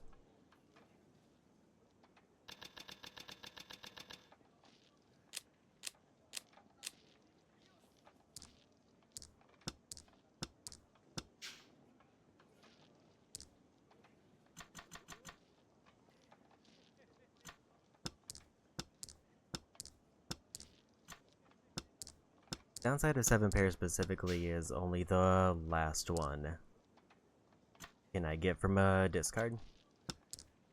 And I pretty much have to just draw the others.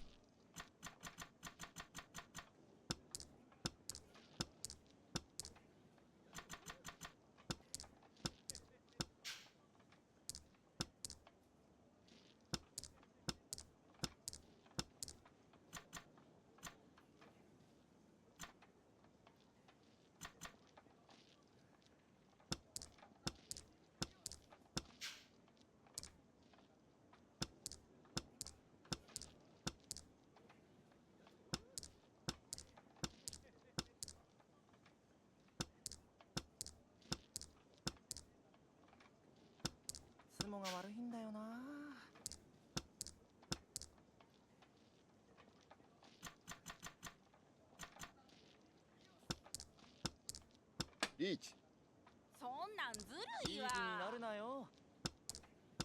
安い役ですみません。運がいいだけだろ。 And they won. I was one tile away, but it just couldn't get it to show up.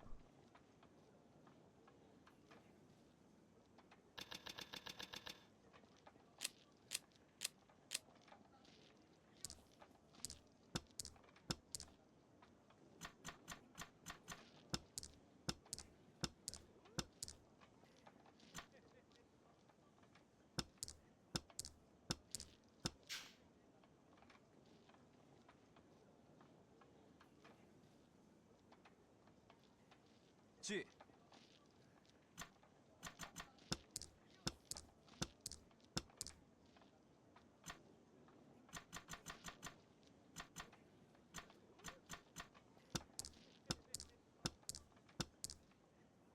I think that was actually a bad claim.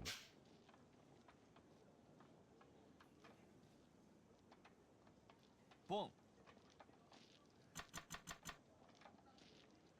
We're just gonna push forward and hope for the best.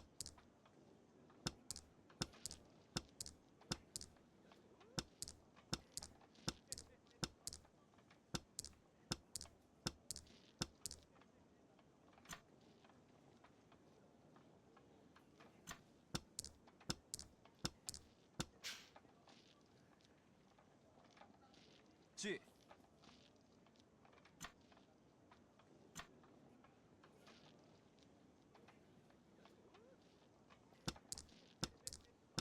この後バイトやのに。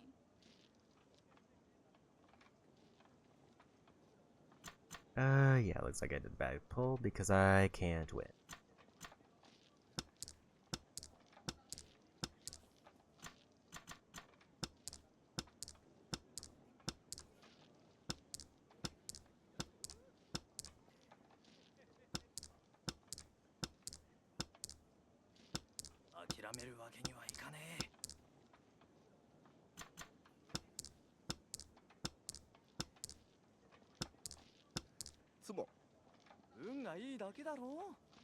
Somebody else won, so it's fine.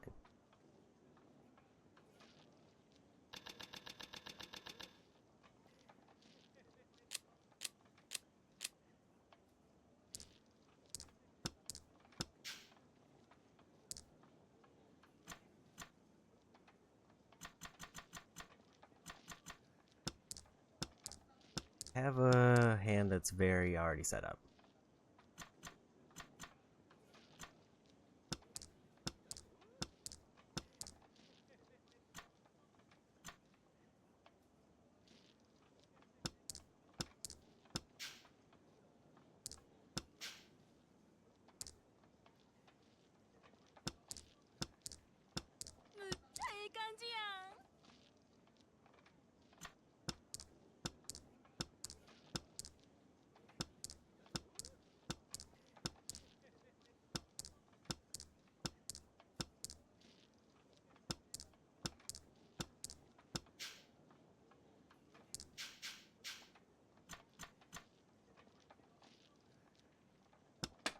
Yes. Reach. 寝言は寝て言え。リーチ。そんなんずるいわ。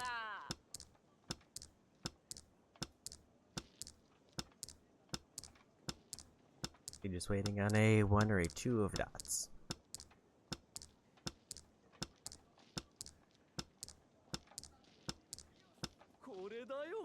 And they won first. They had one of the ones actually, they had 2 of the ones I needed.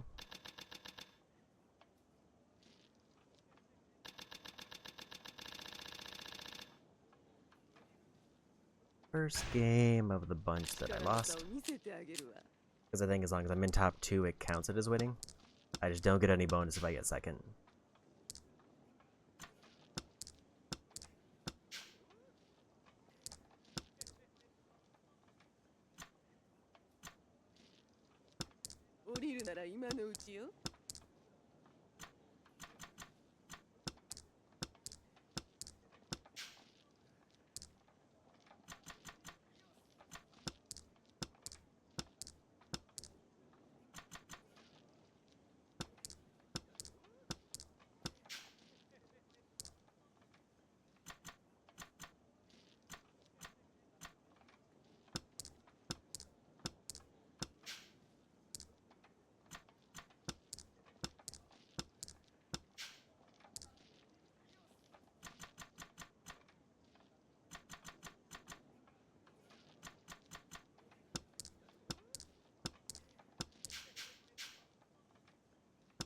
よしリーチ。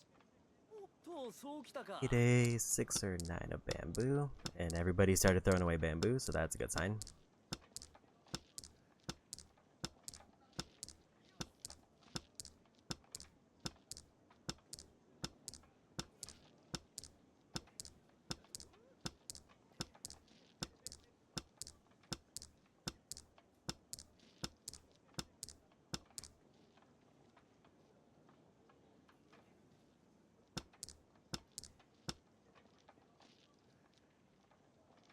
Oh, I think I could have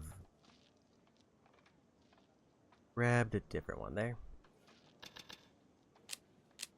I was wondering why I paused there. And I forgot that if I draw 4, there was a different thing I could do.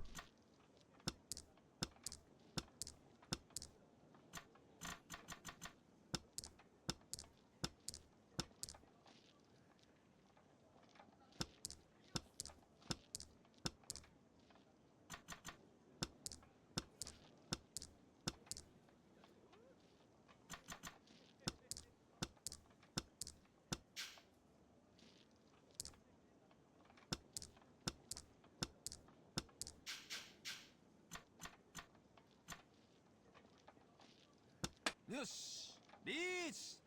寝言は寝て言え。きた。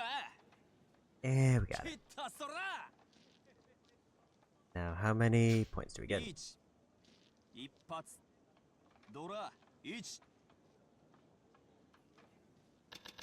Not a terrible amount, but not a whole lot.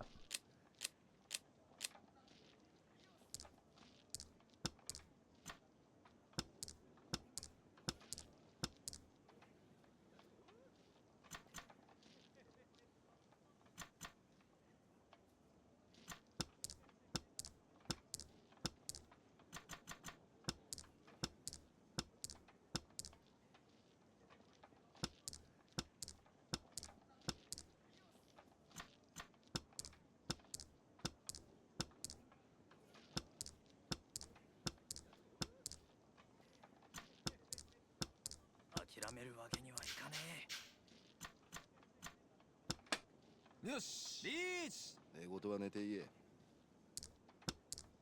G。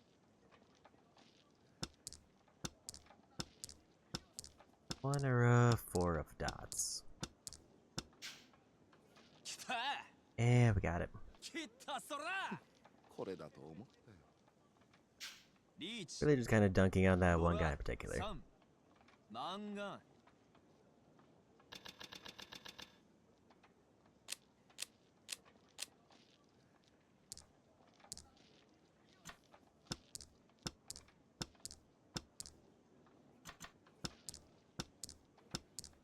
本。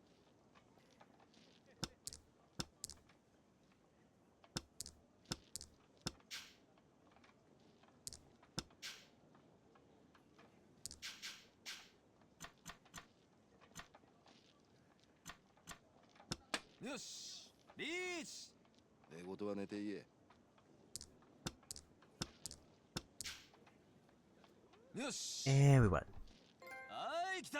ここは様子見だな。I even got the trophy out of it, which I wasn't paying attention to. 一発。スモ。チートイツ。マンガン。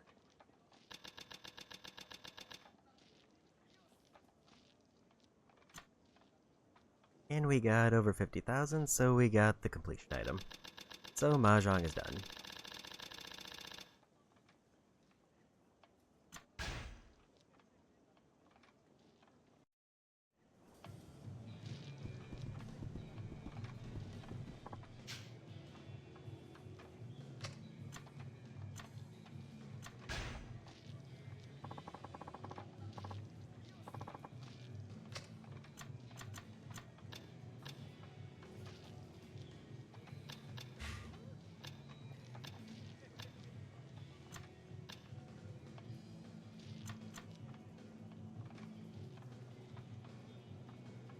I was wondering why it was giving me less options. It was because I didn't have the inventory space for more.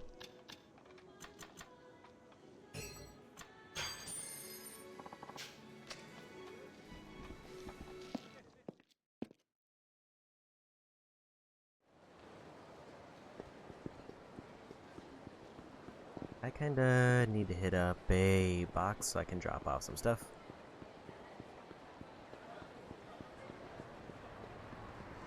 Because there's definitely some things he has that he'll never use.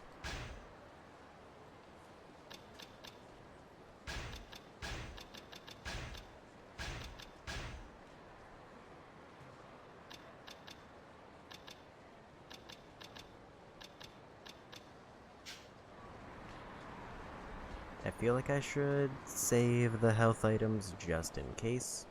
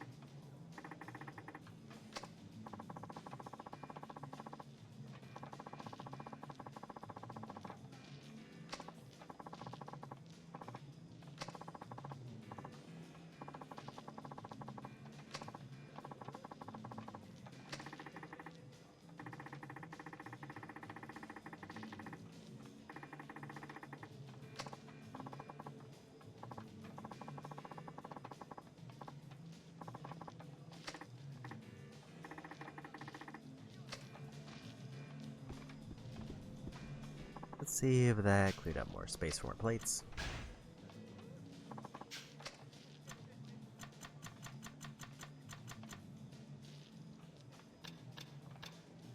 It did, but I'm going to need a lot more space for what I buy. So we can drop all these off.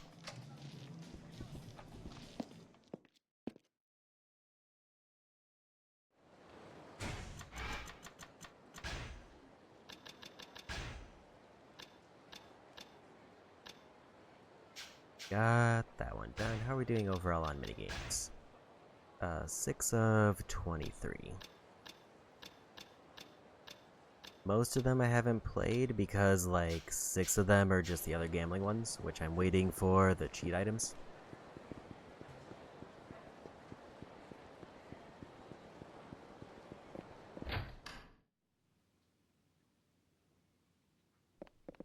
So let's get a whole bunch of money to start.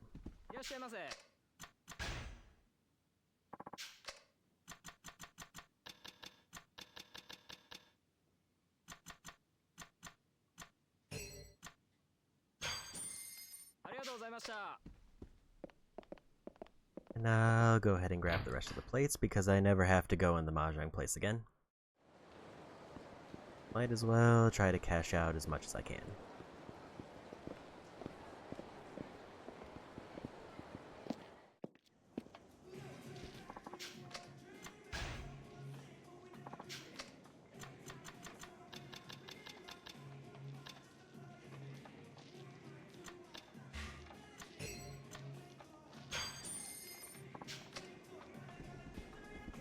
Only 500 sticks left, so I guess the question's gonna be, is it worth going back for those 5 iron plates? And the answer is probably, I mean, it's right here, so maybe.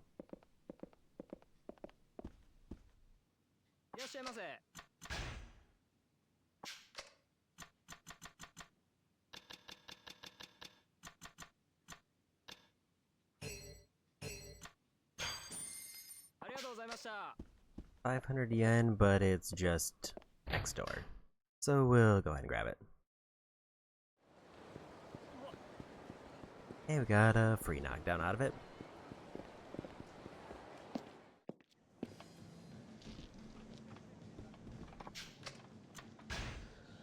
I I do like how the only things that we know about Tiny Murray going in is he seems to be unsatisfied at the police station, and also he loves gambling. And that's pretty much all we know. Other than his one scene at the vending machine very early on, he seemed to be very good at his job. At least that's the impression they tried to give.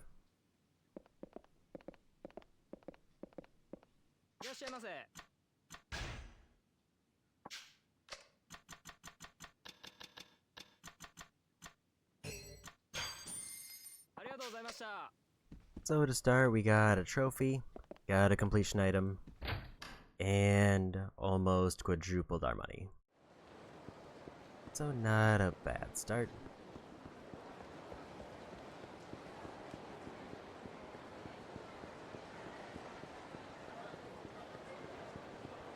Okay, so not to go out gambling while I'm doing, and then immediately goes gambling. Technically, we didn't have to gamble, because like the other option was he would go to the pawn shop and buy fake silver plates. So instead, he would just scam them out of it.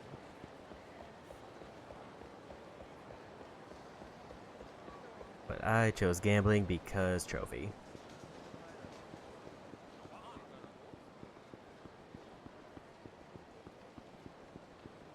I wonder if we had done the fake silver plates, if it would have resulted in a fight. Because there wasn't really a payoff for using actual silver plates.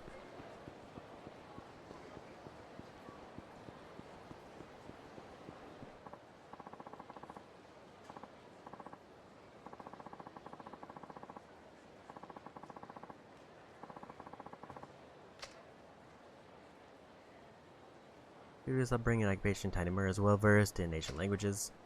President of Little Asia considers the staff of Homeland to be a second family, can use the restaurant as a hideout.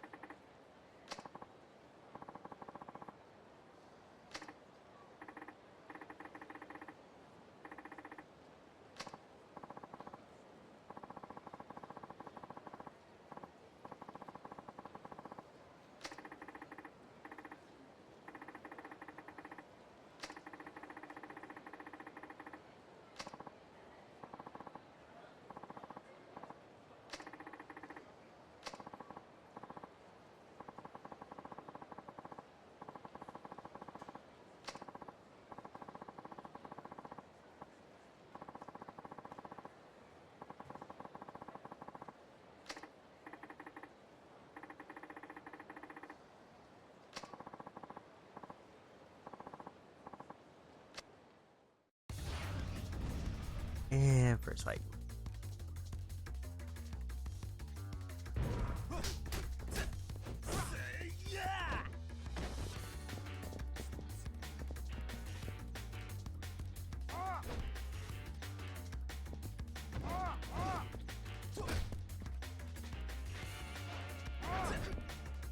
Okay, I understand.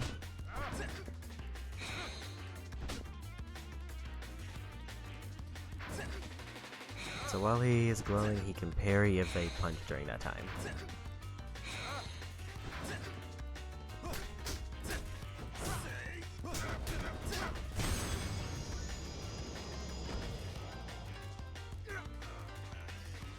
That's probably the most elaborate visual indicator they've given for a parry so far.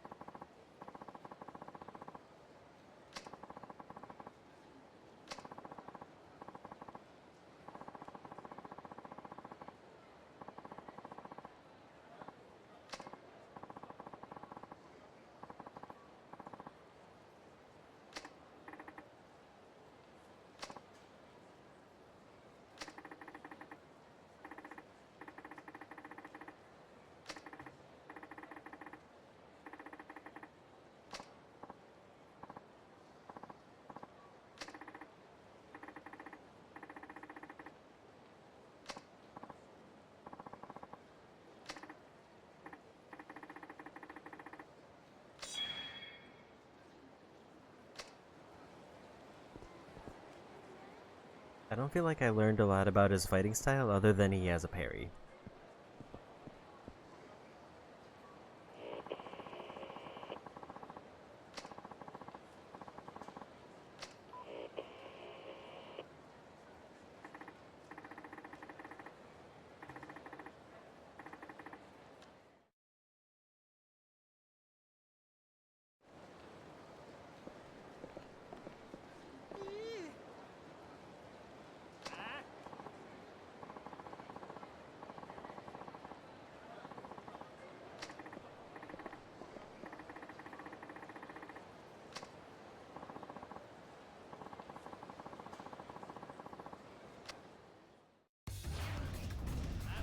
And a fight.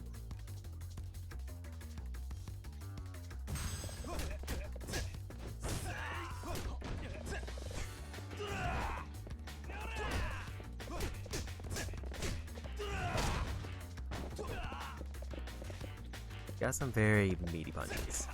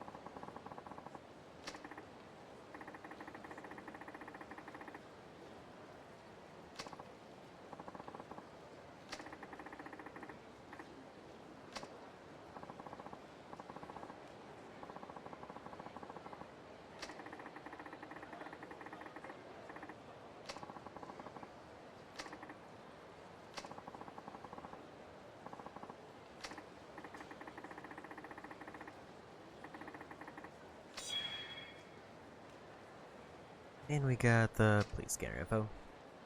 That's pretty much his main unique thing.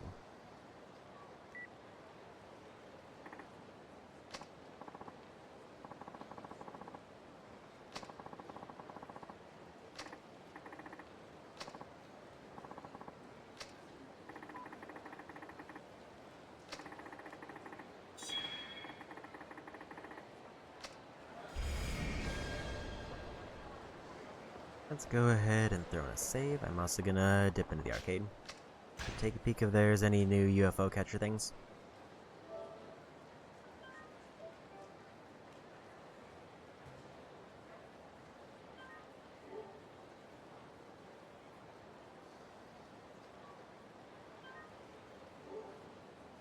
And Tinymer is one who has host estates that he has to do.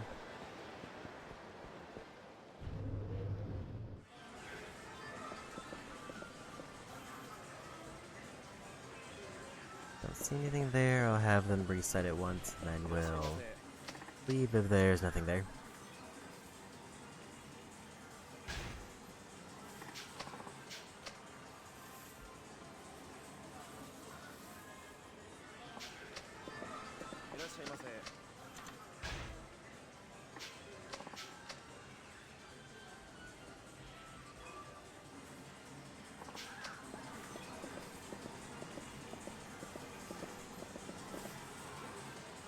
Those are ones I don't have.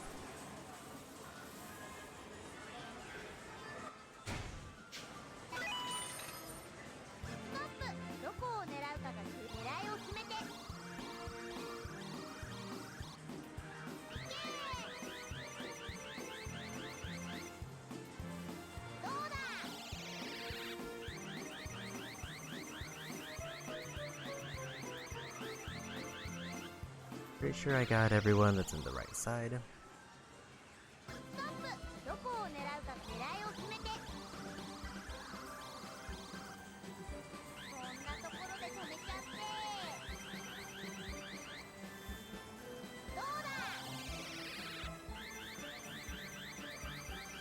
It's kind of trying to knock it down, but didn't quite work.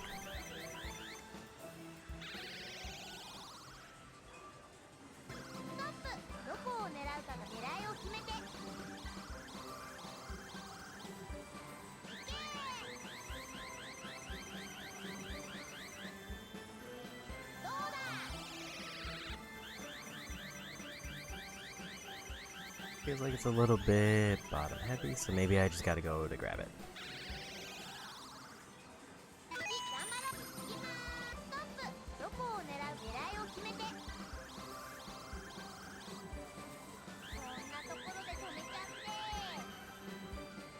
Didn't realize I was gonna hit the one on the right.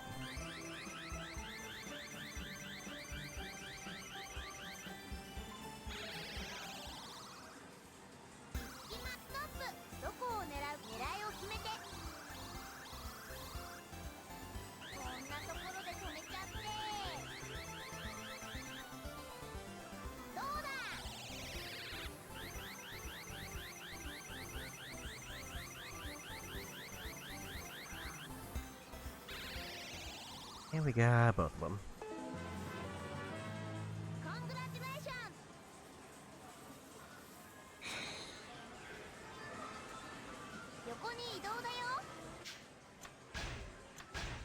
I think we're good there.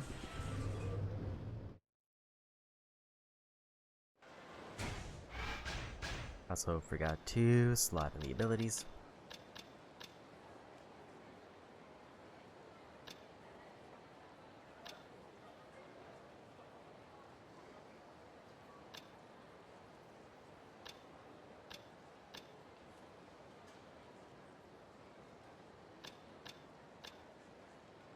I think we just want to save up for rush combo actually.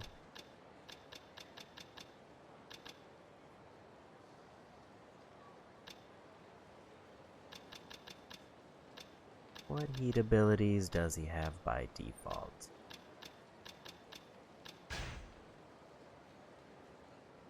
Terrain while grabbing an enemy and a weapon. So not much.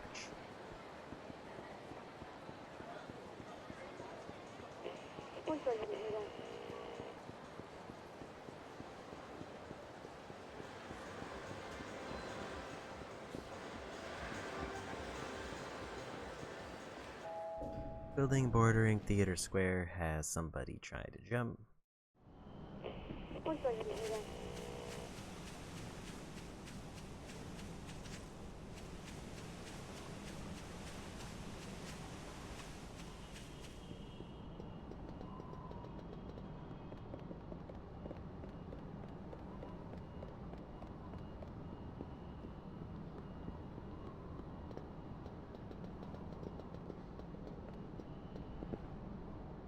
big question is, where are they? This is a building that's bordering the square, but I don't know if it's the building where they are.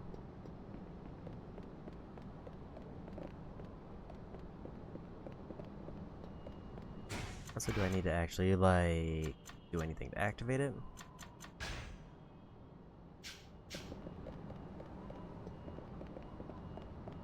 I don't think I do, or at least I didn't.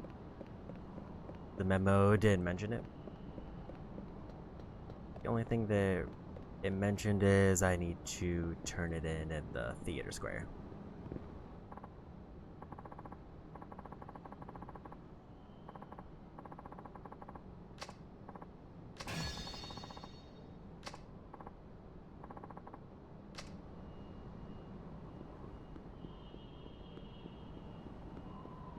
So it doesn't seem to be them.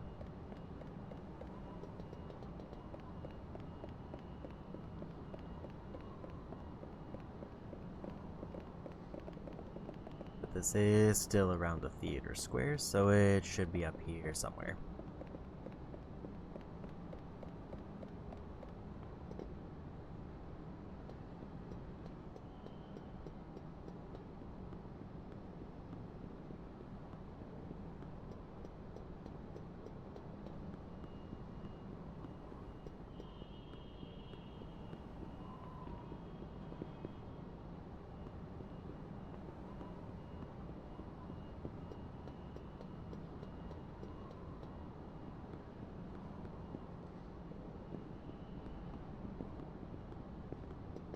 If they aren't around here, then I would just be more confused. I haven't figured out how to talk to that person. Because I've definitely seen that blue marker several times, but I've just never found the right path to end up over there.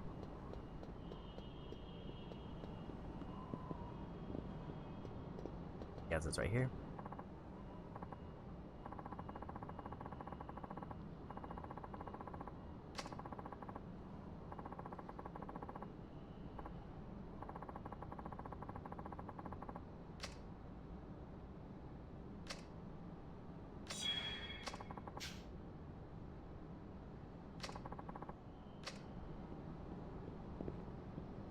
Another memo.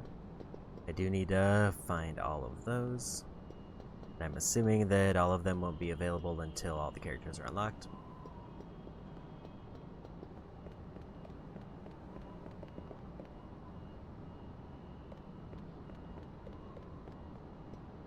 Is it a case where I need to be on the ground level to see it? Because if so, then it would just be kind of confusing that it told me to go. It mentioned the rooftops, unless it just means I need to look for the rooftops.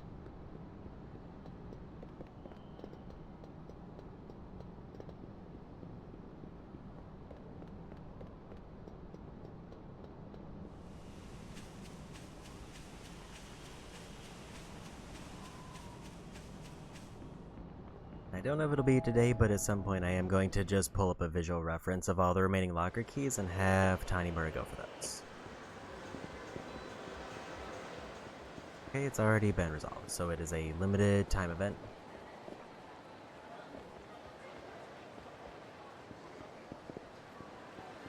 Unless talking to that guy was the one I needed.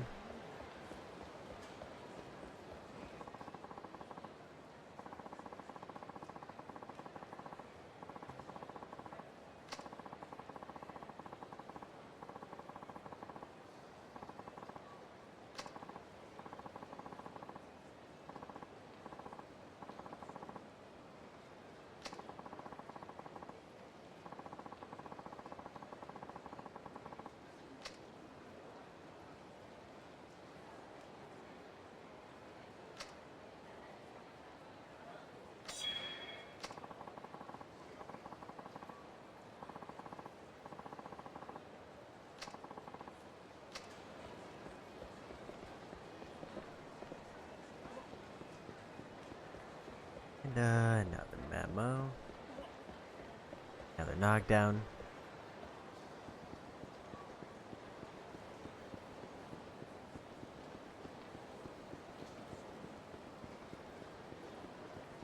Unless another call comes in, I think the move is to just go for story for now.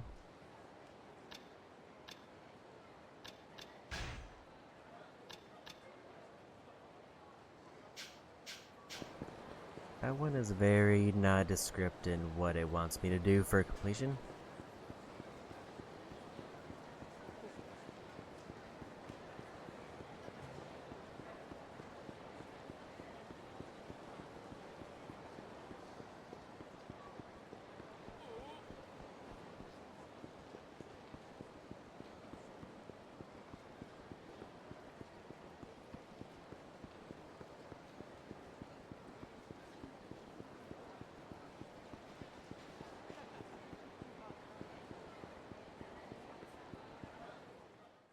And we made it.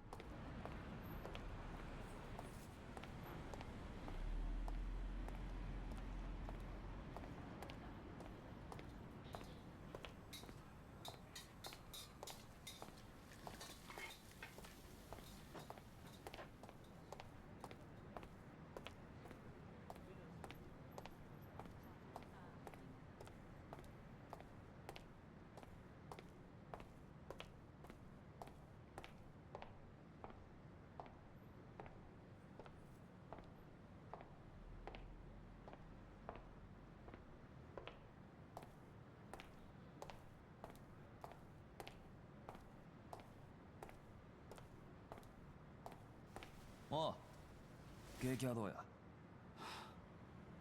またですか、谷村さ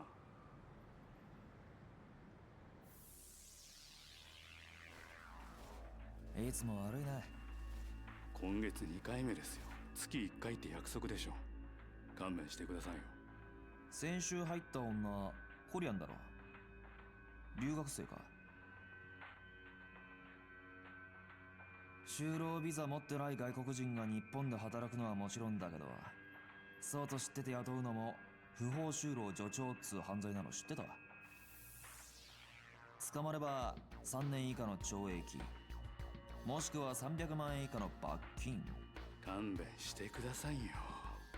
店の女が警察に逃げ込めねえこと知ってて、いろいろとちょっかい出してるみたいじゃない？あんた。強姦罪も追加されたい。ま、いいや。ところでこの女見かけたら俺に連絡くれ。誰っすかこれ。教えない。警察の機密事項だから。とにかく見たらすぐに連絡くれよ。じゃあまた。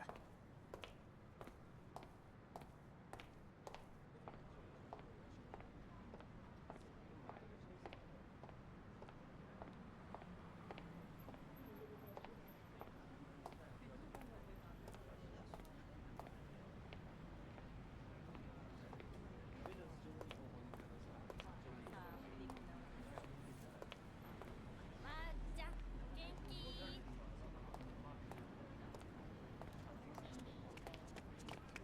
呀，嘎嘎，你们好吗？改天再陪你们玩。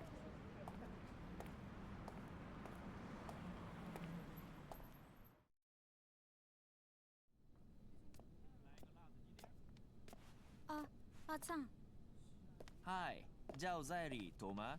是啊，票被强制送还，孩子怎么办？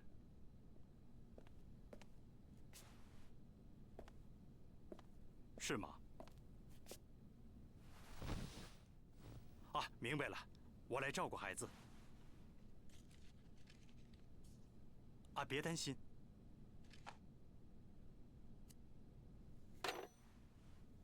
また一人増えるのか。あ、父親が韓国に送還されたらしい。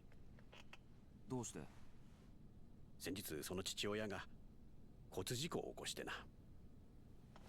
そのまま警察に引っ張られてオーバーステイがバレたらしい。そりゃついてないな。子供はまだ5歳。うちで面倒見るしかないだろうな。その子供の養育費にでも回してくれ。やむるか。それともまた巻き上げてきたのか。どっちもかな。まったくお前さんってやつら。まあありがたいのは山々だけどな。あまり無理すんなよ。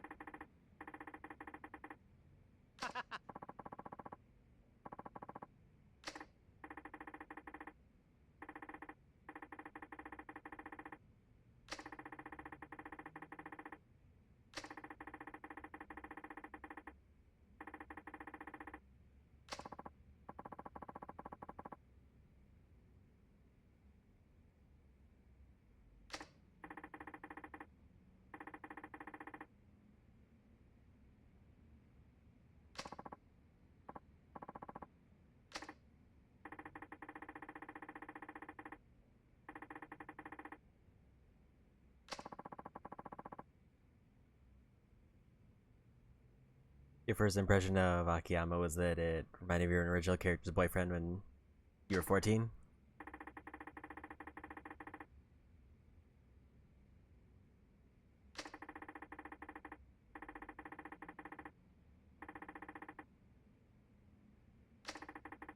I think at a glance, out of the three characters, Tanimura seems the most interesting to me.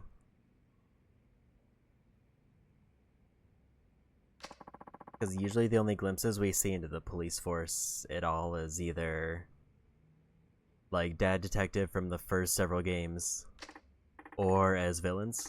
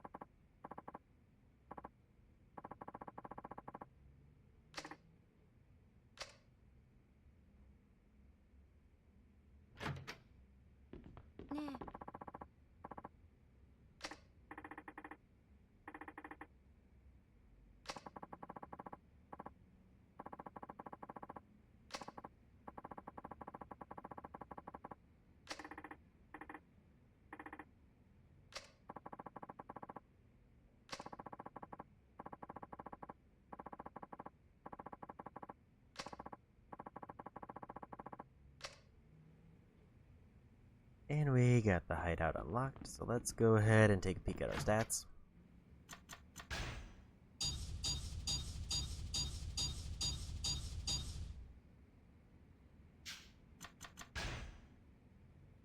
Completion rate has slowed down a bit, but I can pretty much say that's probably because of Fight Maker.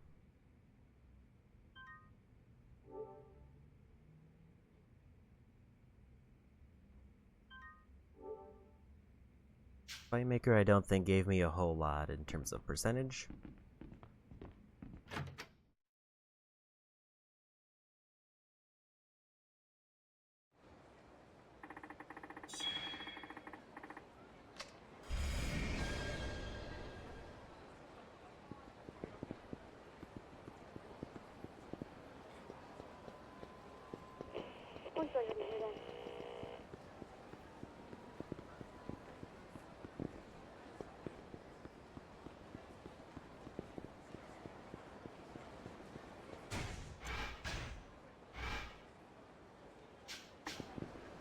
The fight somewhere around here.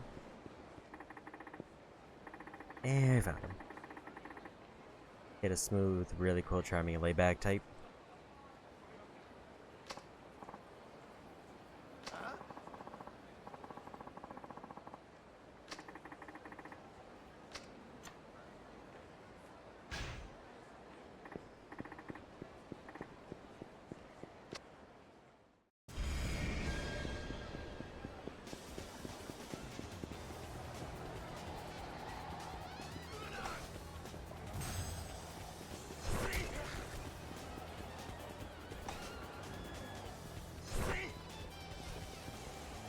Yeah, just took out some random guy.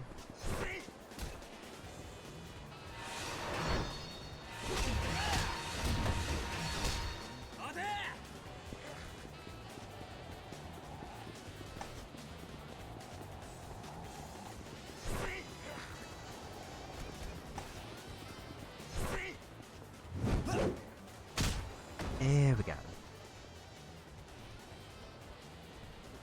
終わりだな。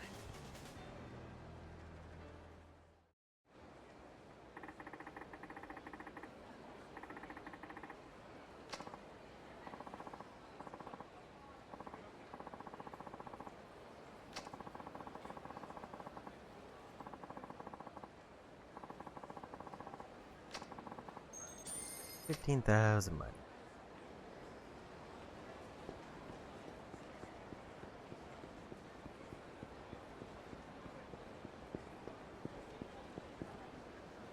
So now, I wonder if he has access to the casino?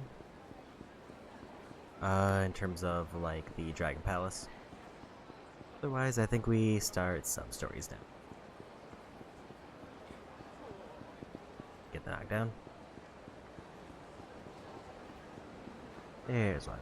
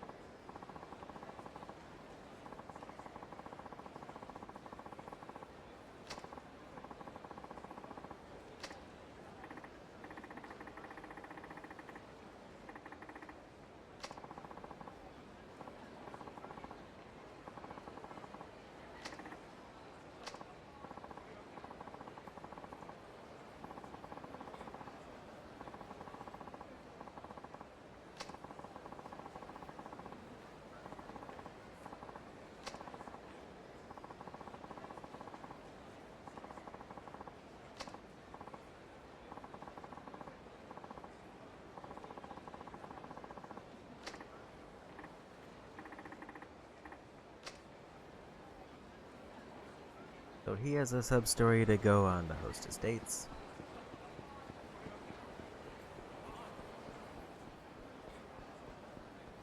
In which case I need to find a way to build up money on him.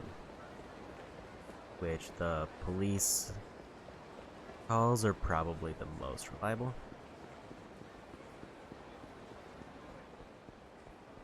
Trying to go to the Dragon Palace, but I think I went too far. So I think there's one other hard game that doesn't have any cheat items. And if I have access to that, I kind of want to get that out of the way.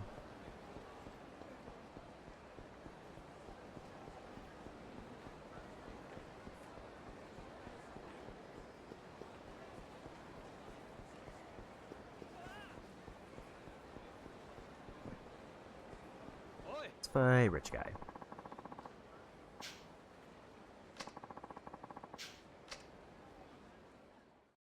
Hoping for some kind of plate so I can get a bunch of money.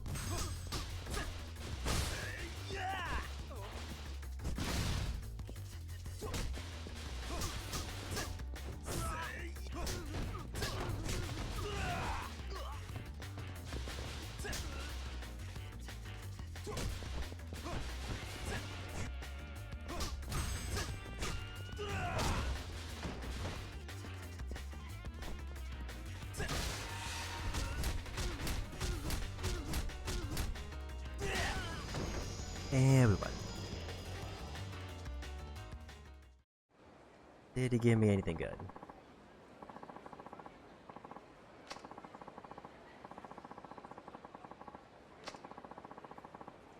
Stamina and Royale, it's heal items, so not the best.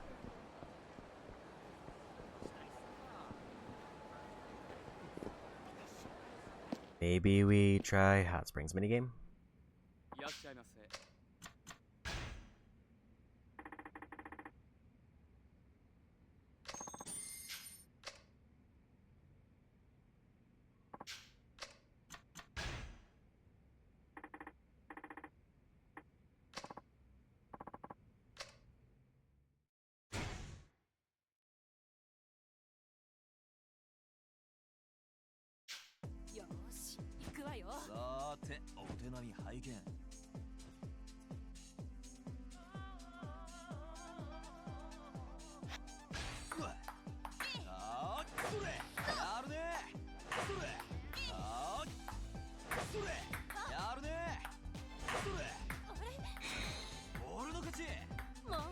Off to a good start.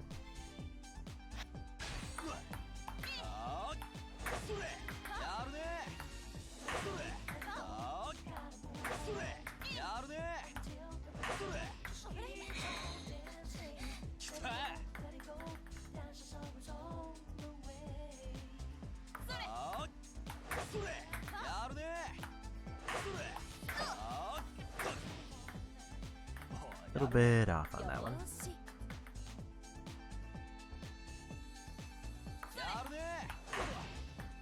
Way too late there.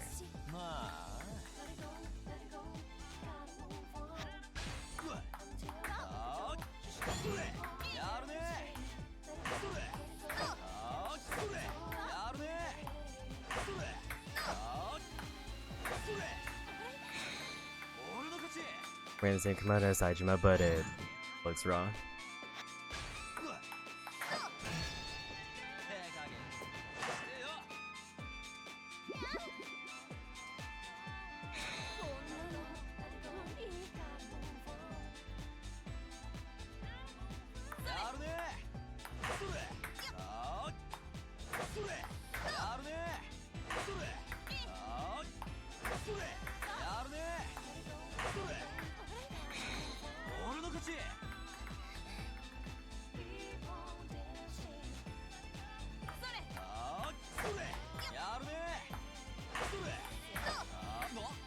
That was a bit faster than I thought.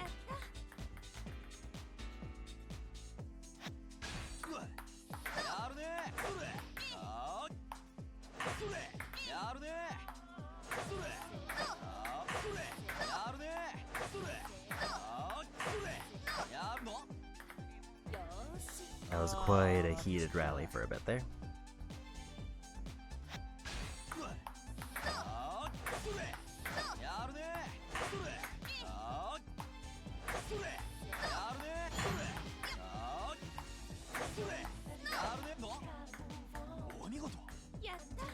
Missed it, but we do get a heat one next.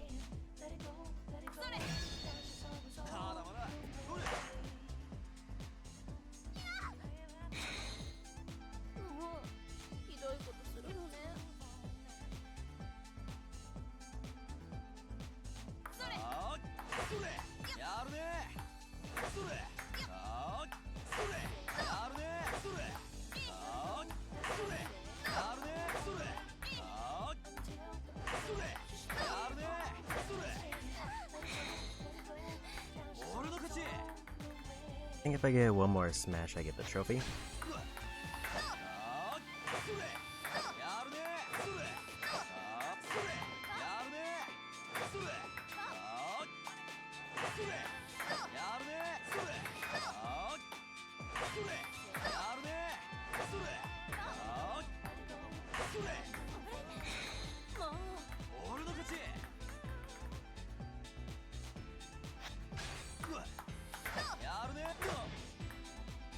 I was off on the time there.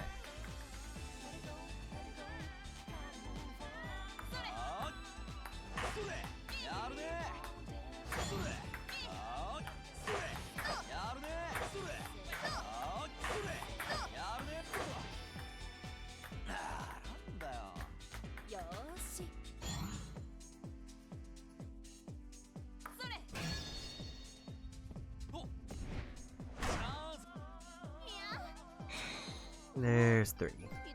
There's the trophy.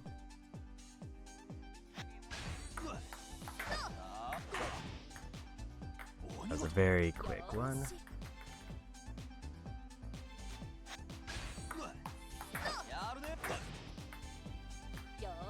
I don't know the timing for the quick ones.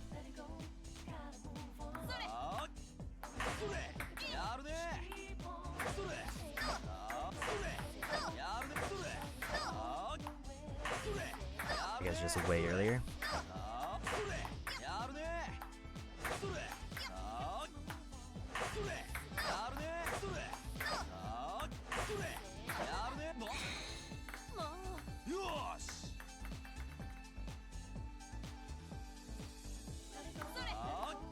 I never saw them miss before.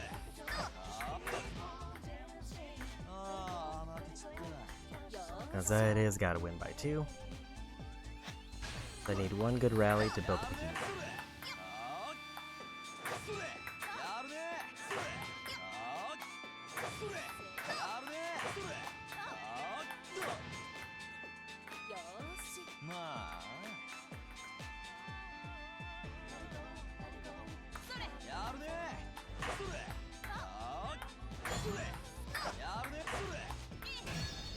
Go ahead and try to not lose this.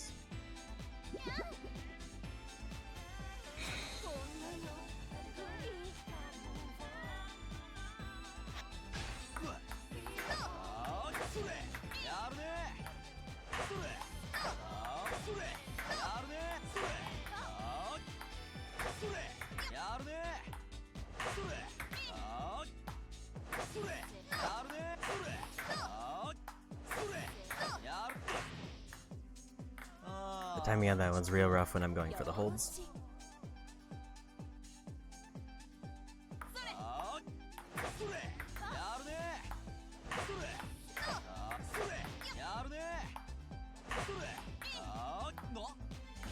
That was way too late. さあ行くぜ。よーし行くわよ。やるね。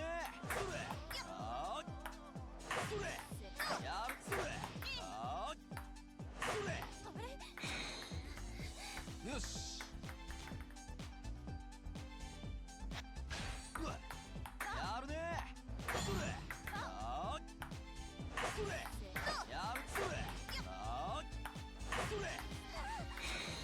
And another one.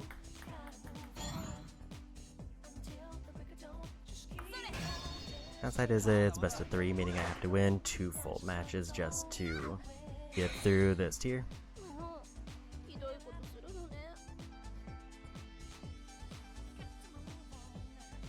やるねそれあーそれやるね I was trying to build up a hold, but I let go too early. あーそれやるねそれあーのやったまあ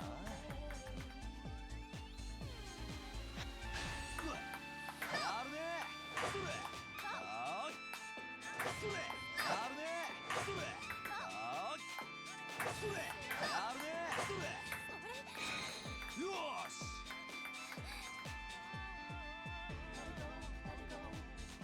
あーそれやるねそれあーまあ Got me with another spike.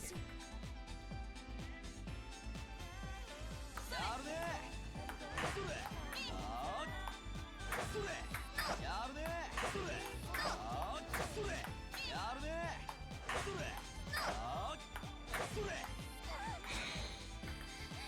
俺の勝ちや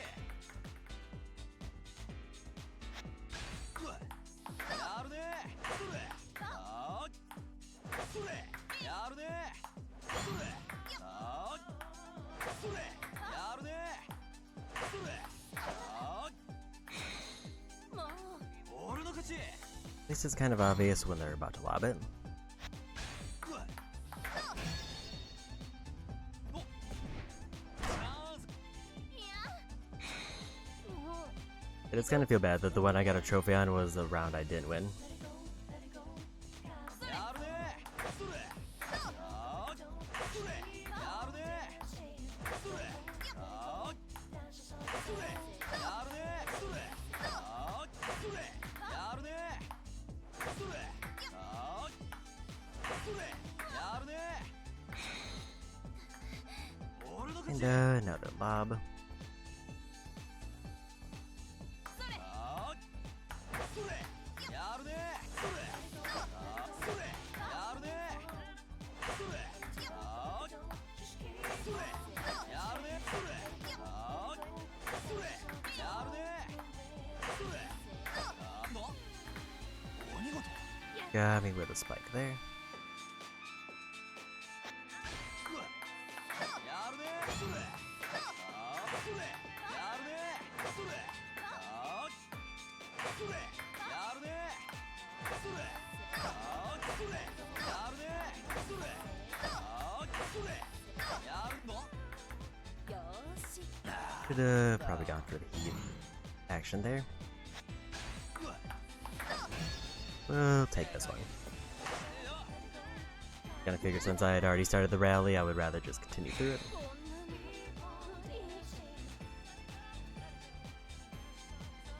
あーそれやるねそれあーそれやるねそれあーそれやるねそれあーそれやるねそれあーそれやるねそれあーそれやったぜもう And we're close. やるねそれあーそれやるねそれあーそれやるのやった I just need one more heat action before they score 4 points. あーそれやるねそれあーおうやるねやった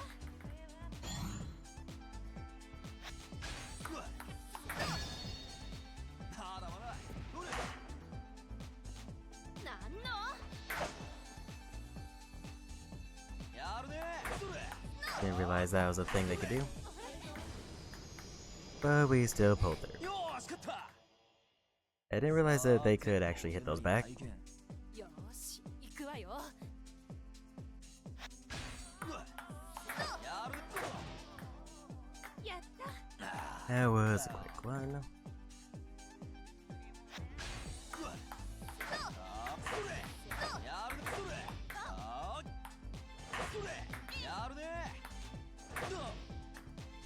Too early by a little bit.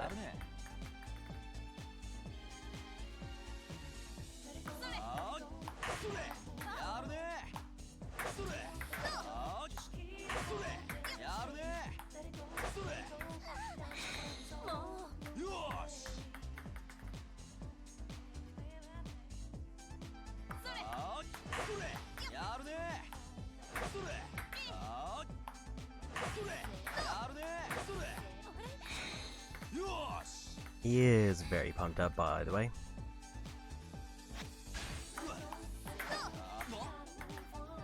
Quick one.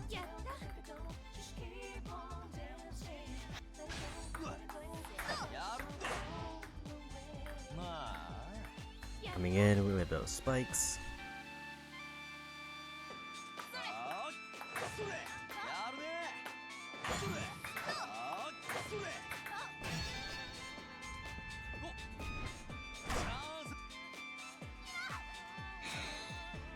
I think I just need to be using those whenever I can because they're building up a lot faster.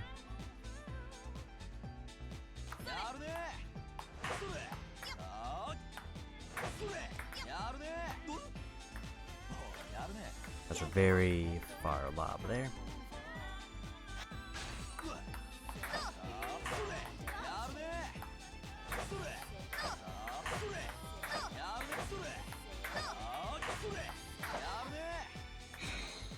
And we got it.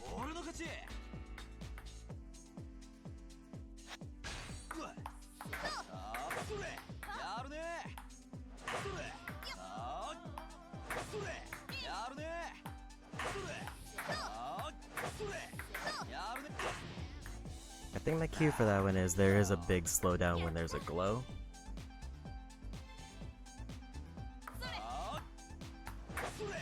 Like if it's like right as they hit it.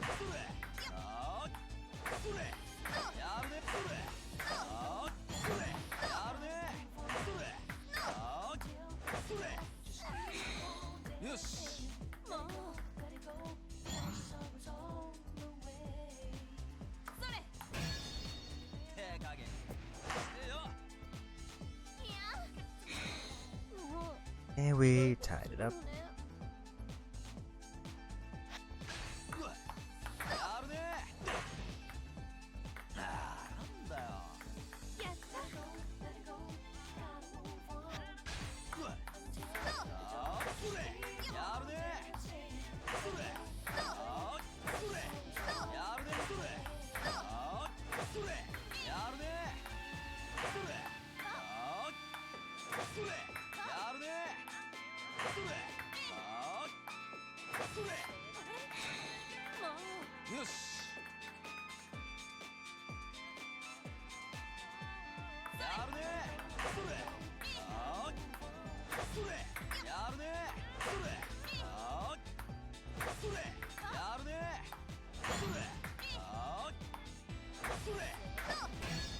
Let's just take this hit.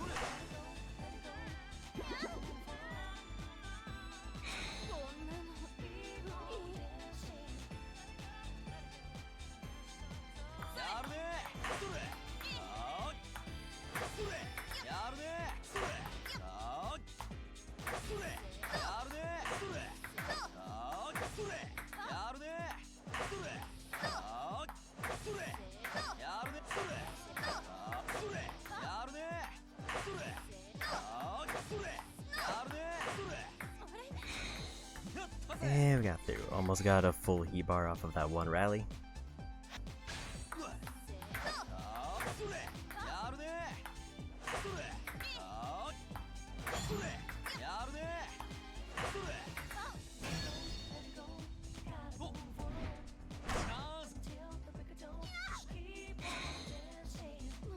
One more point and I win. Unless they score 3.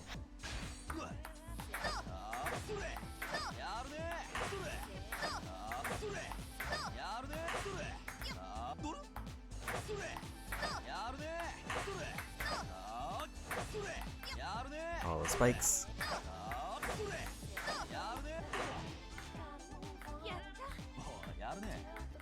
Those are just a lot of spikes back to back.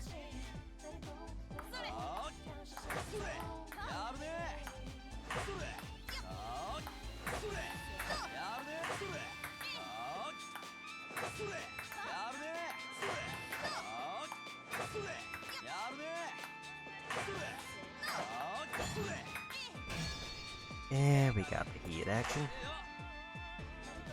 And we got it. Medium rank done. I feel like we gotta come back here as Kiryu to do the hard rank. Like, I feel like we gotta keep that going.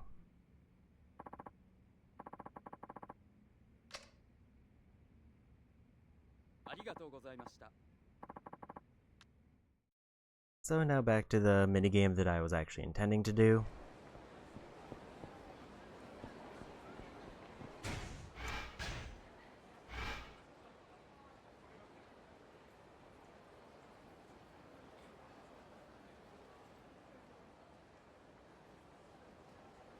It looks like he might not have access to it, because I don't see it anywhere.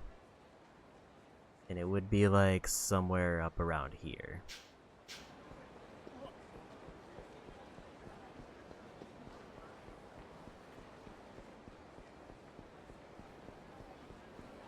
Don't know if there's any other... It doesn't look like there's any other sub-stories around. And I don't really want to get into his hostess dating minigame until he has more money. I think the move is to go for story until I see more of those pop, or until more sub-stories show up.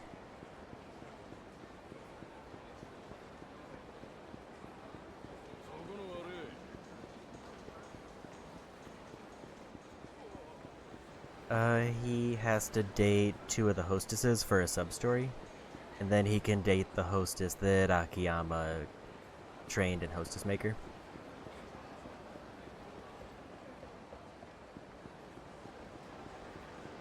Because the hostess dating was set up that there's a sub-story of a guy who's writing a magazine on hostesses, and he basically wants info on every hostess for 2 of the clubs.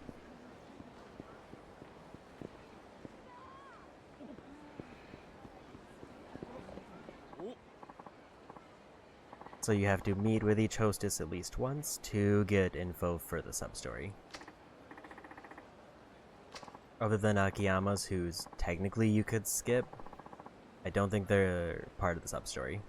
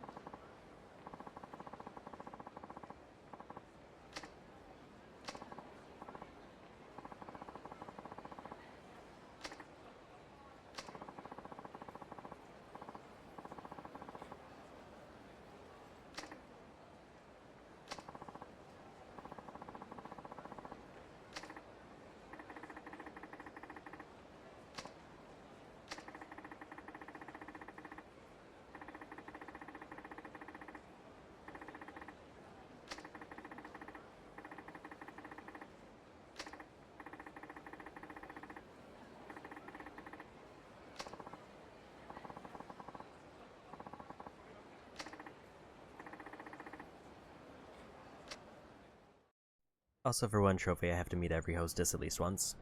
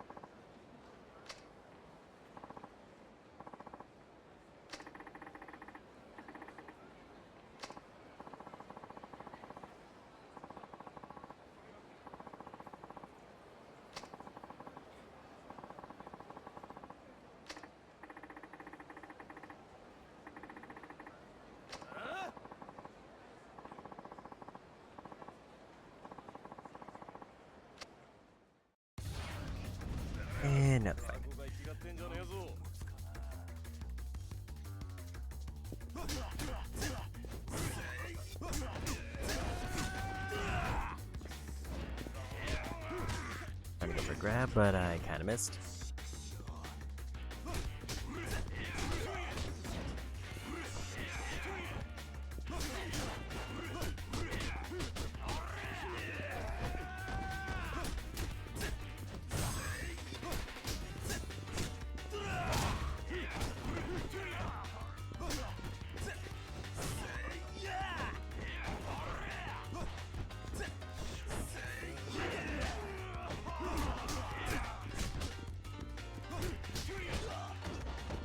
It's like they kind of did a friendly fire from the parry.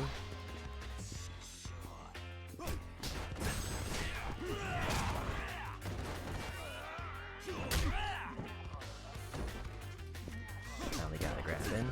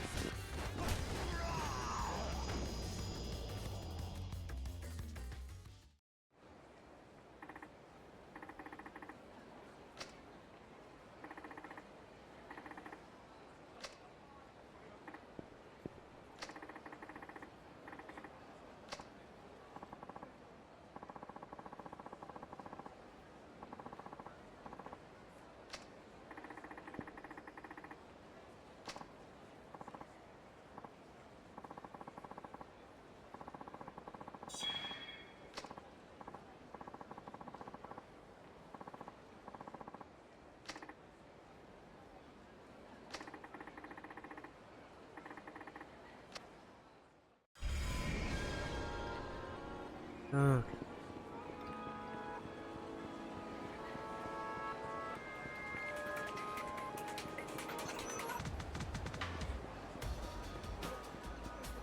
Another substrate opened up.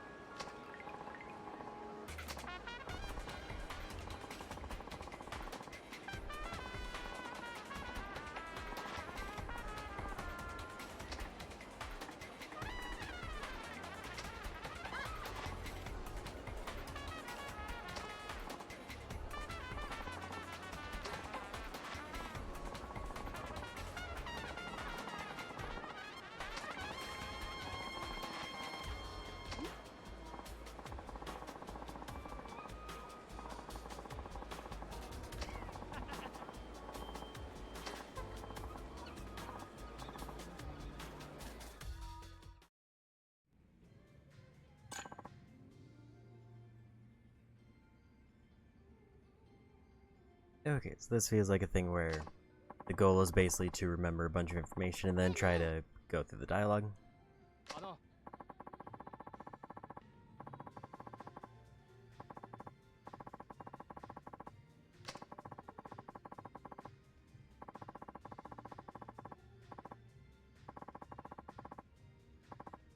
ちょっとちょっと。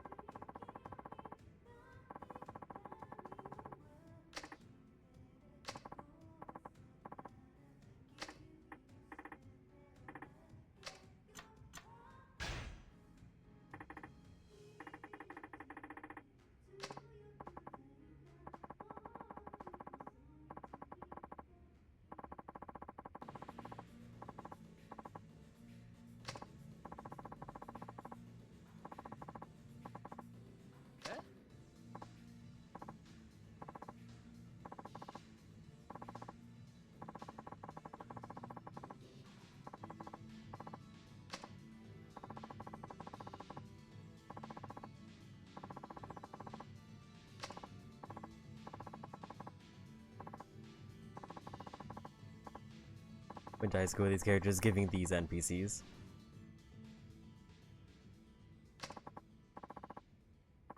Because he has to be very vague, and both of them just said they went to school together. おい。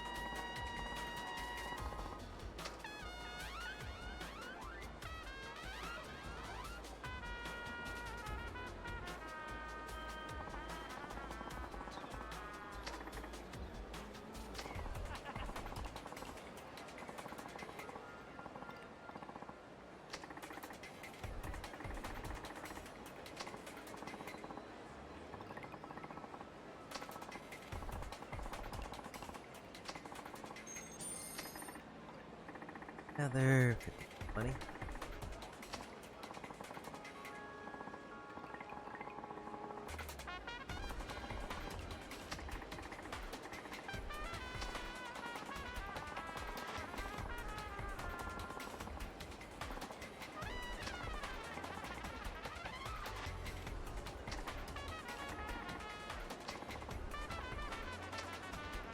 I think that's the first sub-story done.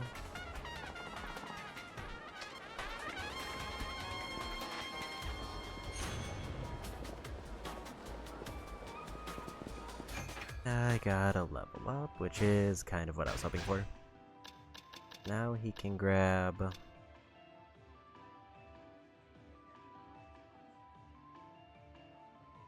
either I give him more finishers, or... more or longer combos.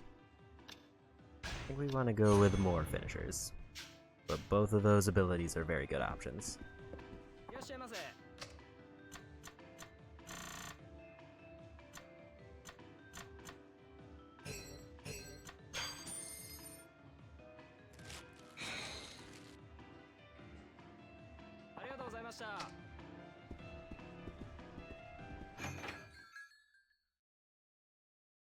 So now do I try to find another sub-story, or do I...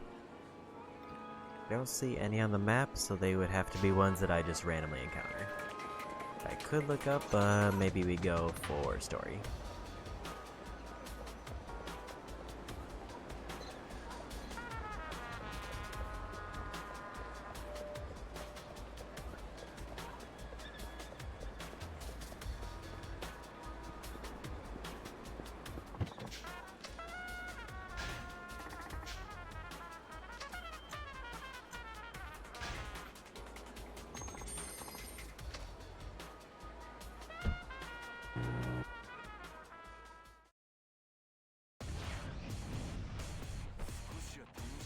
Honestly, didn't expect to get immediately thrown into the fight.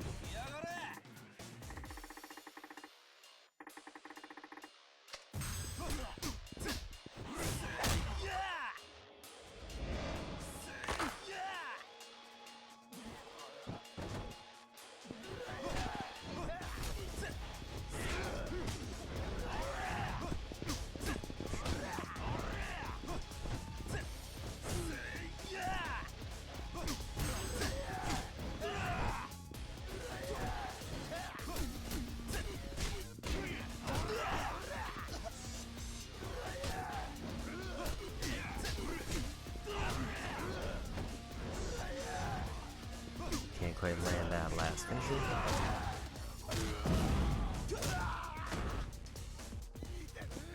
It looks like it does drain his heat actions, but he also doesn't have any heat attacks, so it's fine. Or I guess his only one is like weapons or terrain.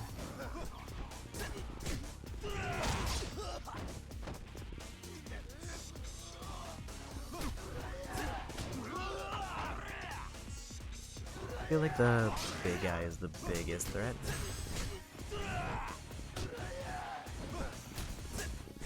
This is the headbutt move he keeps doing. And there's a level up.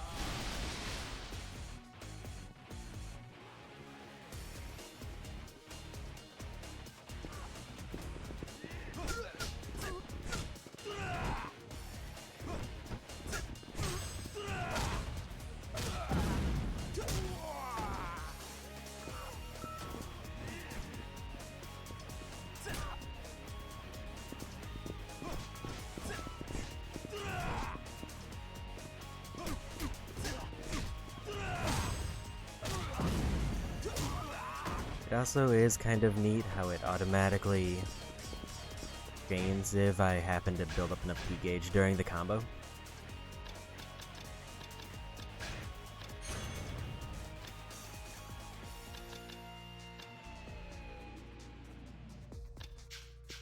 He kind of has a lot of really good kind of passive buffs.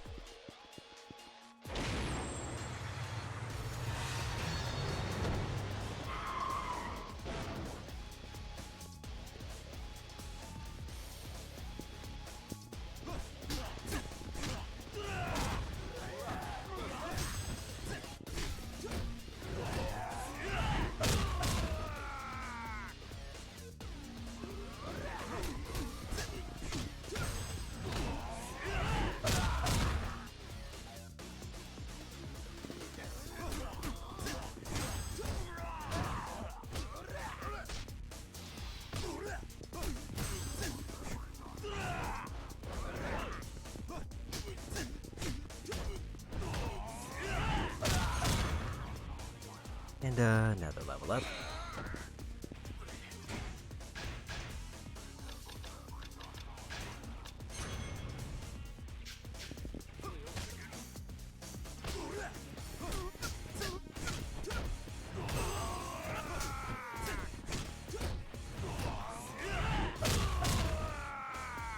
Everybody.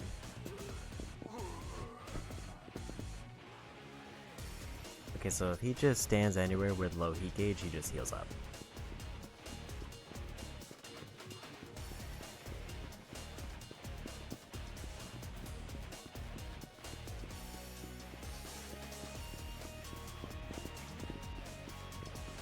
Not entirely sure where the arrow's pointing. I'm guessing this way.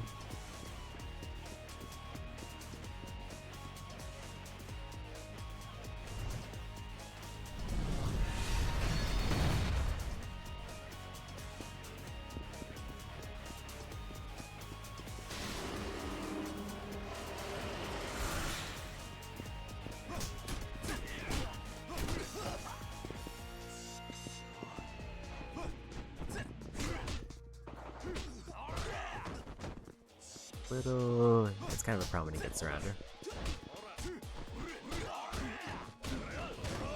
Maybe I go ahead and pop a heal. I really need him to get away.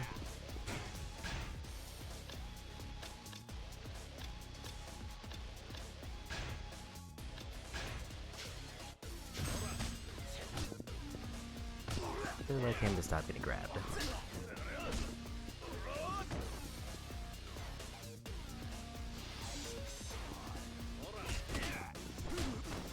They're just exclusively going for grabs.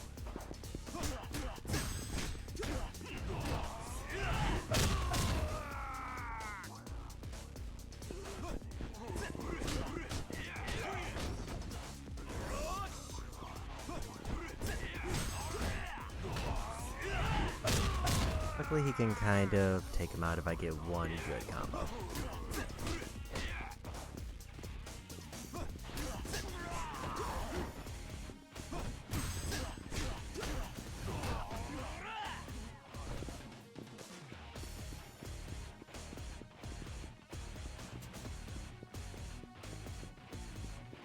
That was the way I entered from, so I guess this way. That's the way where everything fell down. So I think it actually is this way. The marker did lead me astray.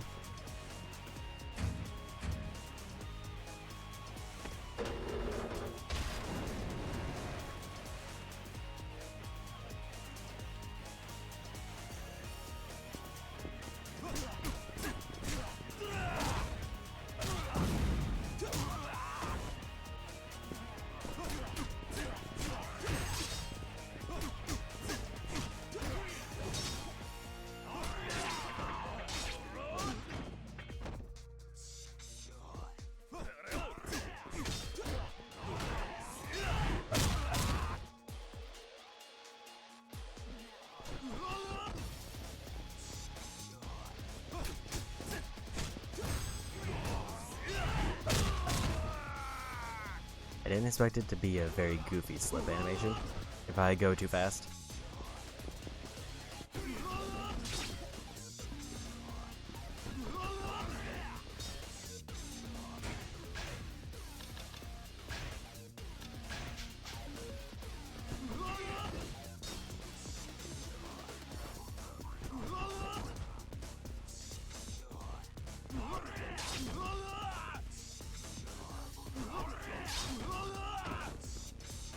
Gonna be honest, I don't know where the safe path is.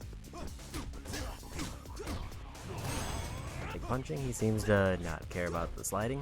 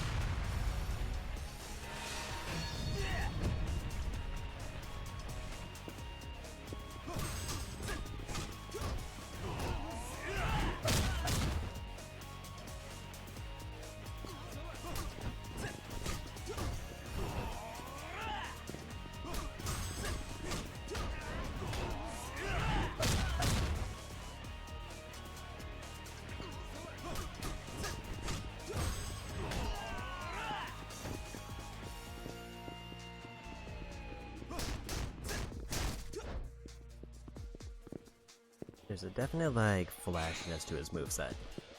I kinda like it. That guy's gotta go.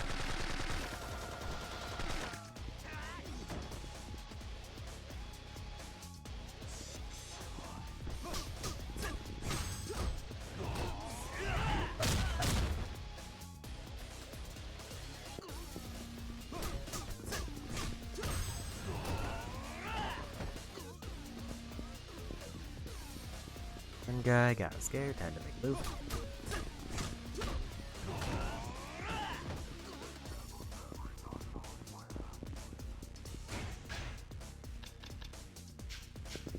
Hold off on that one until I do at least one hit.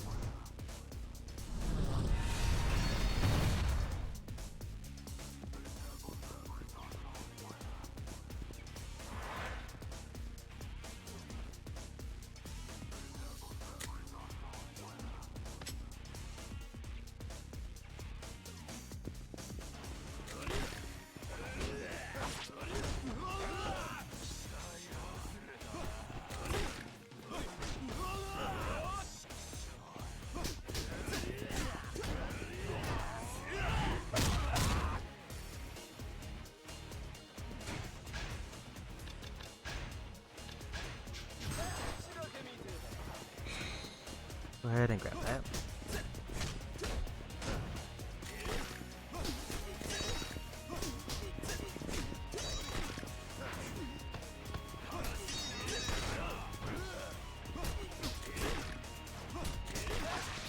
Really need to get rid of gun guy.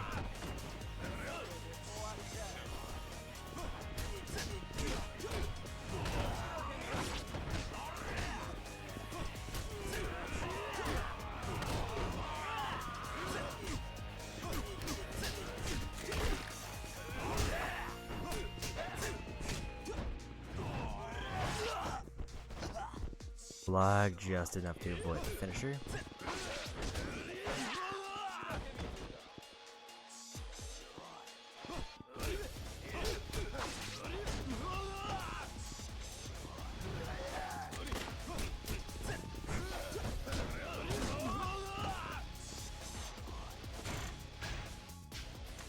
And to go to items.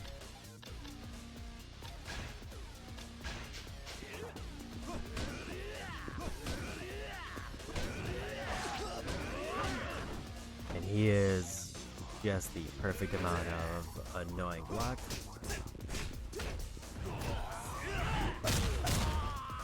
Also got a lot of health.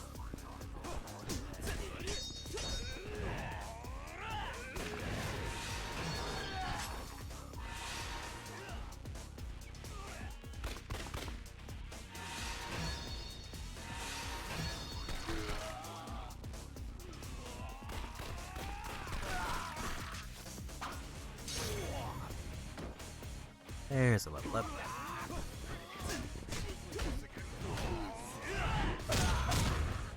There's another level up.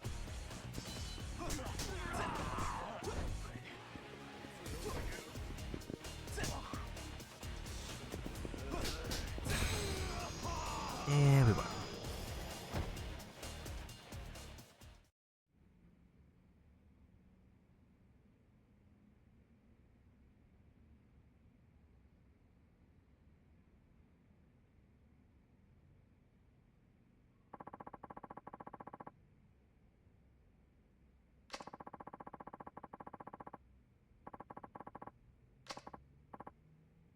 Yeah.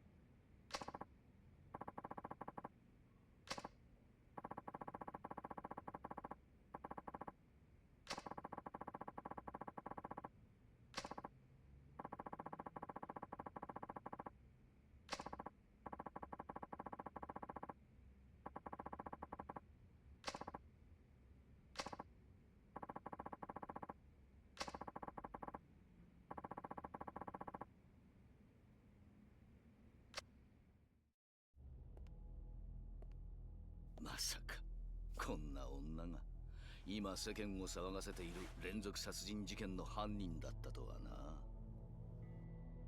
どうして柴田組の関係者ばかりを狙ったんだ？仕方なかったんです。1億なんて用意できると思わなかったから。何おかしなこと言ってるんだ。なるほど、なかなかいい女だ。これなら男は色仕掛けに引っかかるってわけか。柴田組長、もういいでしょう。この女が柴田組の関係者を殺して回っていたことは確かです。殺してしまいましょう。私の方で始末しておきます。まあ待て。組長、俺はな、どうしてこの女がうちの連中を殺して回ったのか知りたいんだよ。それに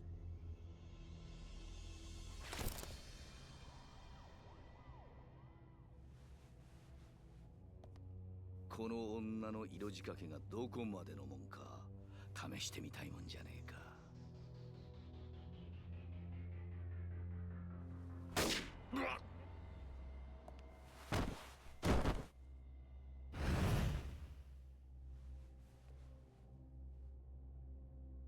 あんたはもう用済みだ。どういうことだ？荒井。心配しないでください。これも計画のうちなんですから。この女の仕事は終わってない。まだ必要なんですよ、我々にはね。我々だと？ええ、そうです。私と桂木さん、それにあと数名の協力者にとってね。お前桂木の方に寝返ったのか？柴田さん、勘違いしないでください。私は花から柴田組と組んでいるつもりはない。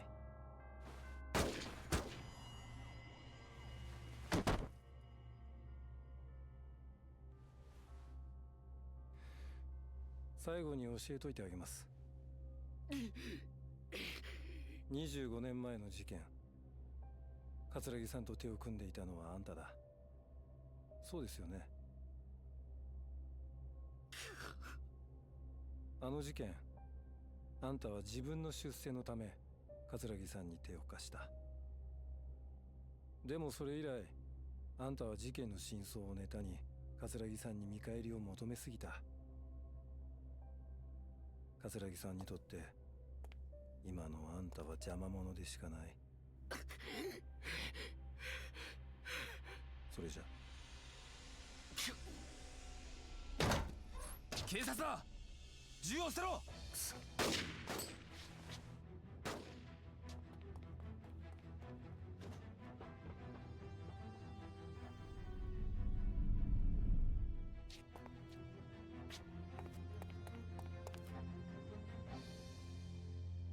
おい、しっかりしろ。25年前、上野義治の襲撃事件を仕組んだのはあんたなのか？あの事件にはどんな裏があるんだ？おい柴田、しっかりしろ！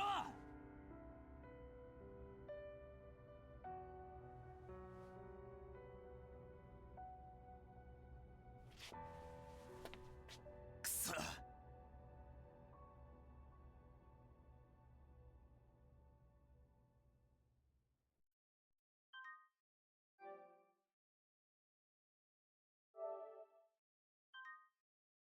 And first chapter of his story done.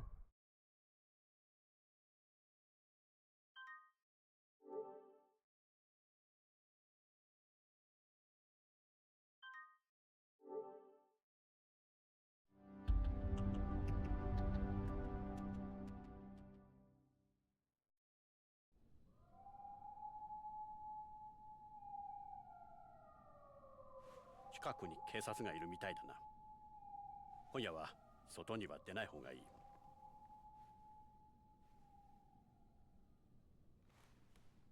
この店は俺がアジトのように使ってる店だ。警察とは繋がってない。安心しろ。どうしてん？どうして私のことかくまうようなこと。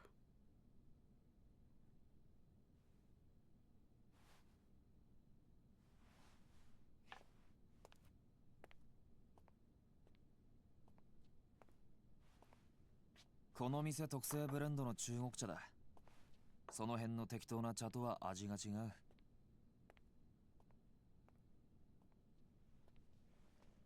とりあえずそれでも飲んで落ち着け。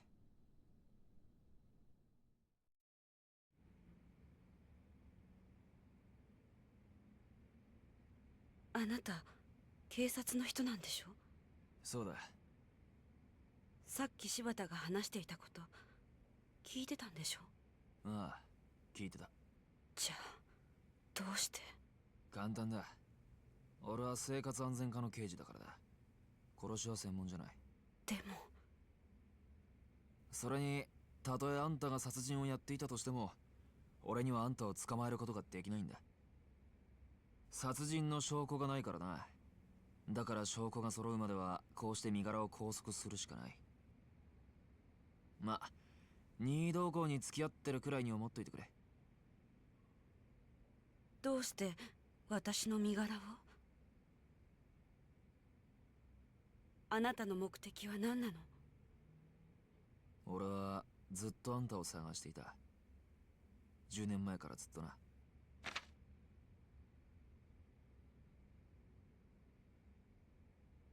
今から25年前、1985年4月30日、あんたは俺の親父と会う予定になっていた。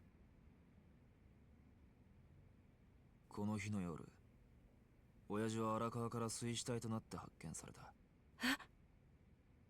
冴島靖子さん、刑事としてじゃない、父親を殺された一人の男としてあんたに聞きたい。あの日あんたと親父は何を話したんだ？教えてくれ。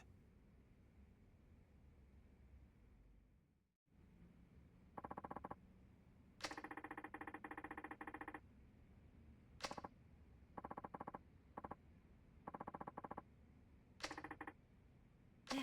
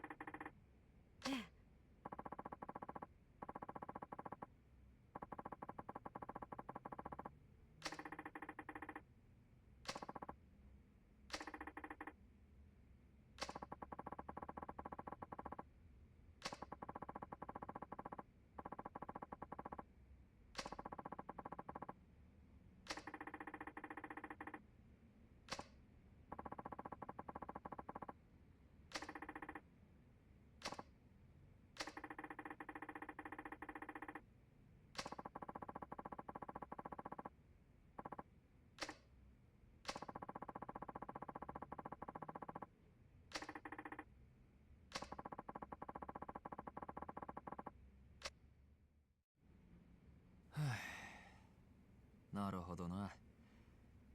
これで一つ見えてきたな。25年前の事件、桂木と柴田は裏で繋がっていた。おそらく柴田は25年前のことを餌に今も桂木を脅していた。だから桂木と協力関係にあった新井に殺された。冴島大河が行った上野義治襲撃事件にはもっと裏があるはずだ。問題はどうしてあの新井が桂木と手を組んだのかだ。まさかこの前起こったあの抗争事件ってのも？ああ、最初から仕組まれたもんだった可能性が高い。あの25年前の事件と同じようにな。桂木に鎌をかけよう。え？新井ってやつの話じゃ、桂木はまだあんたを必要としている。あんたの身柄を餌にして交渉すれば桂木も取り合わないわけにはいかない。ちょっとまーちゃん、でもそれじゃこの人の身が。何も本当に身柄を渡すわけじゃない。向こうはこの人の居場所が知りたいだけだ。身の安全は保証する。どうだ、それでいいだろ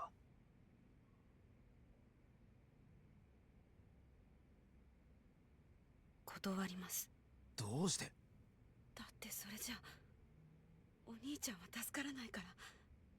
私には桂木の証言が必要なの。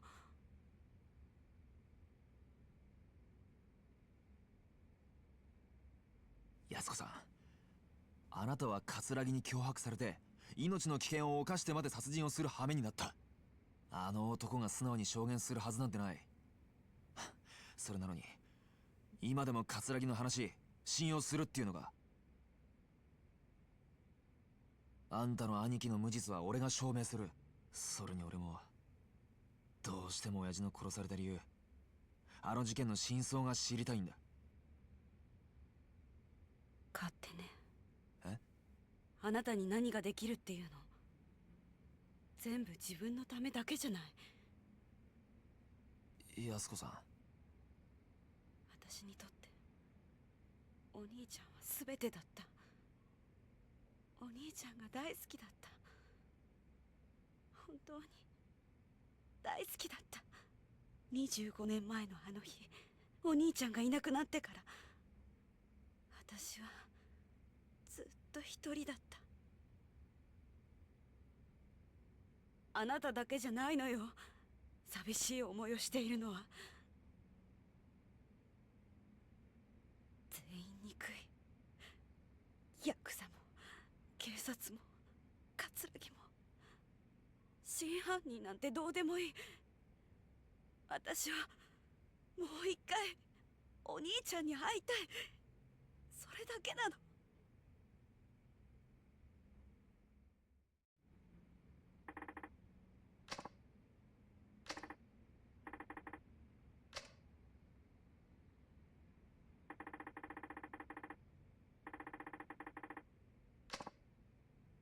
なあ、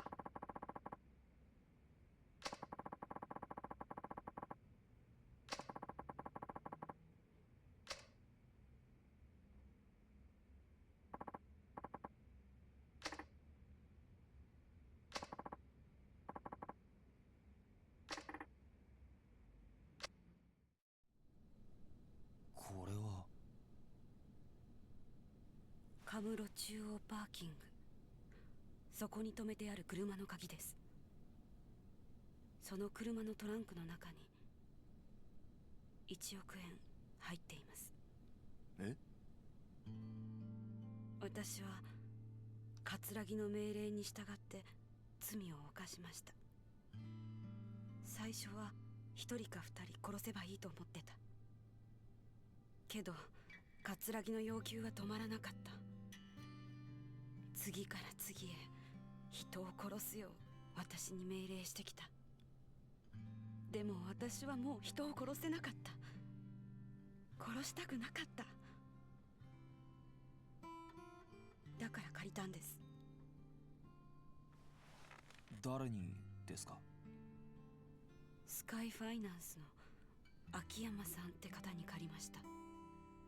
スカイファイナンス。そのお金はあなたに預けます。もし桂木がその1億円で兄の無実を証言してくれると言ったら、そのお金を渡してください。それはわかるんですが、どうして私に？私は今から沖縄に行きます。今からですか？あさってが兄の死刑執行日なんです。兄が前にいた東京刑務所の刑務官の方が教えてくれました。お兄さん、今沖縄の刑務所に？はい、つい先日移送されたみたいです。あくまで内密にということで教えてくれました。多分私が25年間毎日面会に通い続けたからですね。結局一度も会えませんでしたけど。25年間毎日。もう時間がないんです。だからもし死刑執行が止められなかった時は、せめてお兄ちゃんの近くにいたい。私は谷村さんを信じるしかありません。どうか兄のことよろしくお願いします。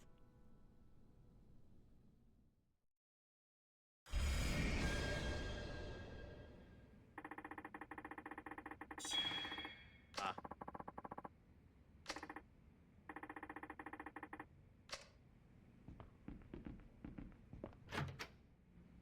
Let's quickly take a peek at our stats and throw in a save.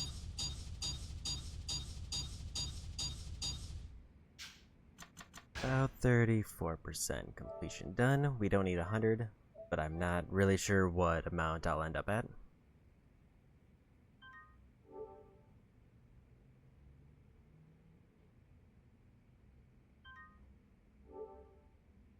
I would really like to get... Need a hydration redeem.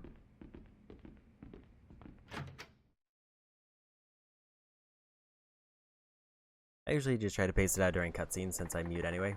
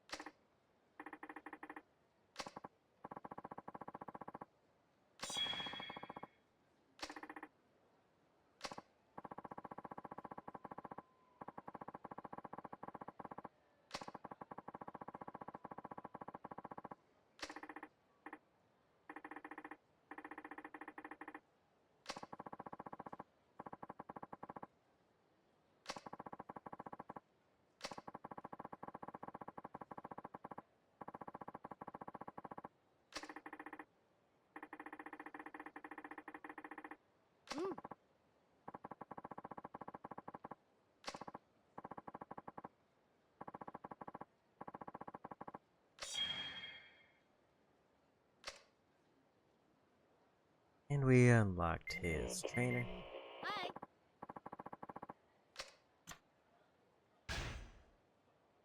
I'm assuming he gets, like, added heat actions to his parry, which are usually the most, like, some of the more broken abilities.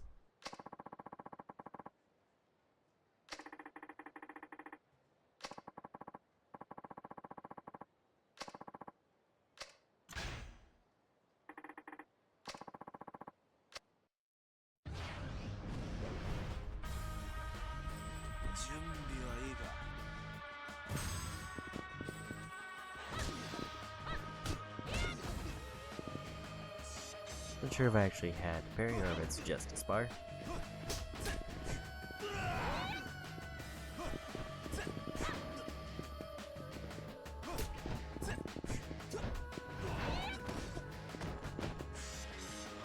The little bonk.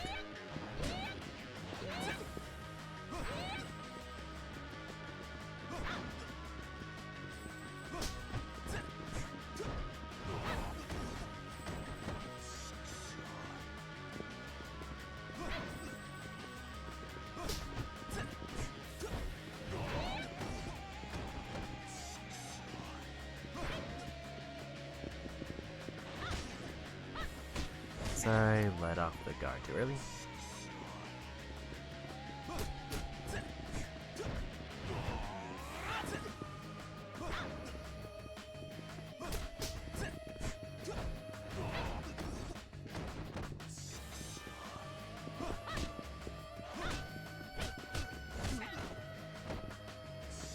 I should check if I do have more abilities.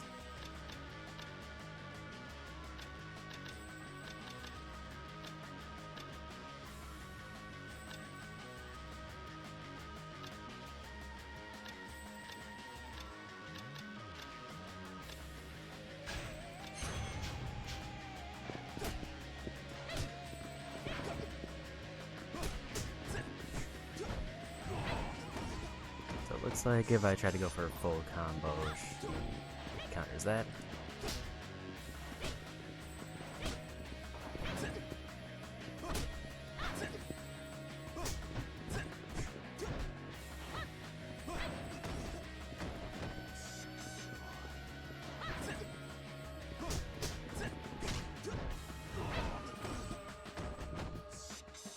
I think in terms of just health, this is a problem.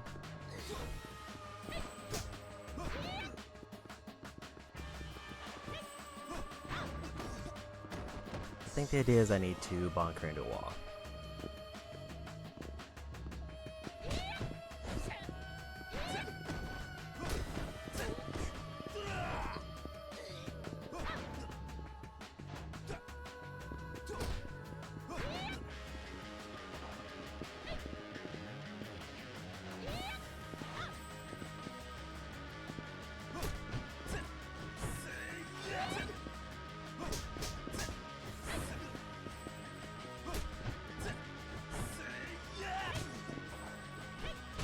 Rough stun.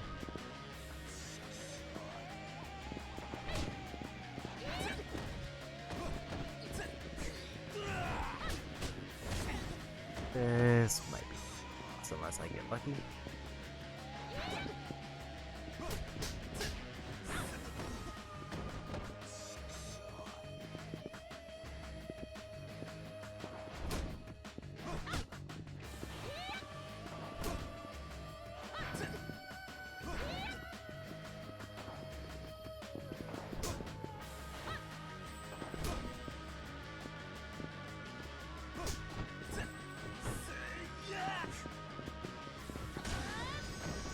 And the jump kick. Got pretty close. Also, should have probably checked if I had more ability points.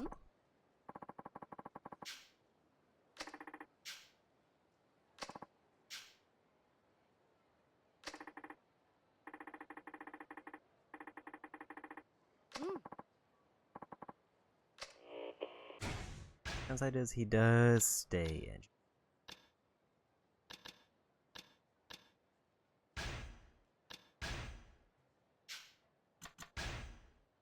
I do have a lot of points I did not spend.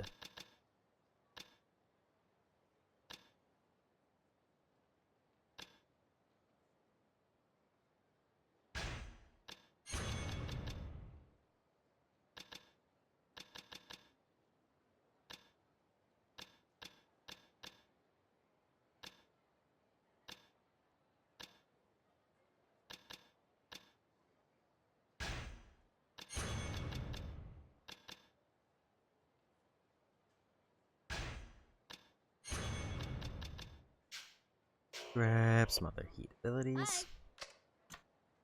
We'll try again.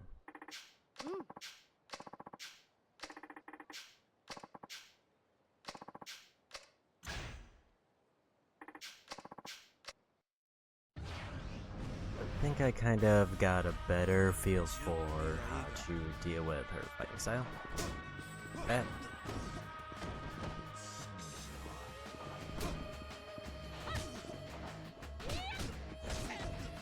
Both parry, and then I'm usually the one who drops it first.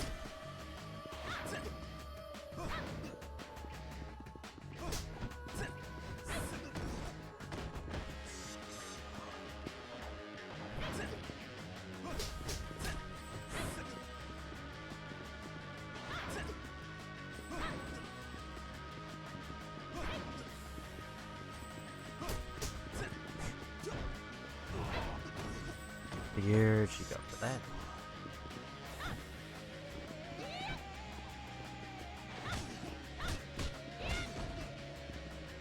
Yeah, it seems like the B's method in general would be to try to go for charges, but she does block those occasionally.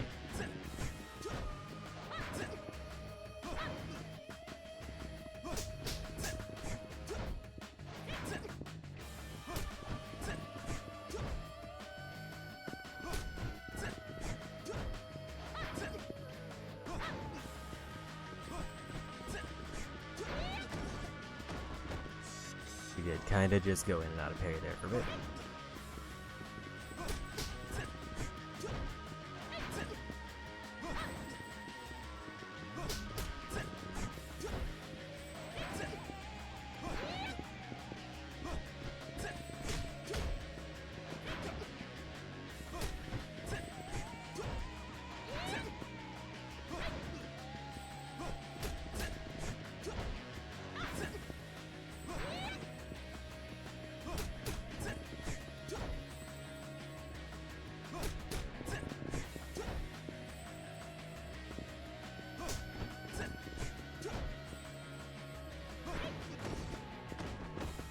Here, she had to go for that eventually, but I was getting enough chip damage that I just wanted to defend.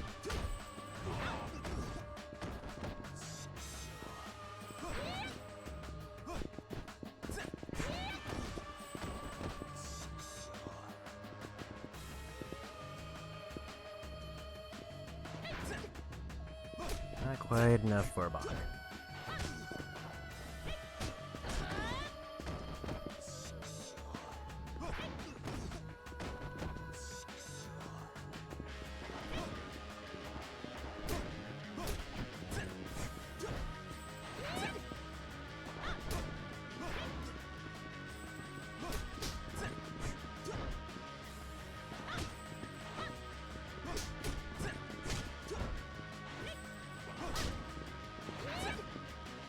Almost won. And we got it.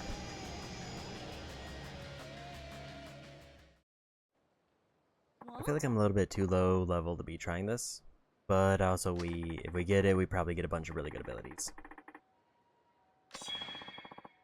Active, parry time increased.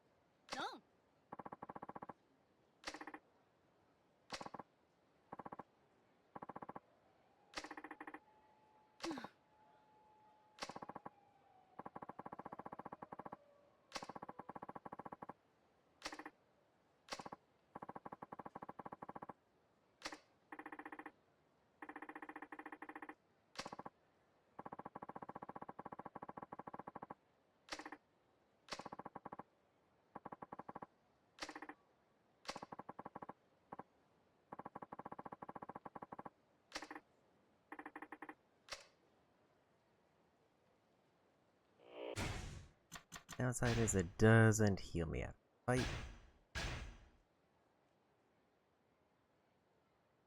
The girl asking for donations in the hotel district. UFO catcher at Club Sega in Theater Square.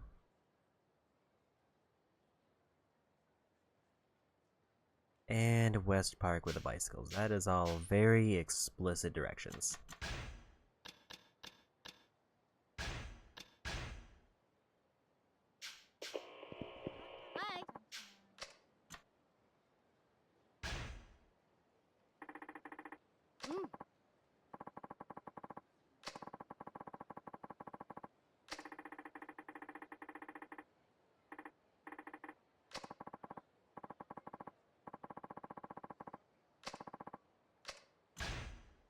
And round 2.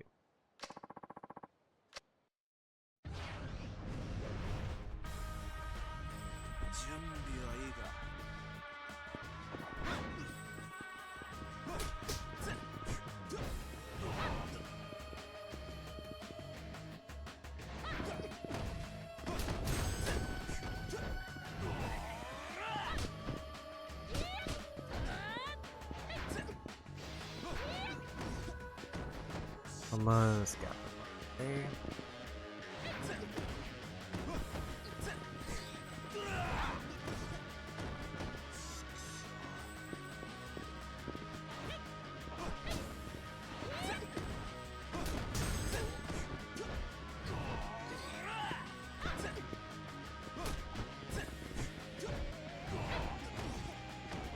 Downside is I probably won't be able to get a finisher easily.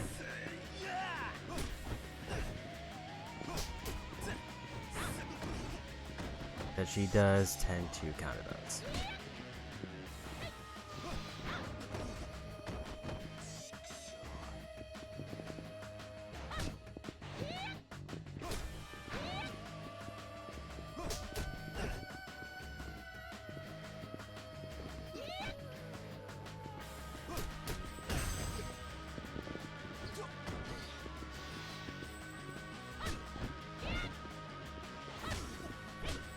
It's kind of weird how like his regard doesn't have the parry effect, it's only if he starts with a guard.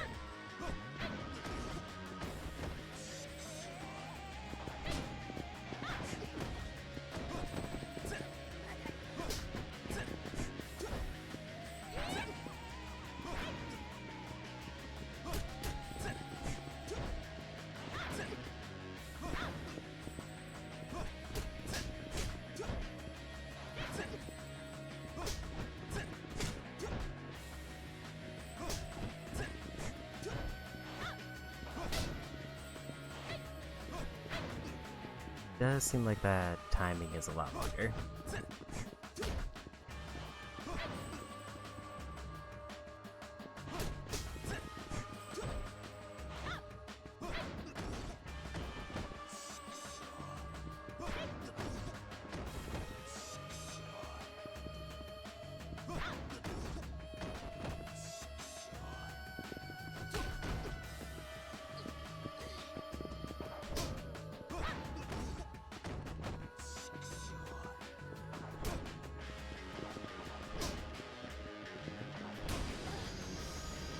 Figured she was low enough health to just go for the quick step hits.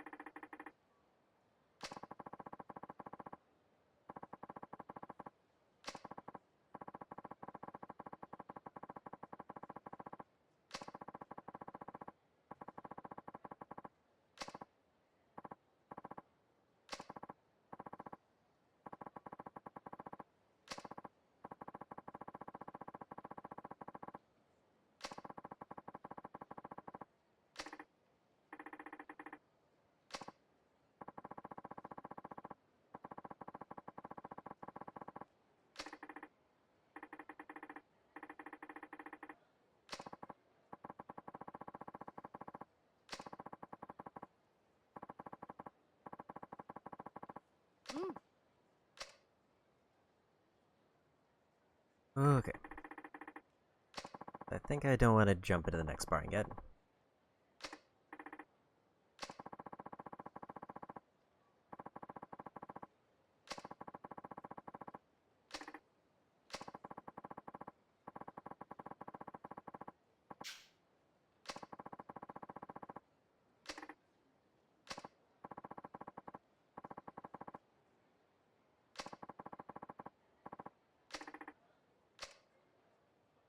I don't really want to dip into my really good healing items just to get through the training matches.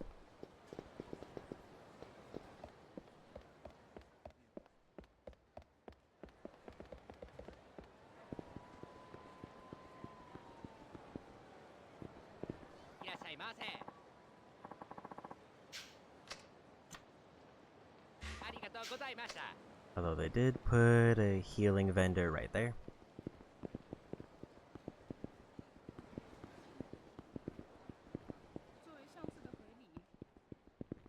Not the easiest area to navigate.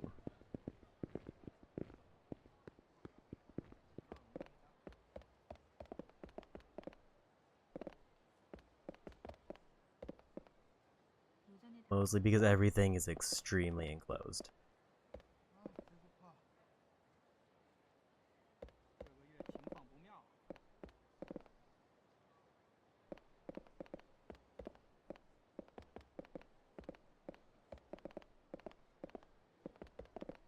Really wanna pick up garbage there.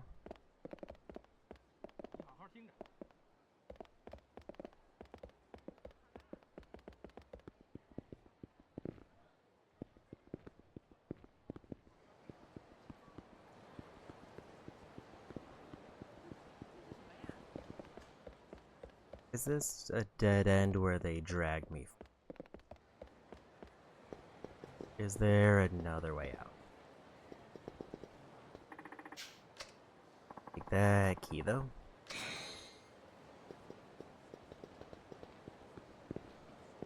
And found 2 sub-stories.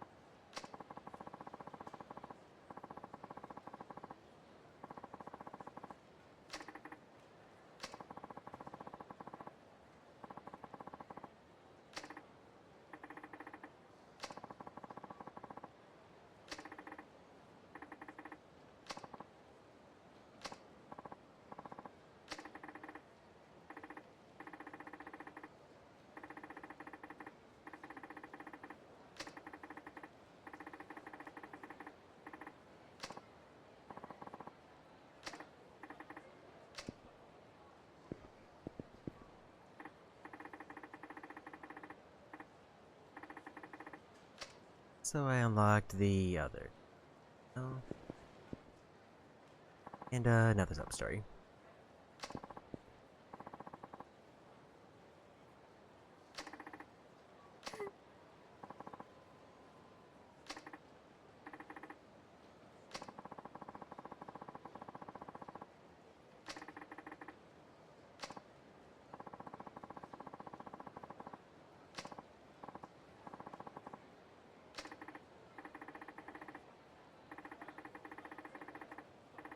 やだ。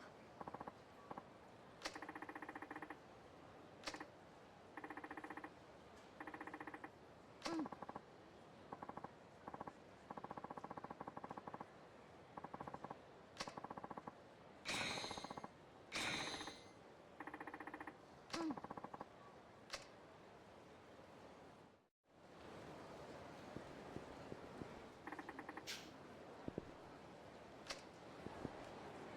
Like I'm logged into the sub-story. There was Senria, I want to say was maybe this... Yeah, it's over there.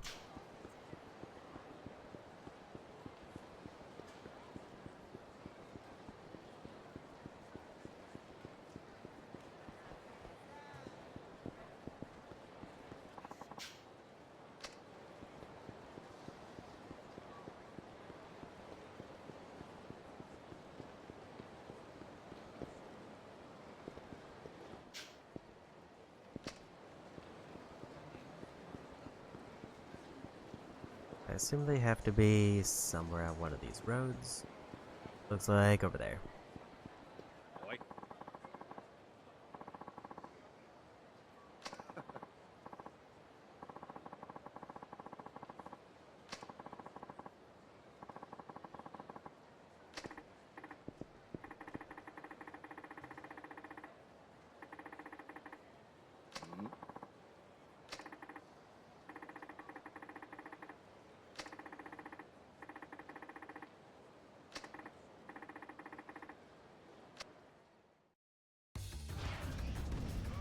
Okay.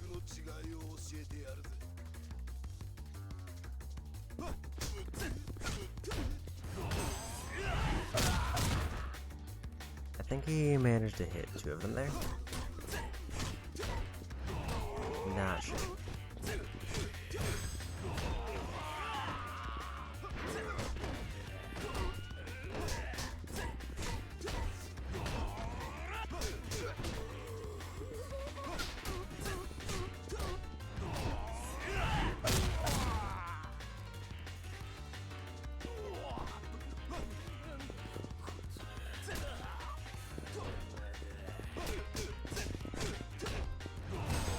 And run.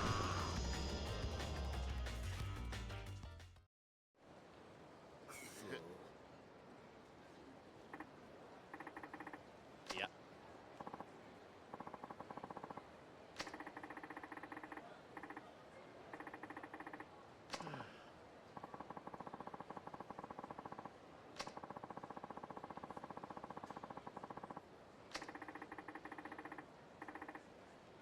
Ah.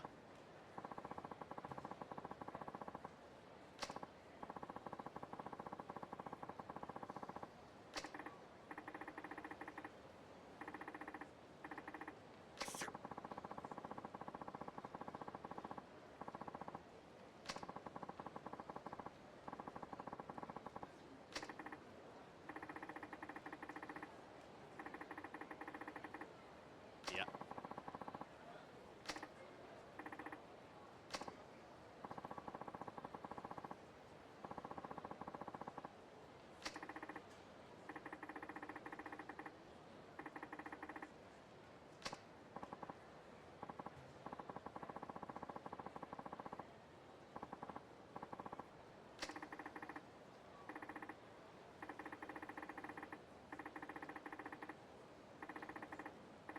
Ah.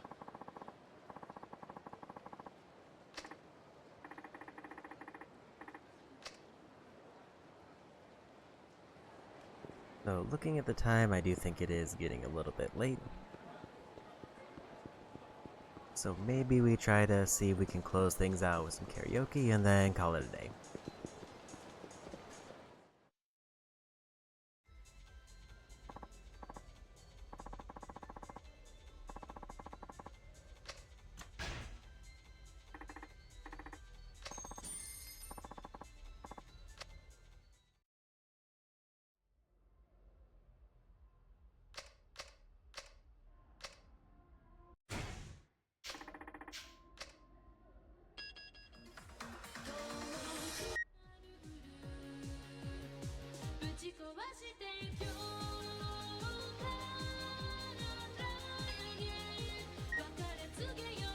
I don't know if I've done this one.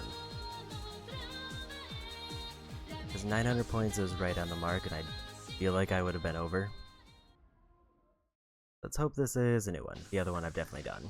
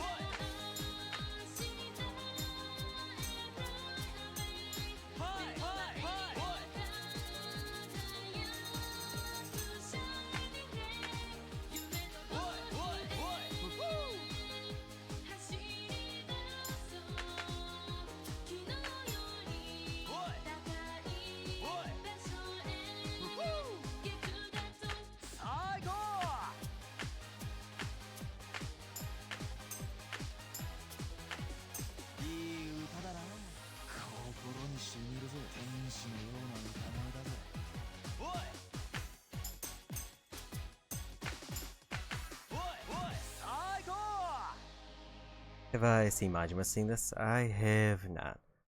And yeah, it's weird when they're just kind of sitting there clapping the machine. As for the difference between Lively and Simple, Lively has more notes. So what that does as far as completion is because you have more notes, you can miss more and still get the high score needed.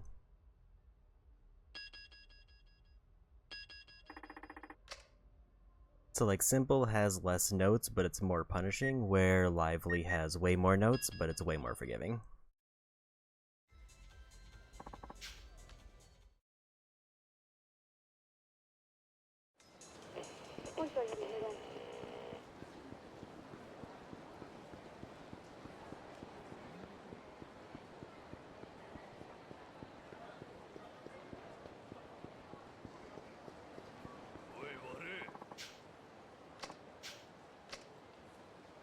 Might try to grab that crime if it's still available, otherwise I'll go for the save. Probably call it there.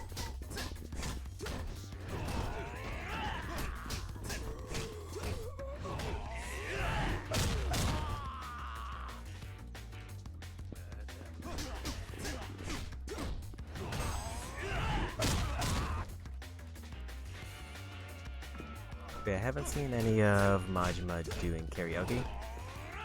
Other than like his Cinderella video, which is the one that's always recommended along with Bakumitai.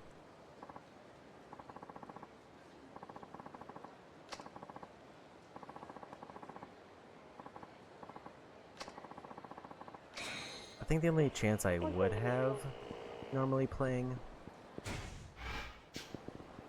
is that in Kiwami 2, there is a period where you play as Majima, but I don't think I did many minigames as him, because none of them were required, and he had very limited funds. Somewhere on the street, unless it... And we found him.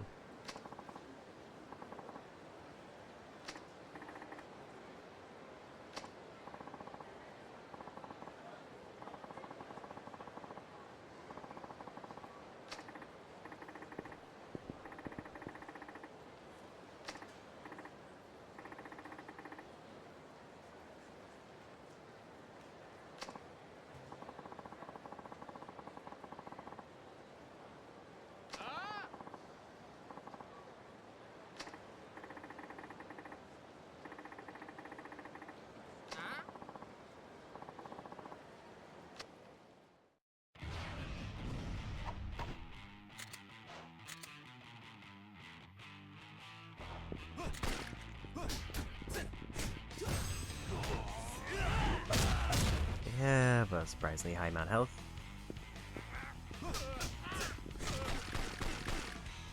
I should get rid of him first, because that's kind of a problem.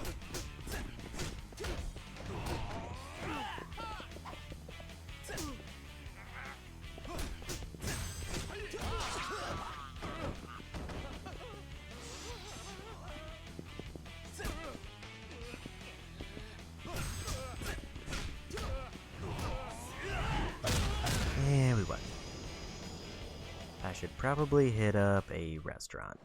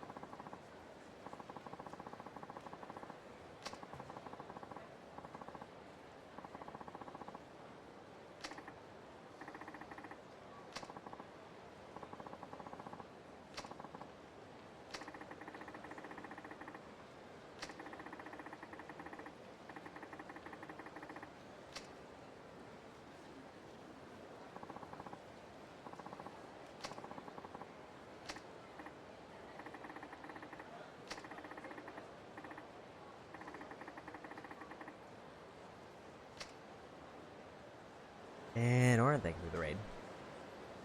What were you up to?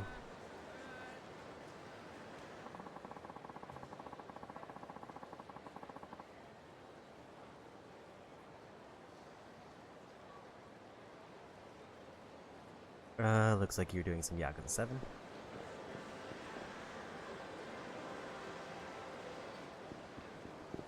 It's going good. Probably getting ready to wrap it up very soon. But managed to finish up a bunch of Saijima stuff and just starting Tanimura. We're about 2 chapters in.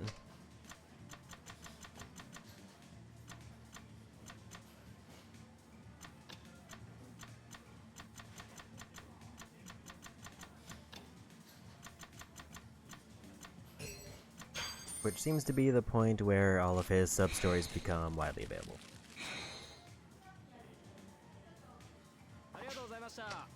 Yeah, just finishing up a random crime event and also did some sparring after unlocking the story event. But I'm actually just about to call it. I was heading for a safe spot until that pop-up started.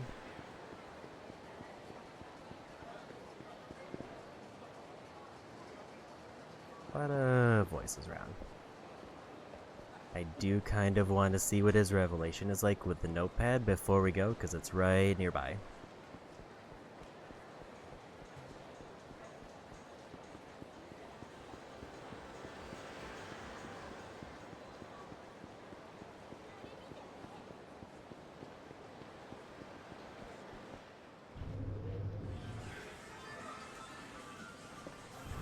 Do I need to be outside to view it? Because I lose camera control in there.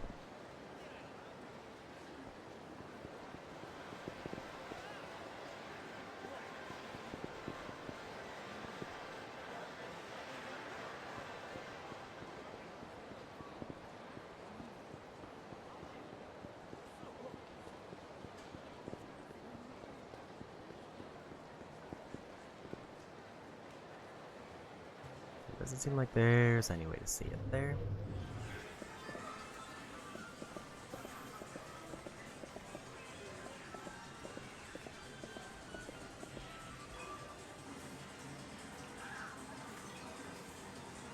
I guess there are...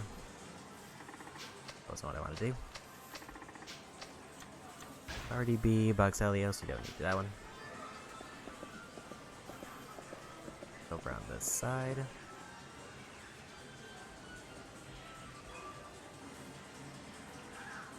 Or do I just need a view of the machine?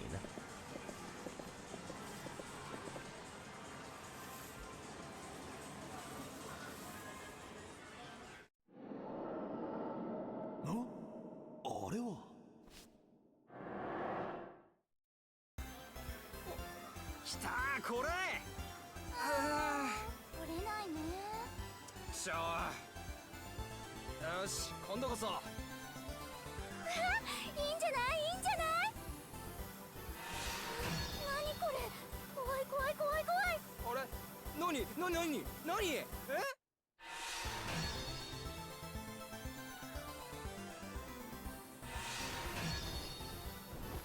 れ、やったー。おお、取れた取れた。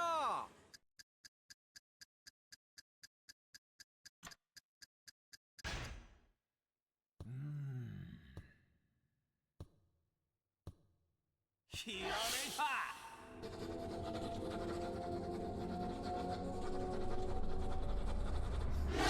我典型を得たり。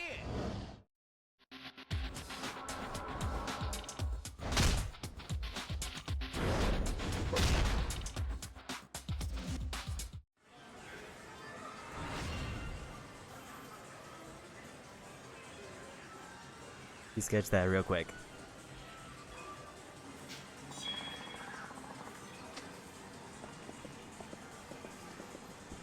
Yeah, we got it. So I think that's probably a good place as any to call it. So let's head back to a safe spot.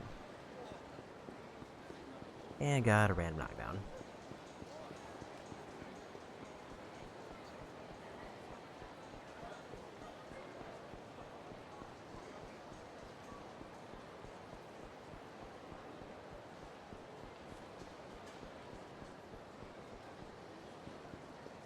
So as soon as I save it, we'll see who is on the raid.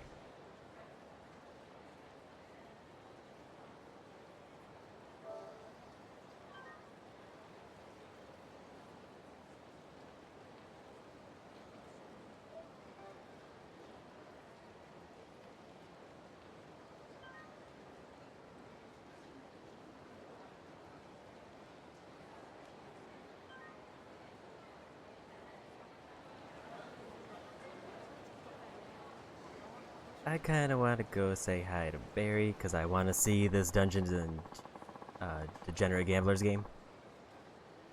Because it's Blackjack Blotcho and that sounds neat.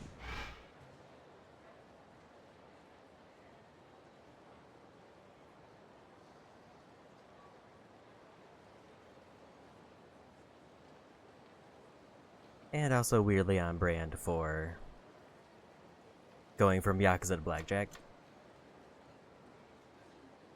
So with that, I might stream tomorrow. It's kind of up in the air because I have tomorrow off. If I do stream, it'll probably be Dragon Ball Z Kakarot.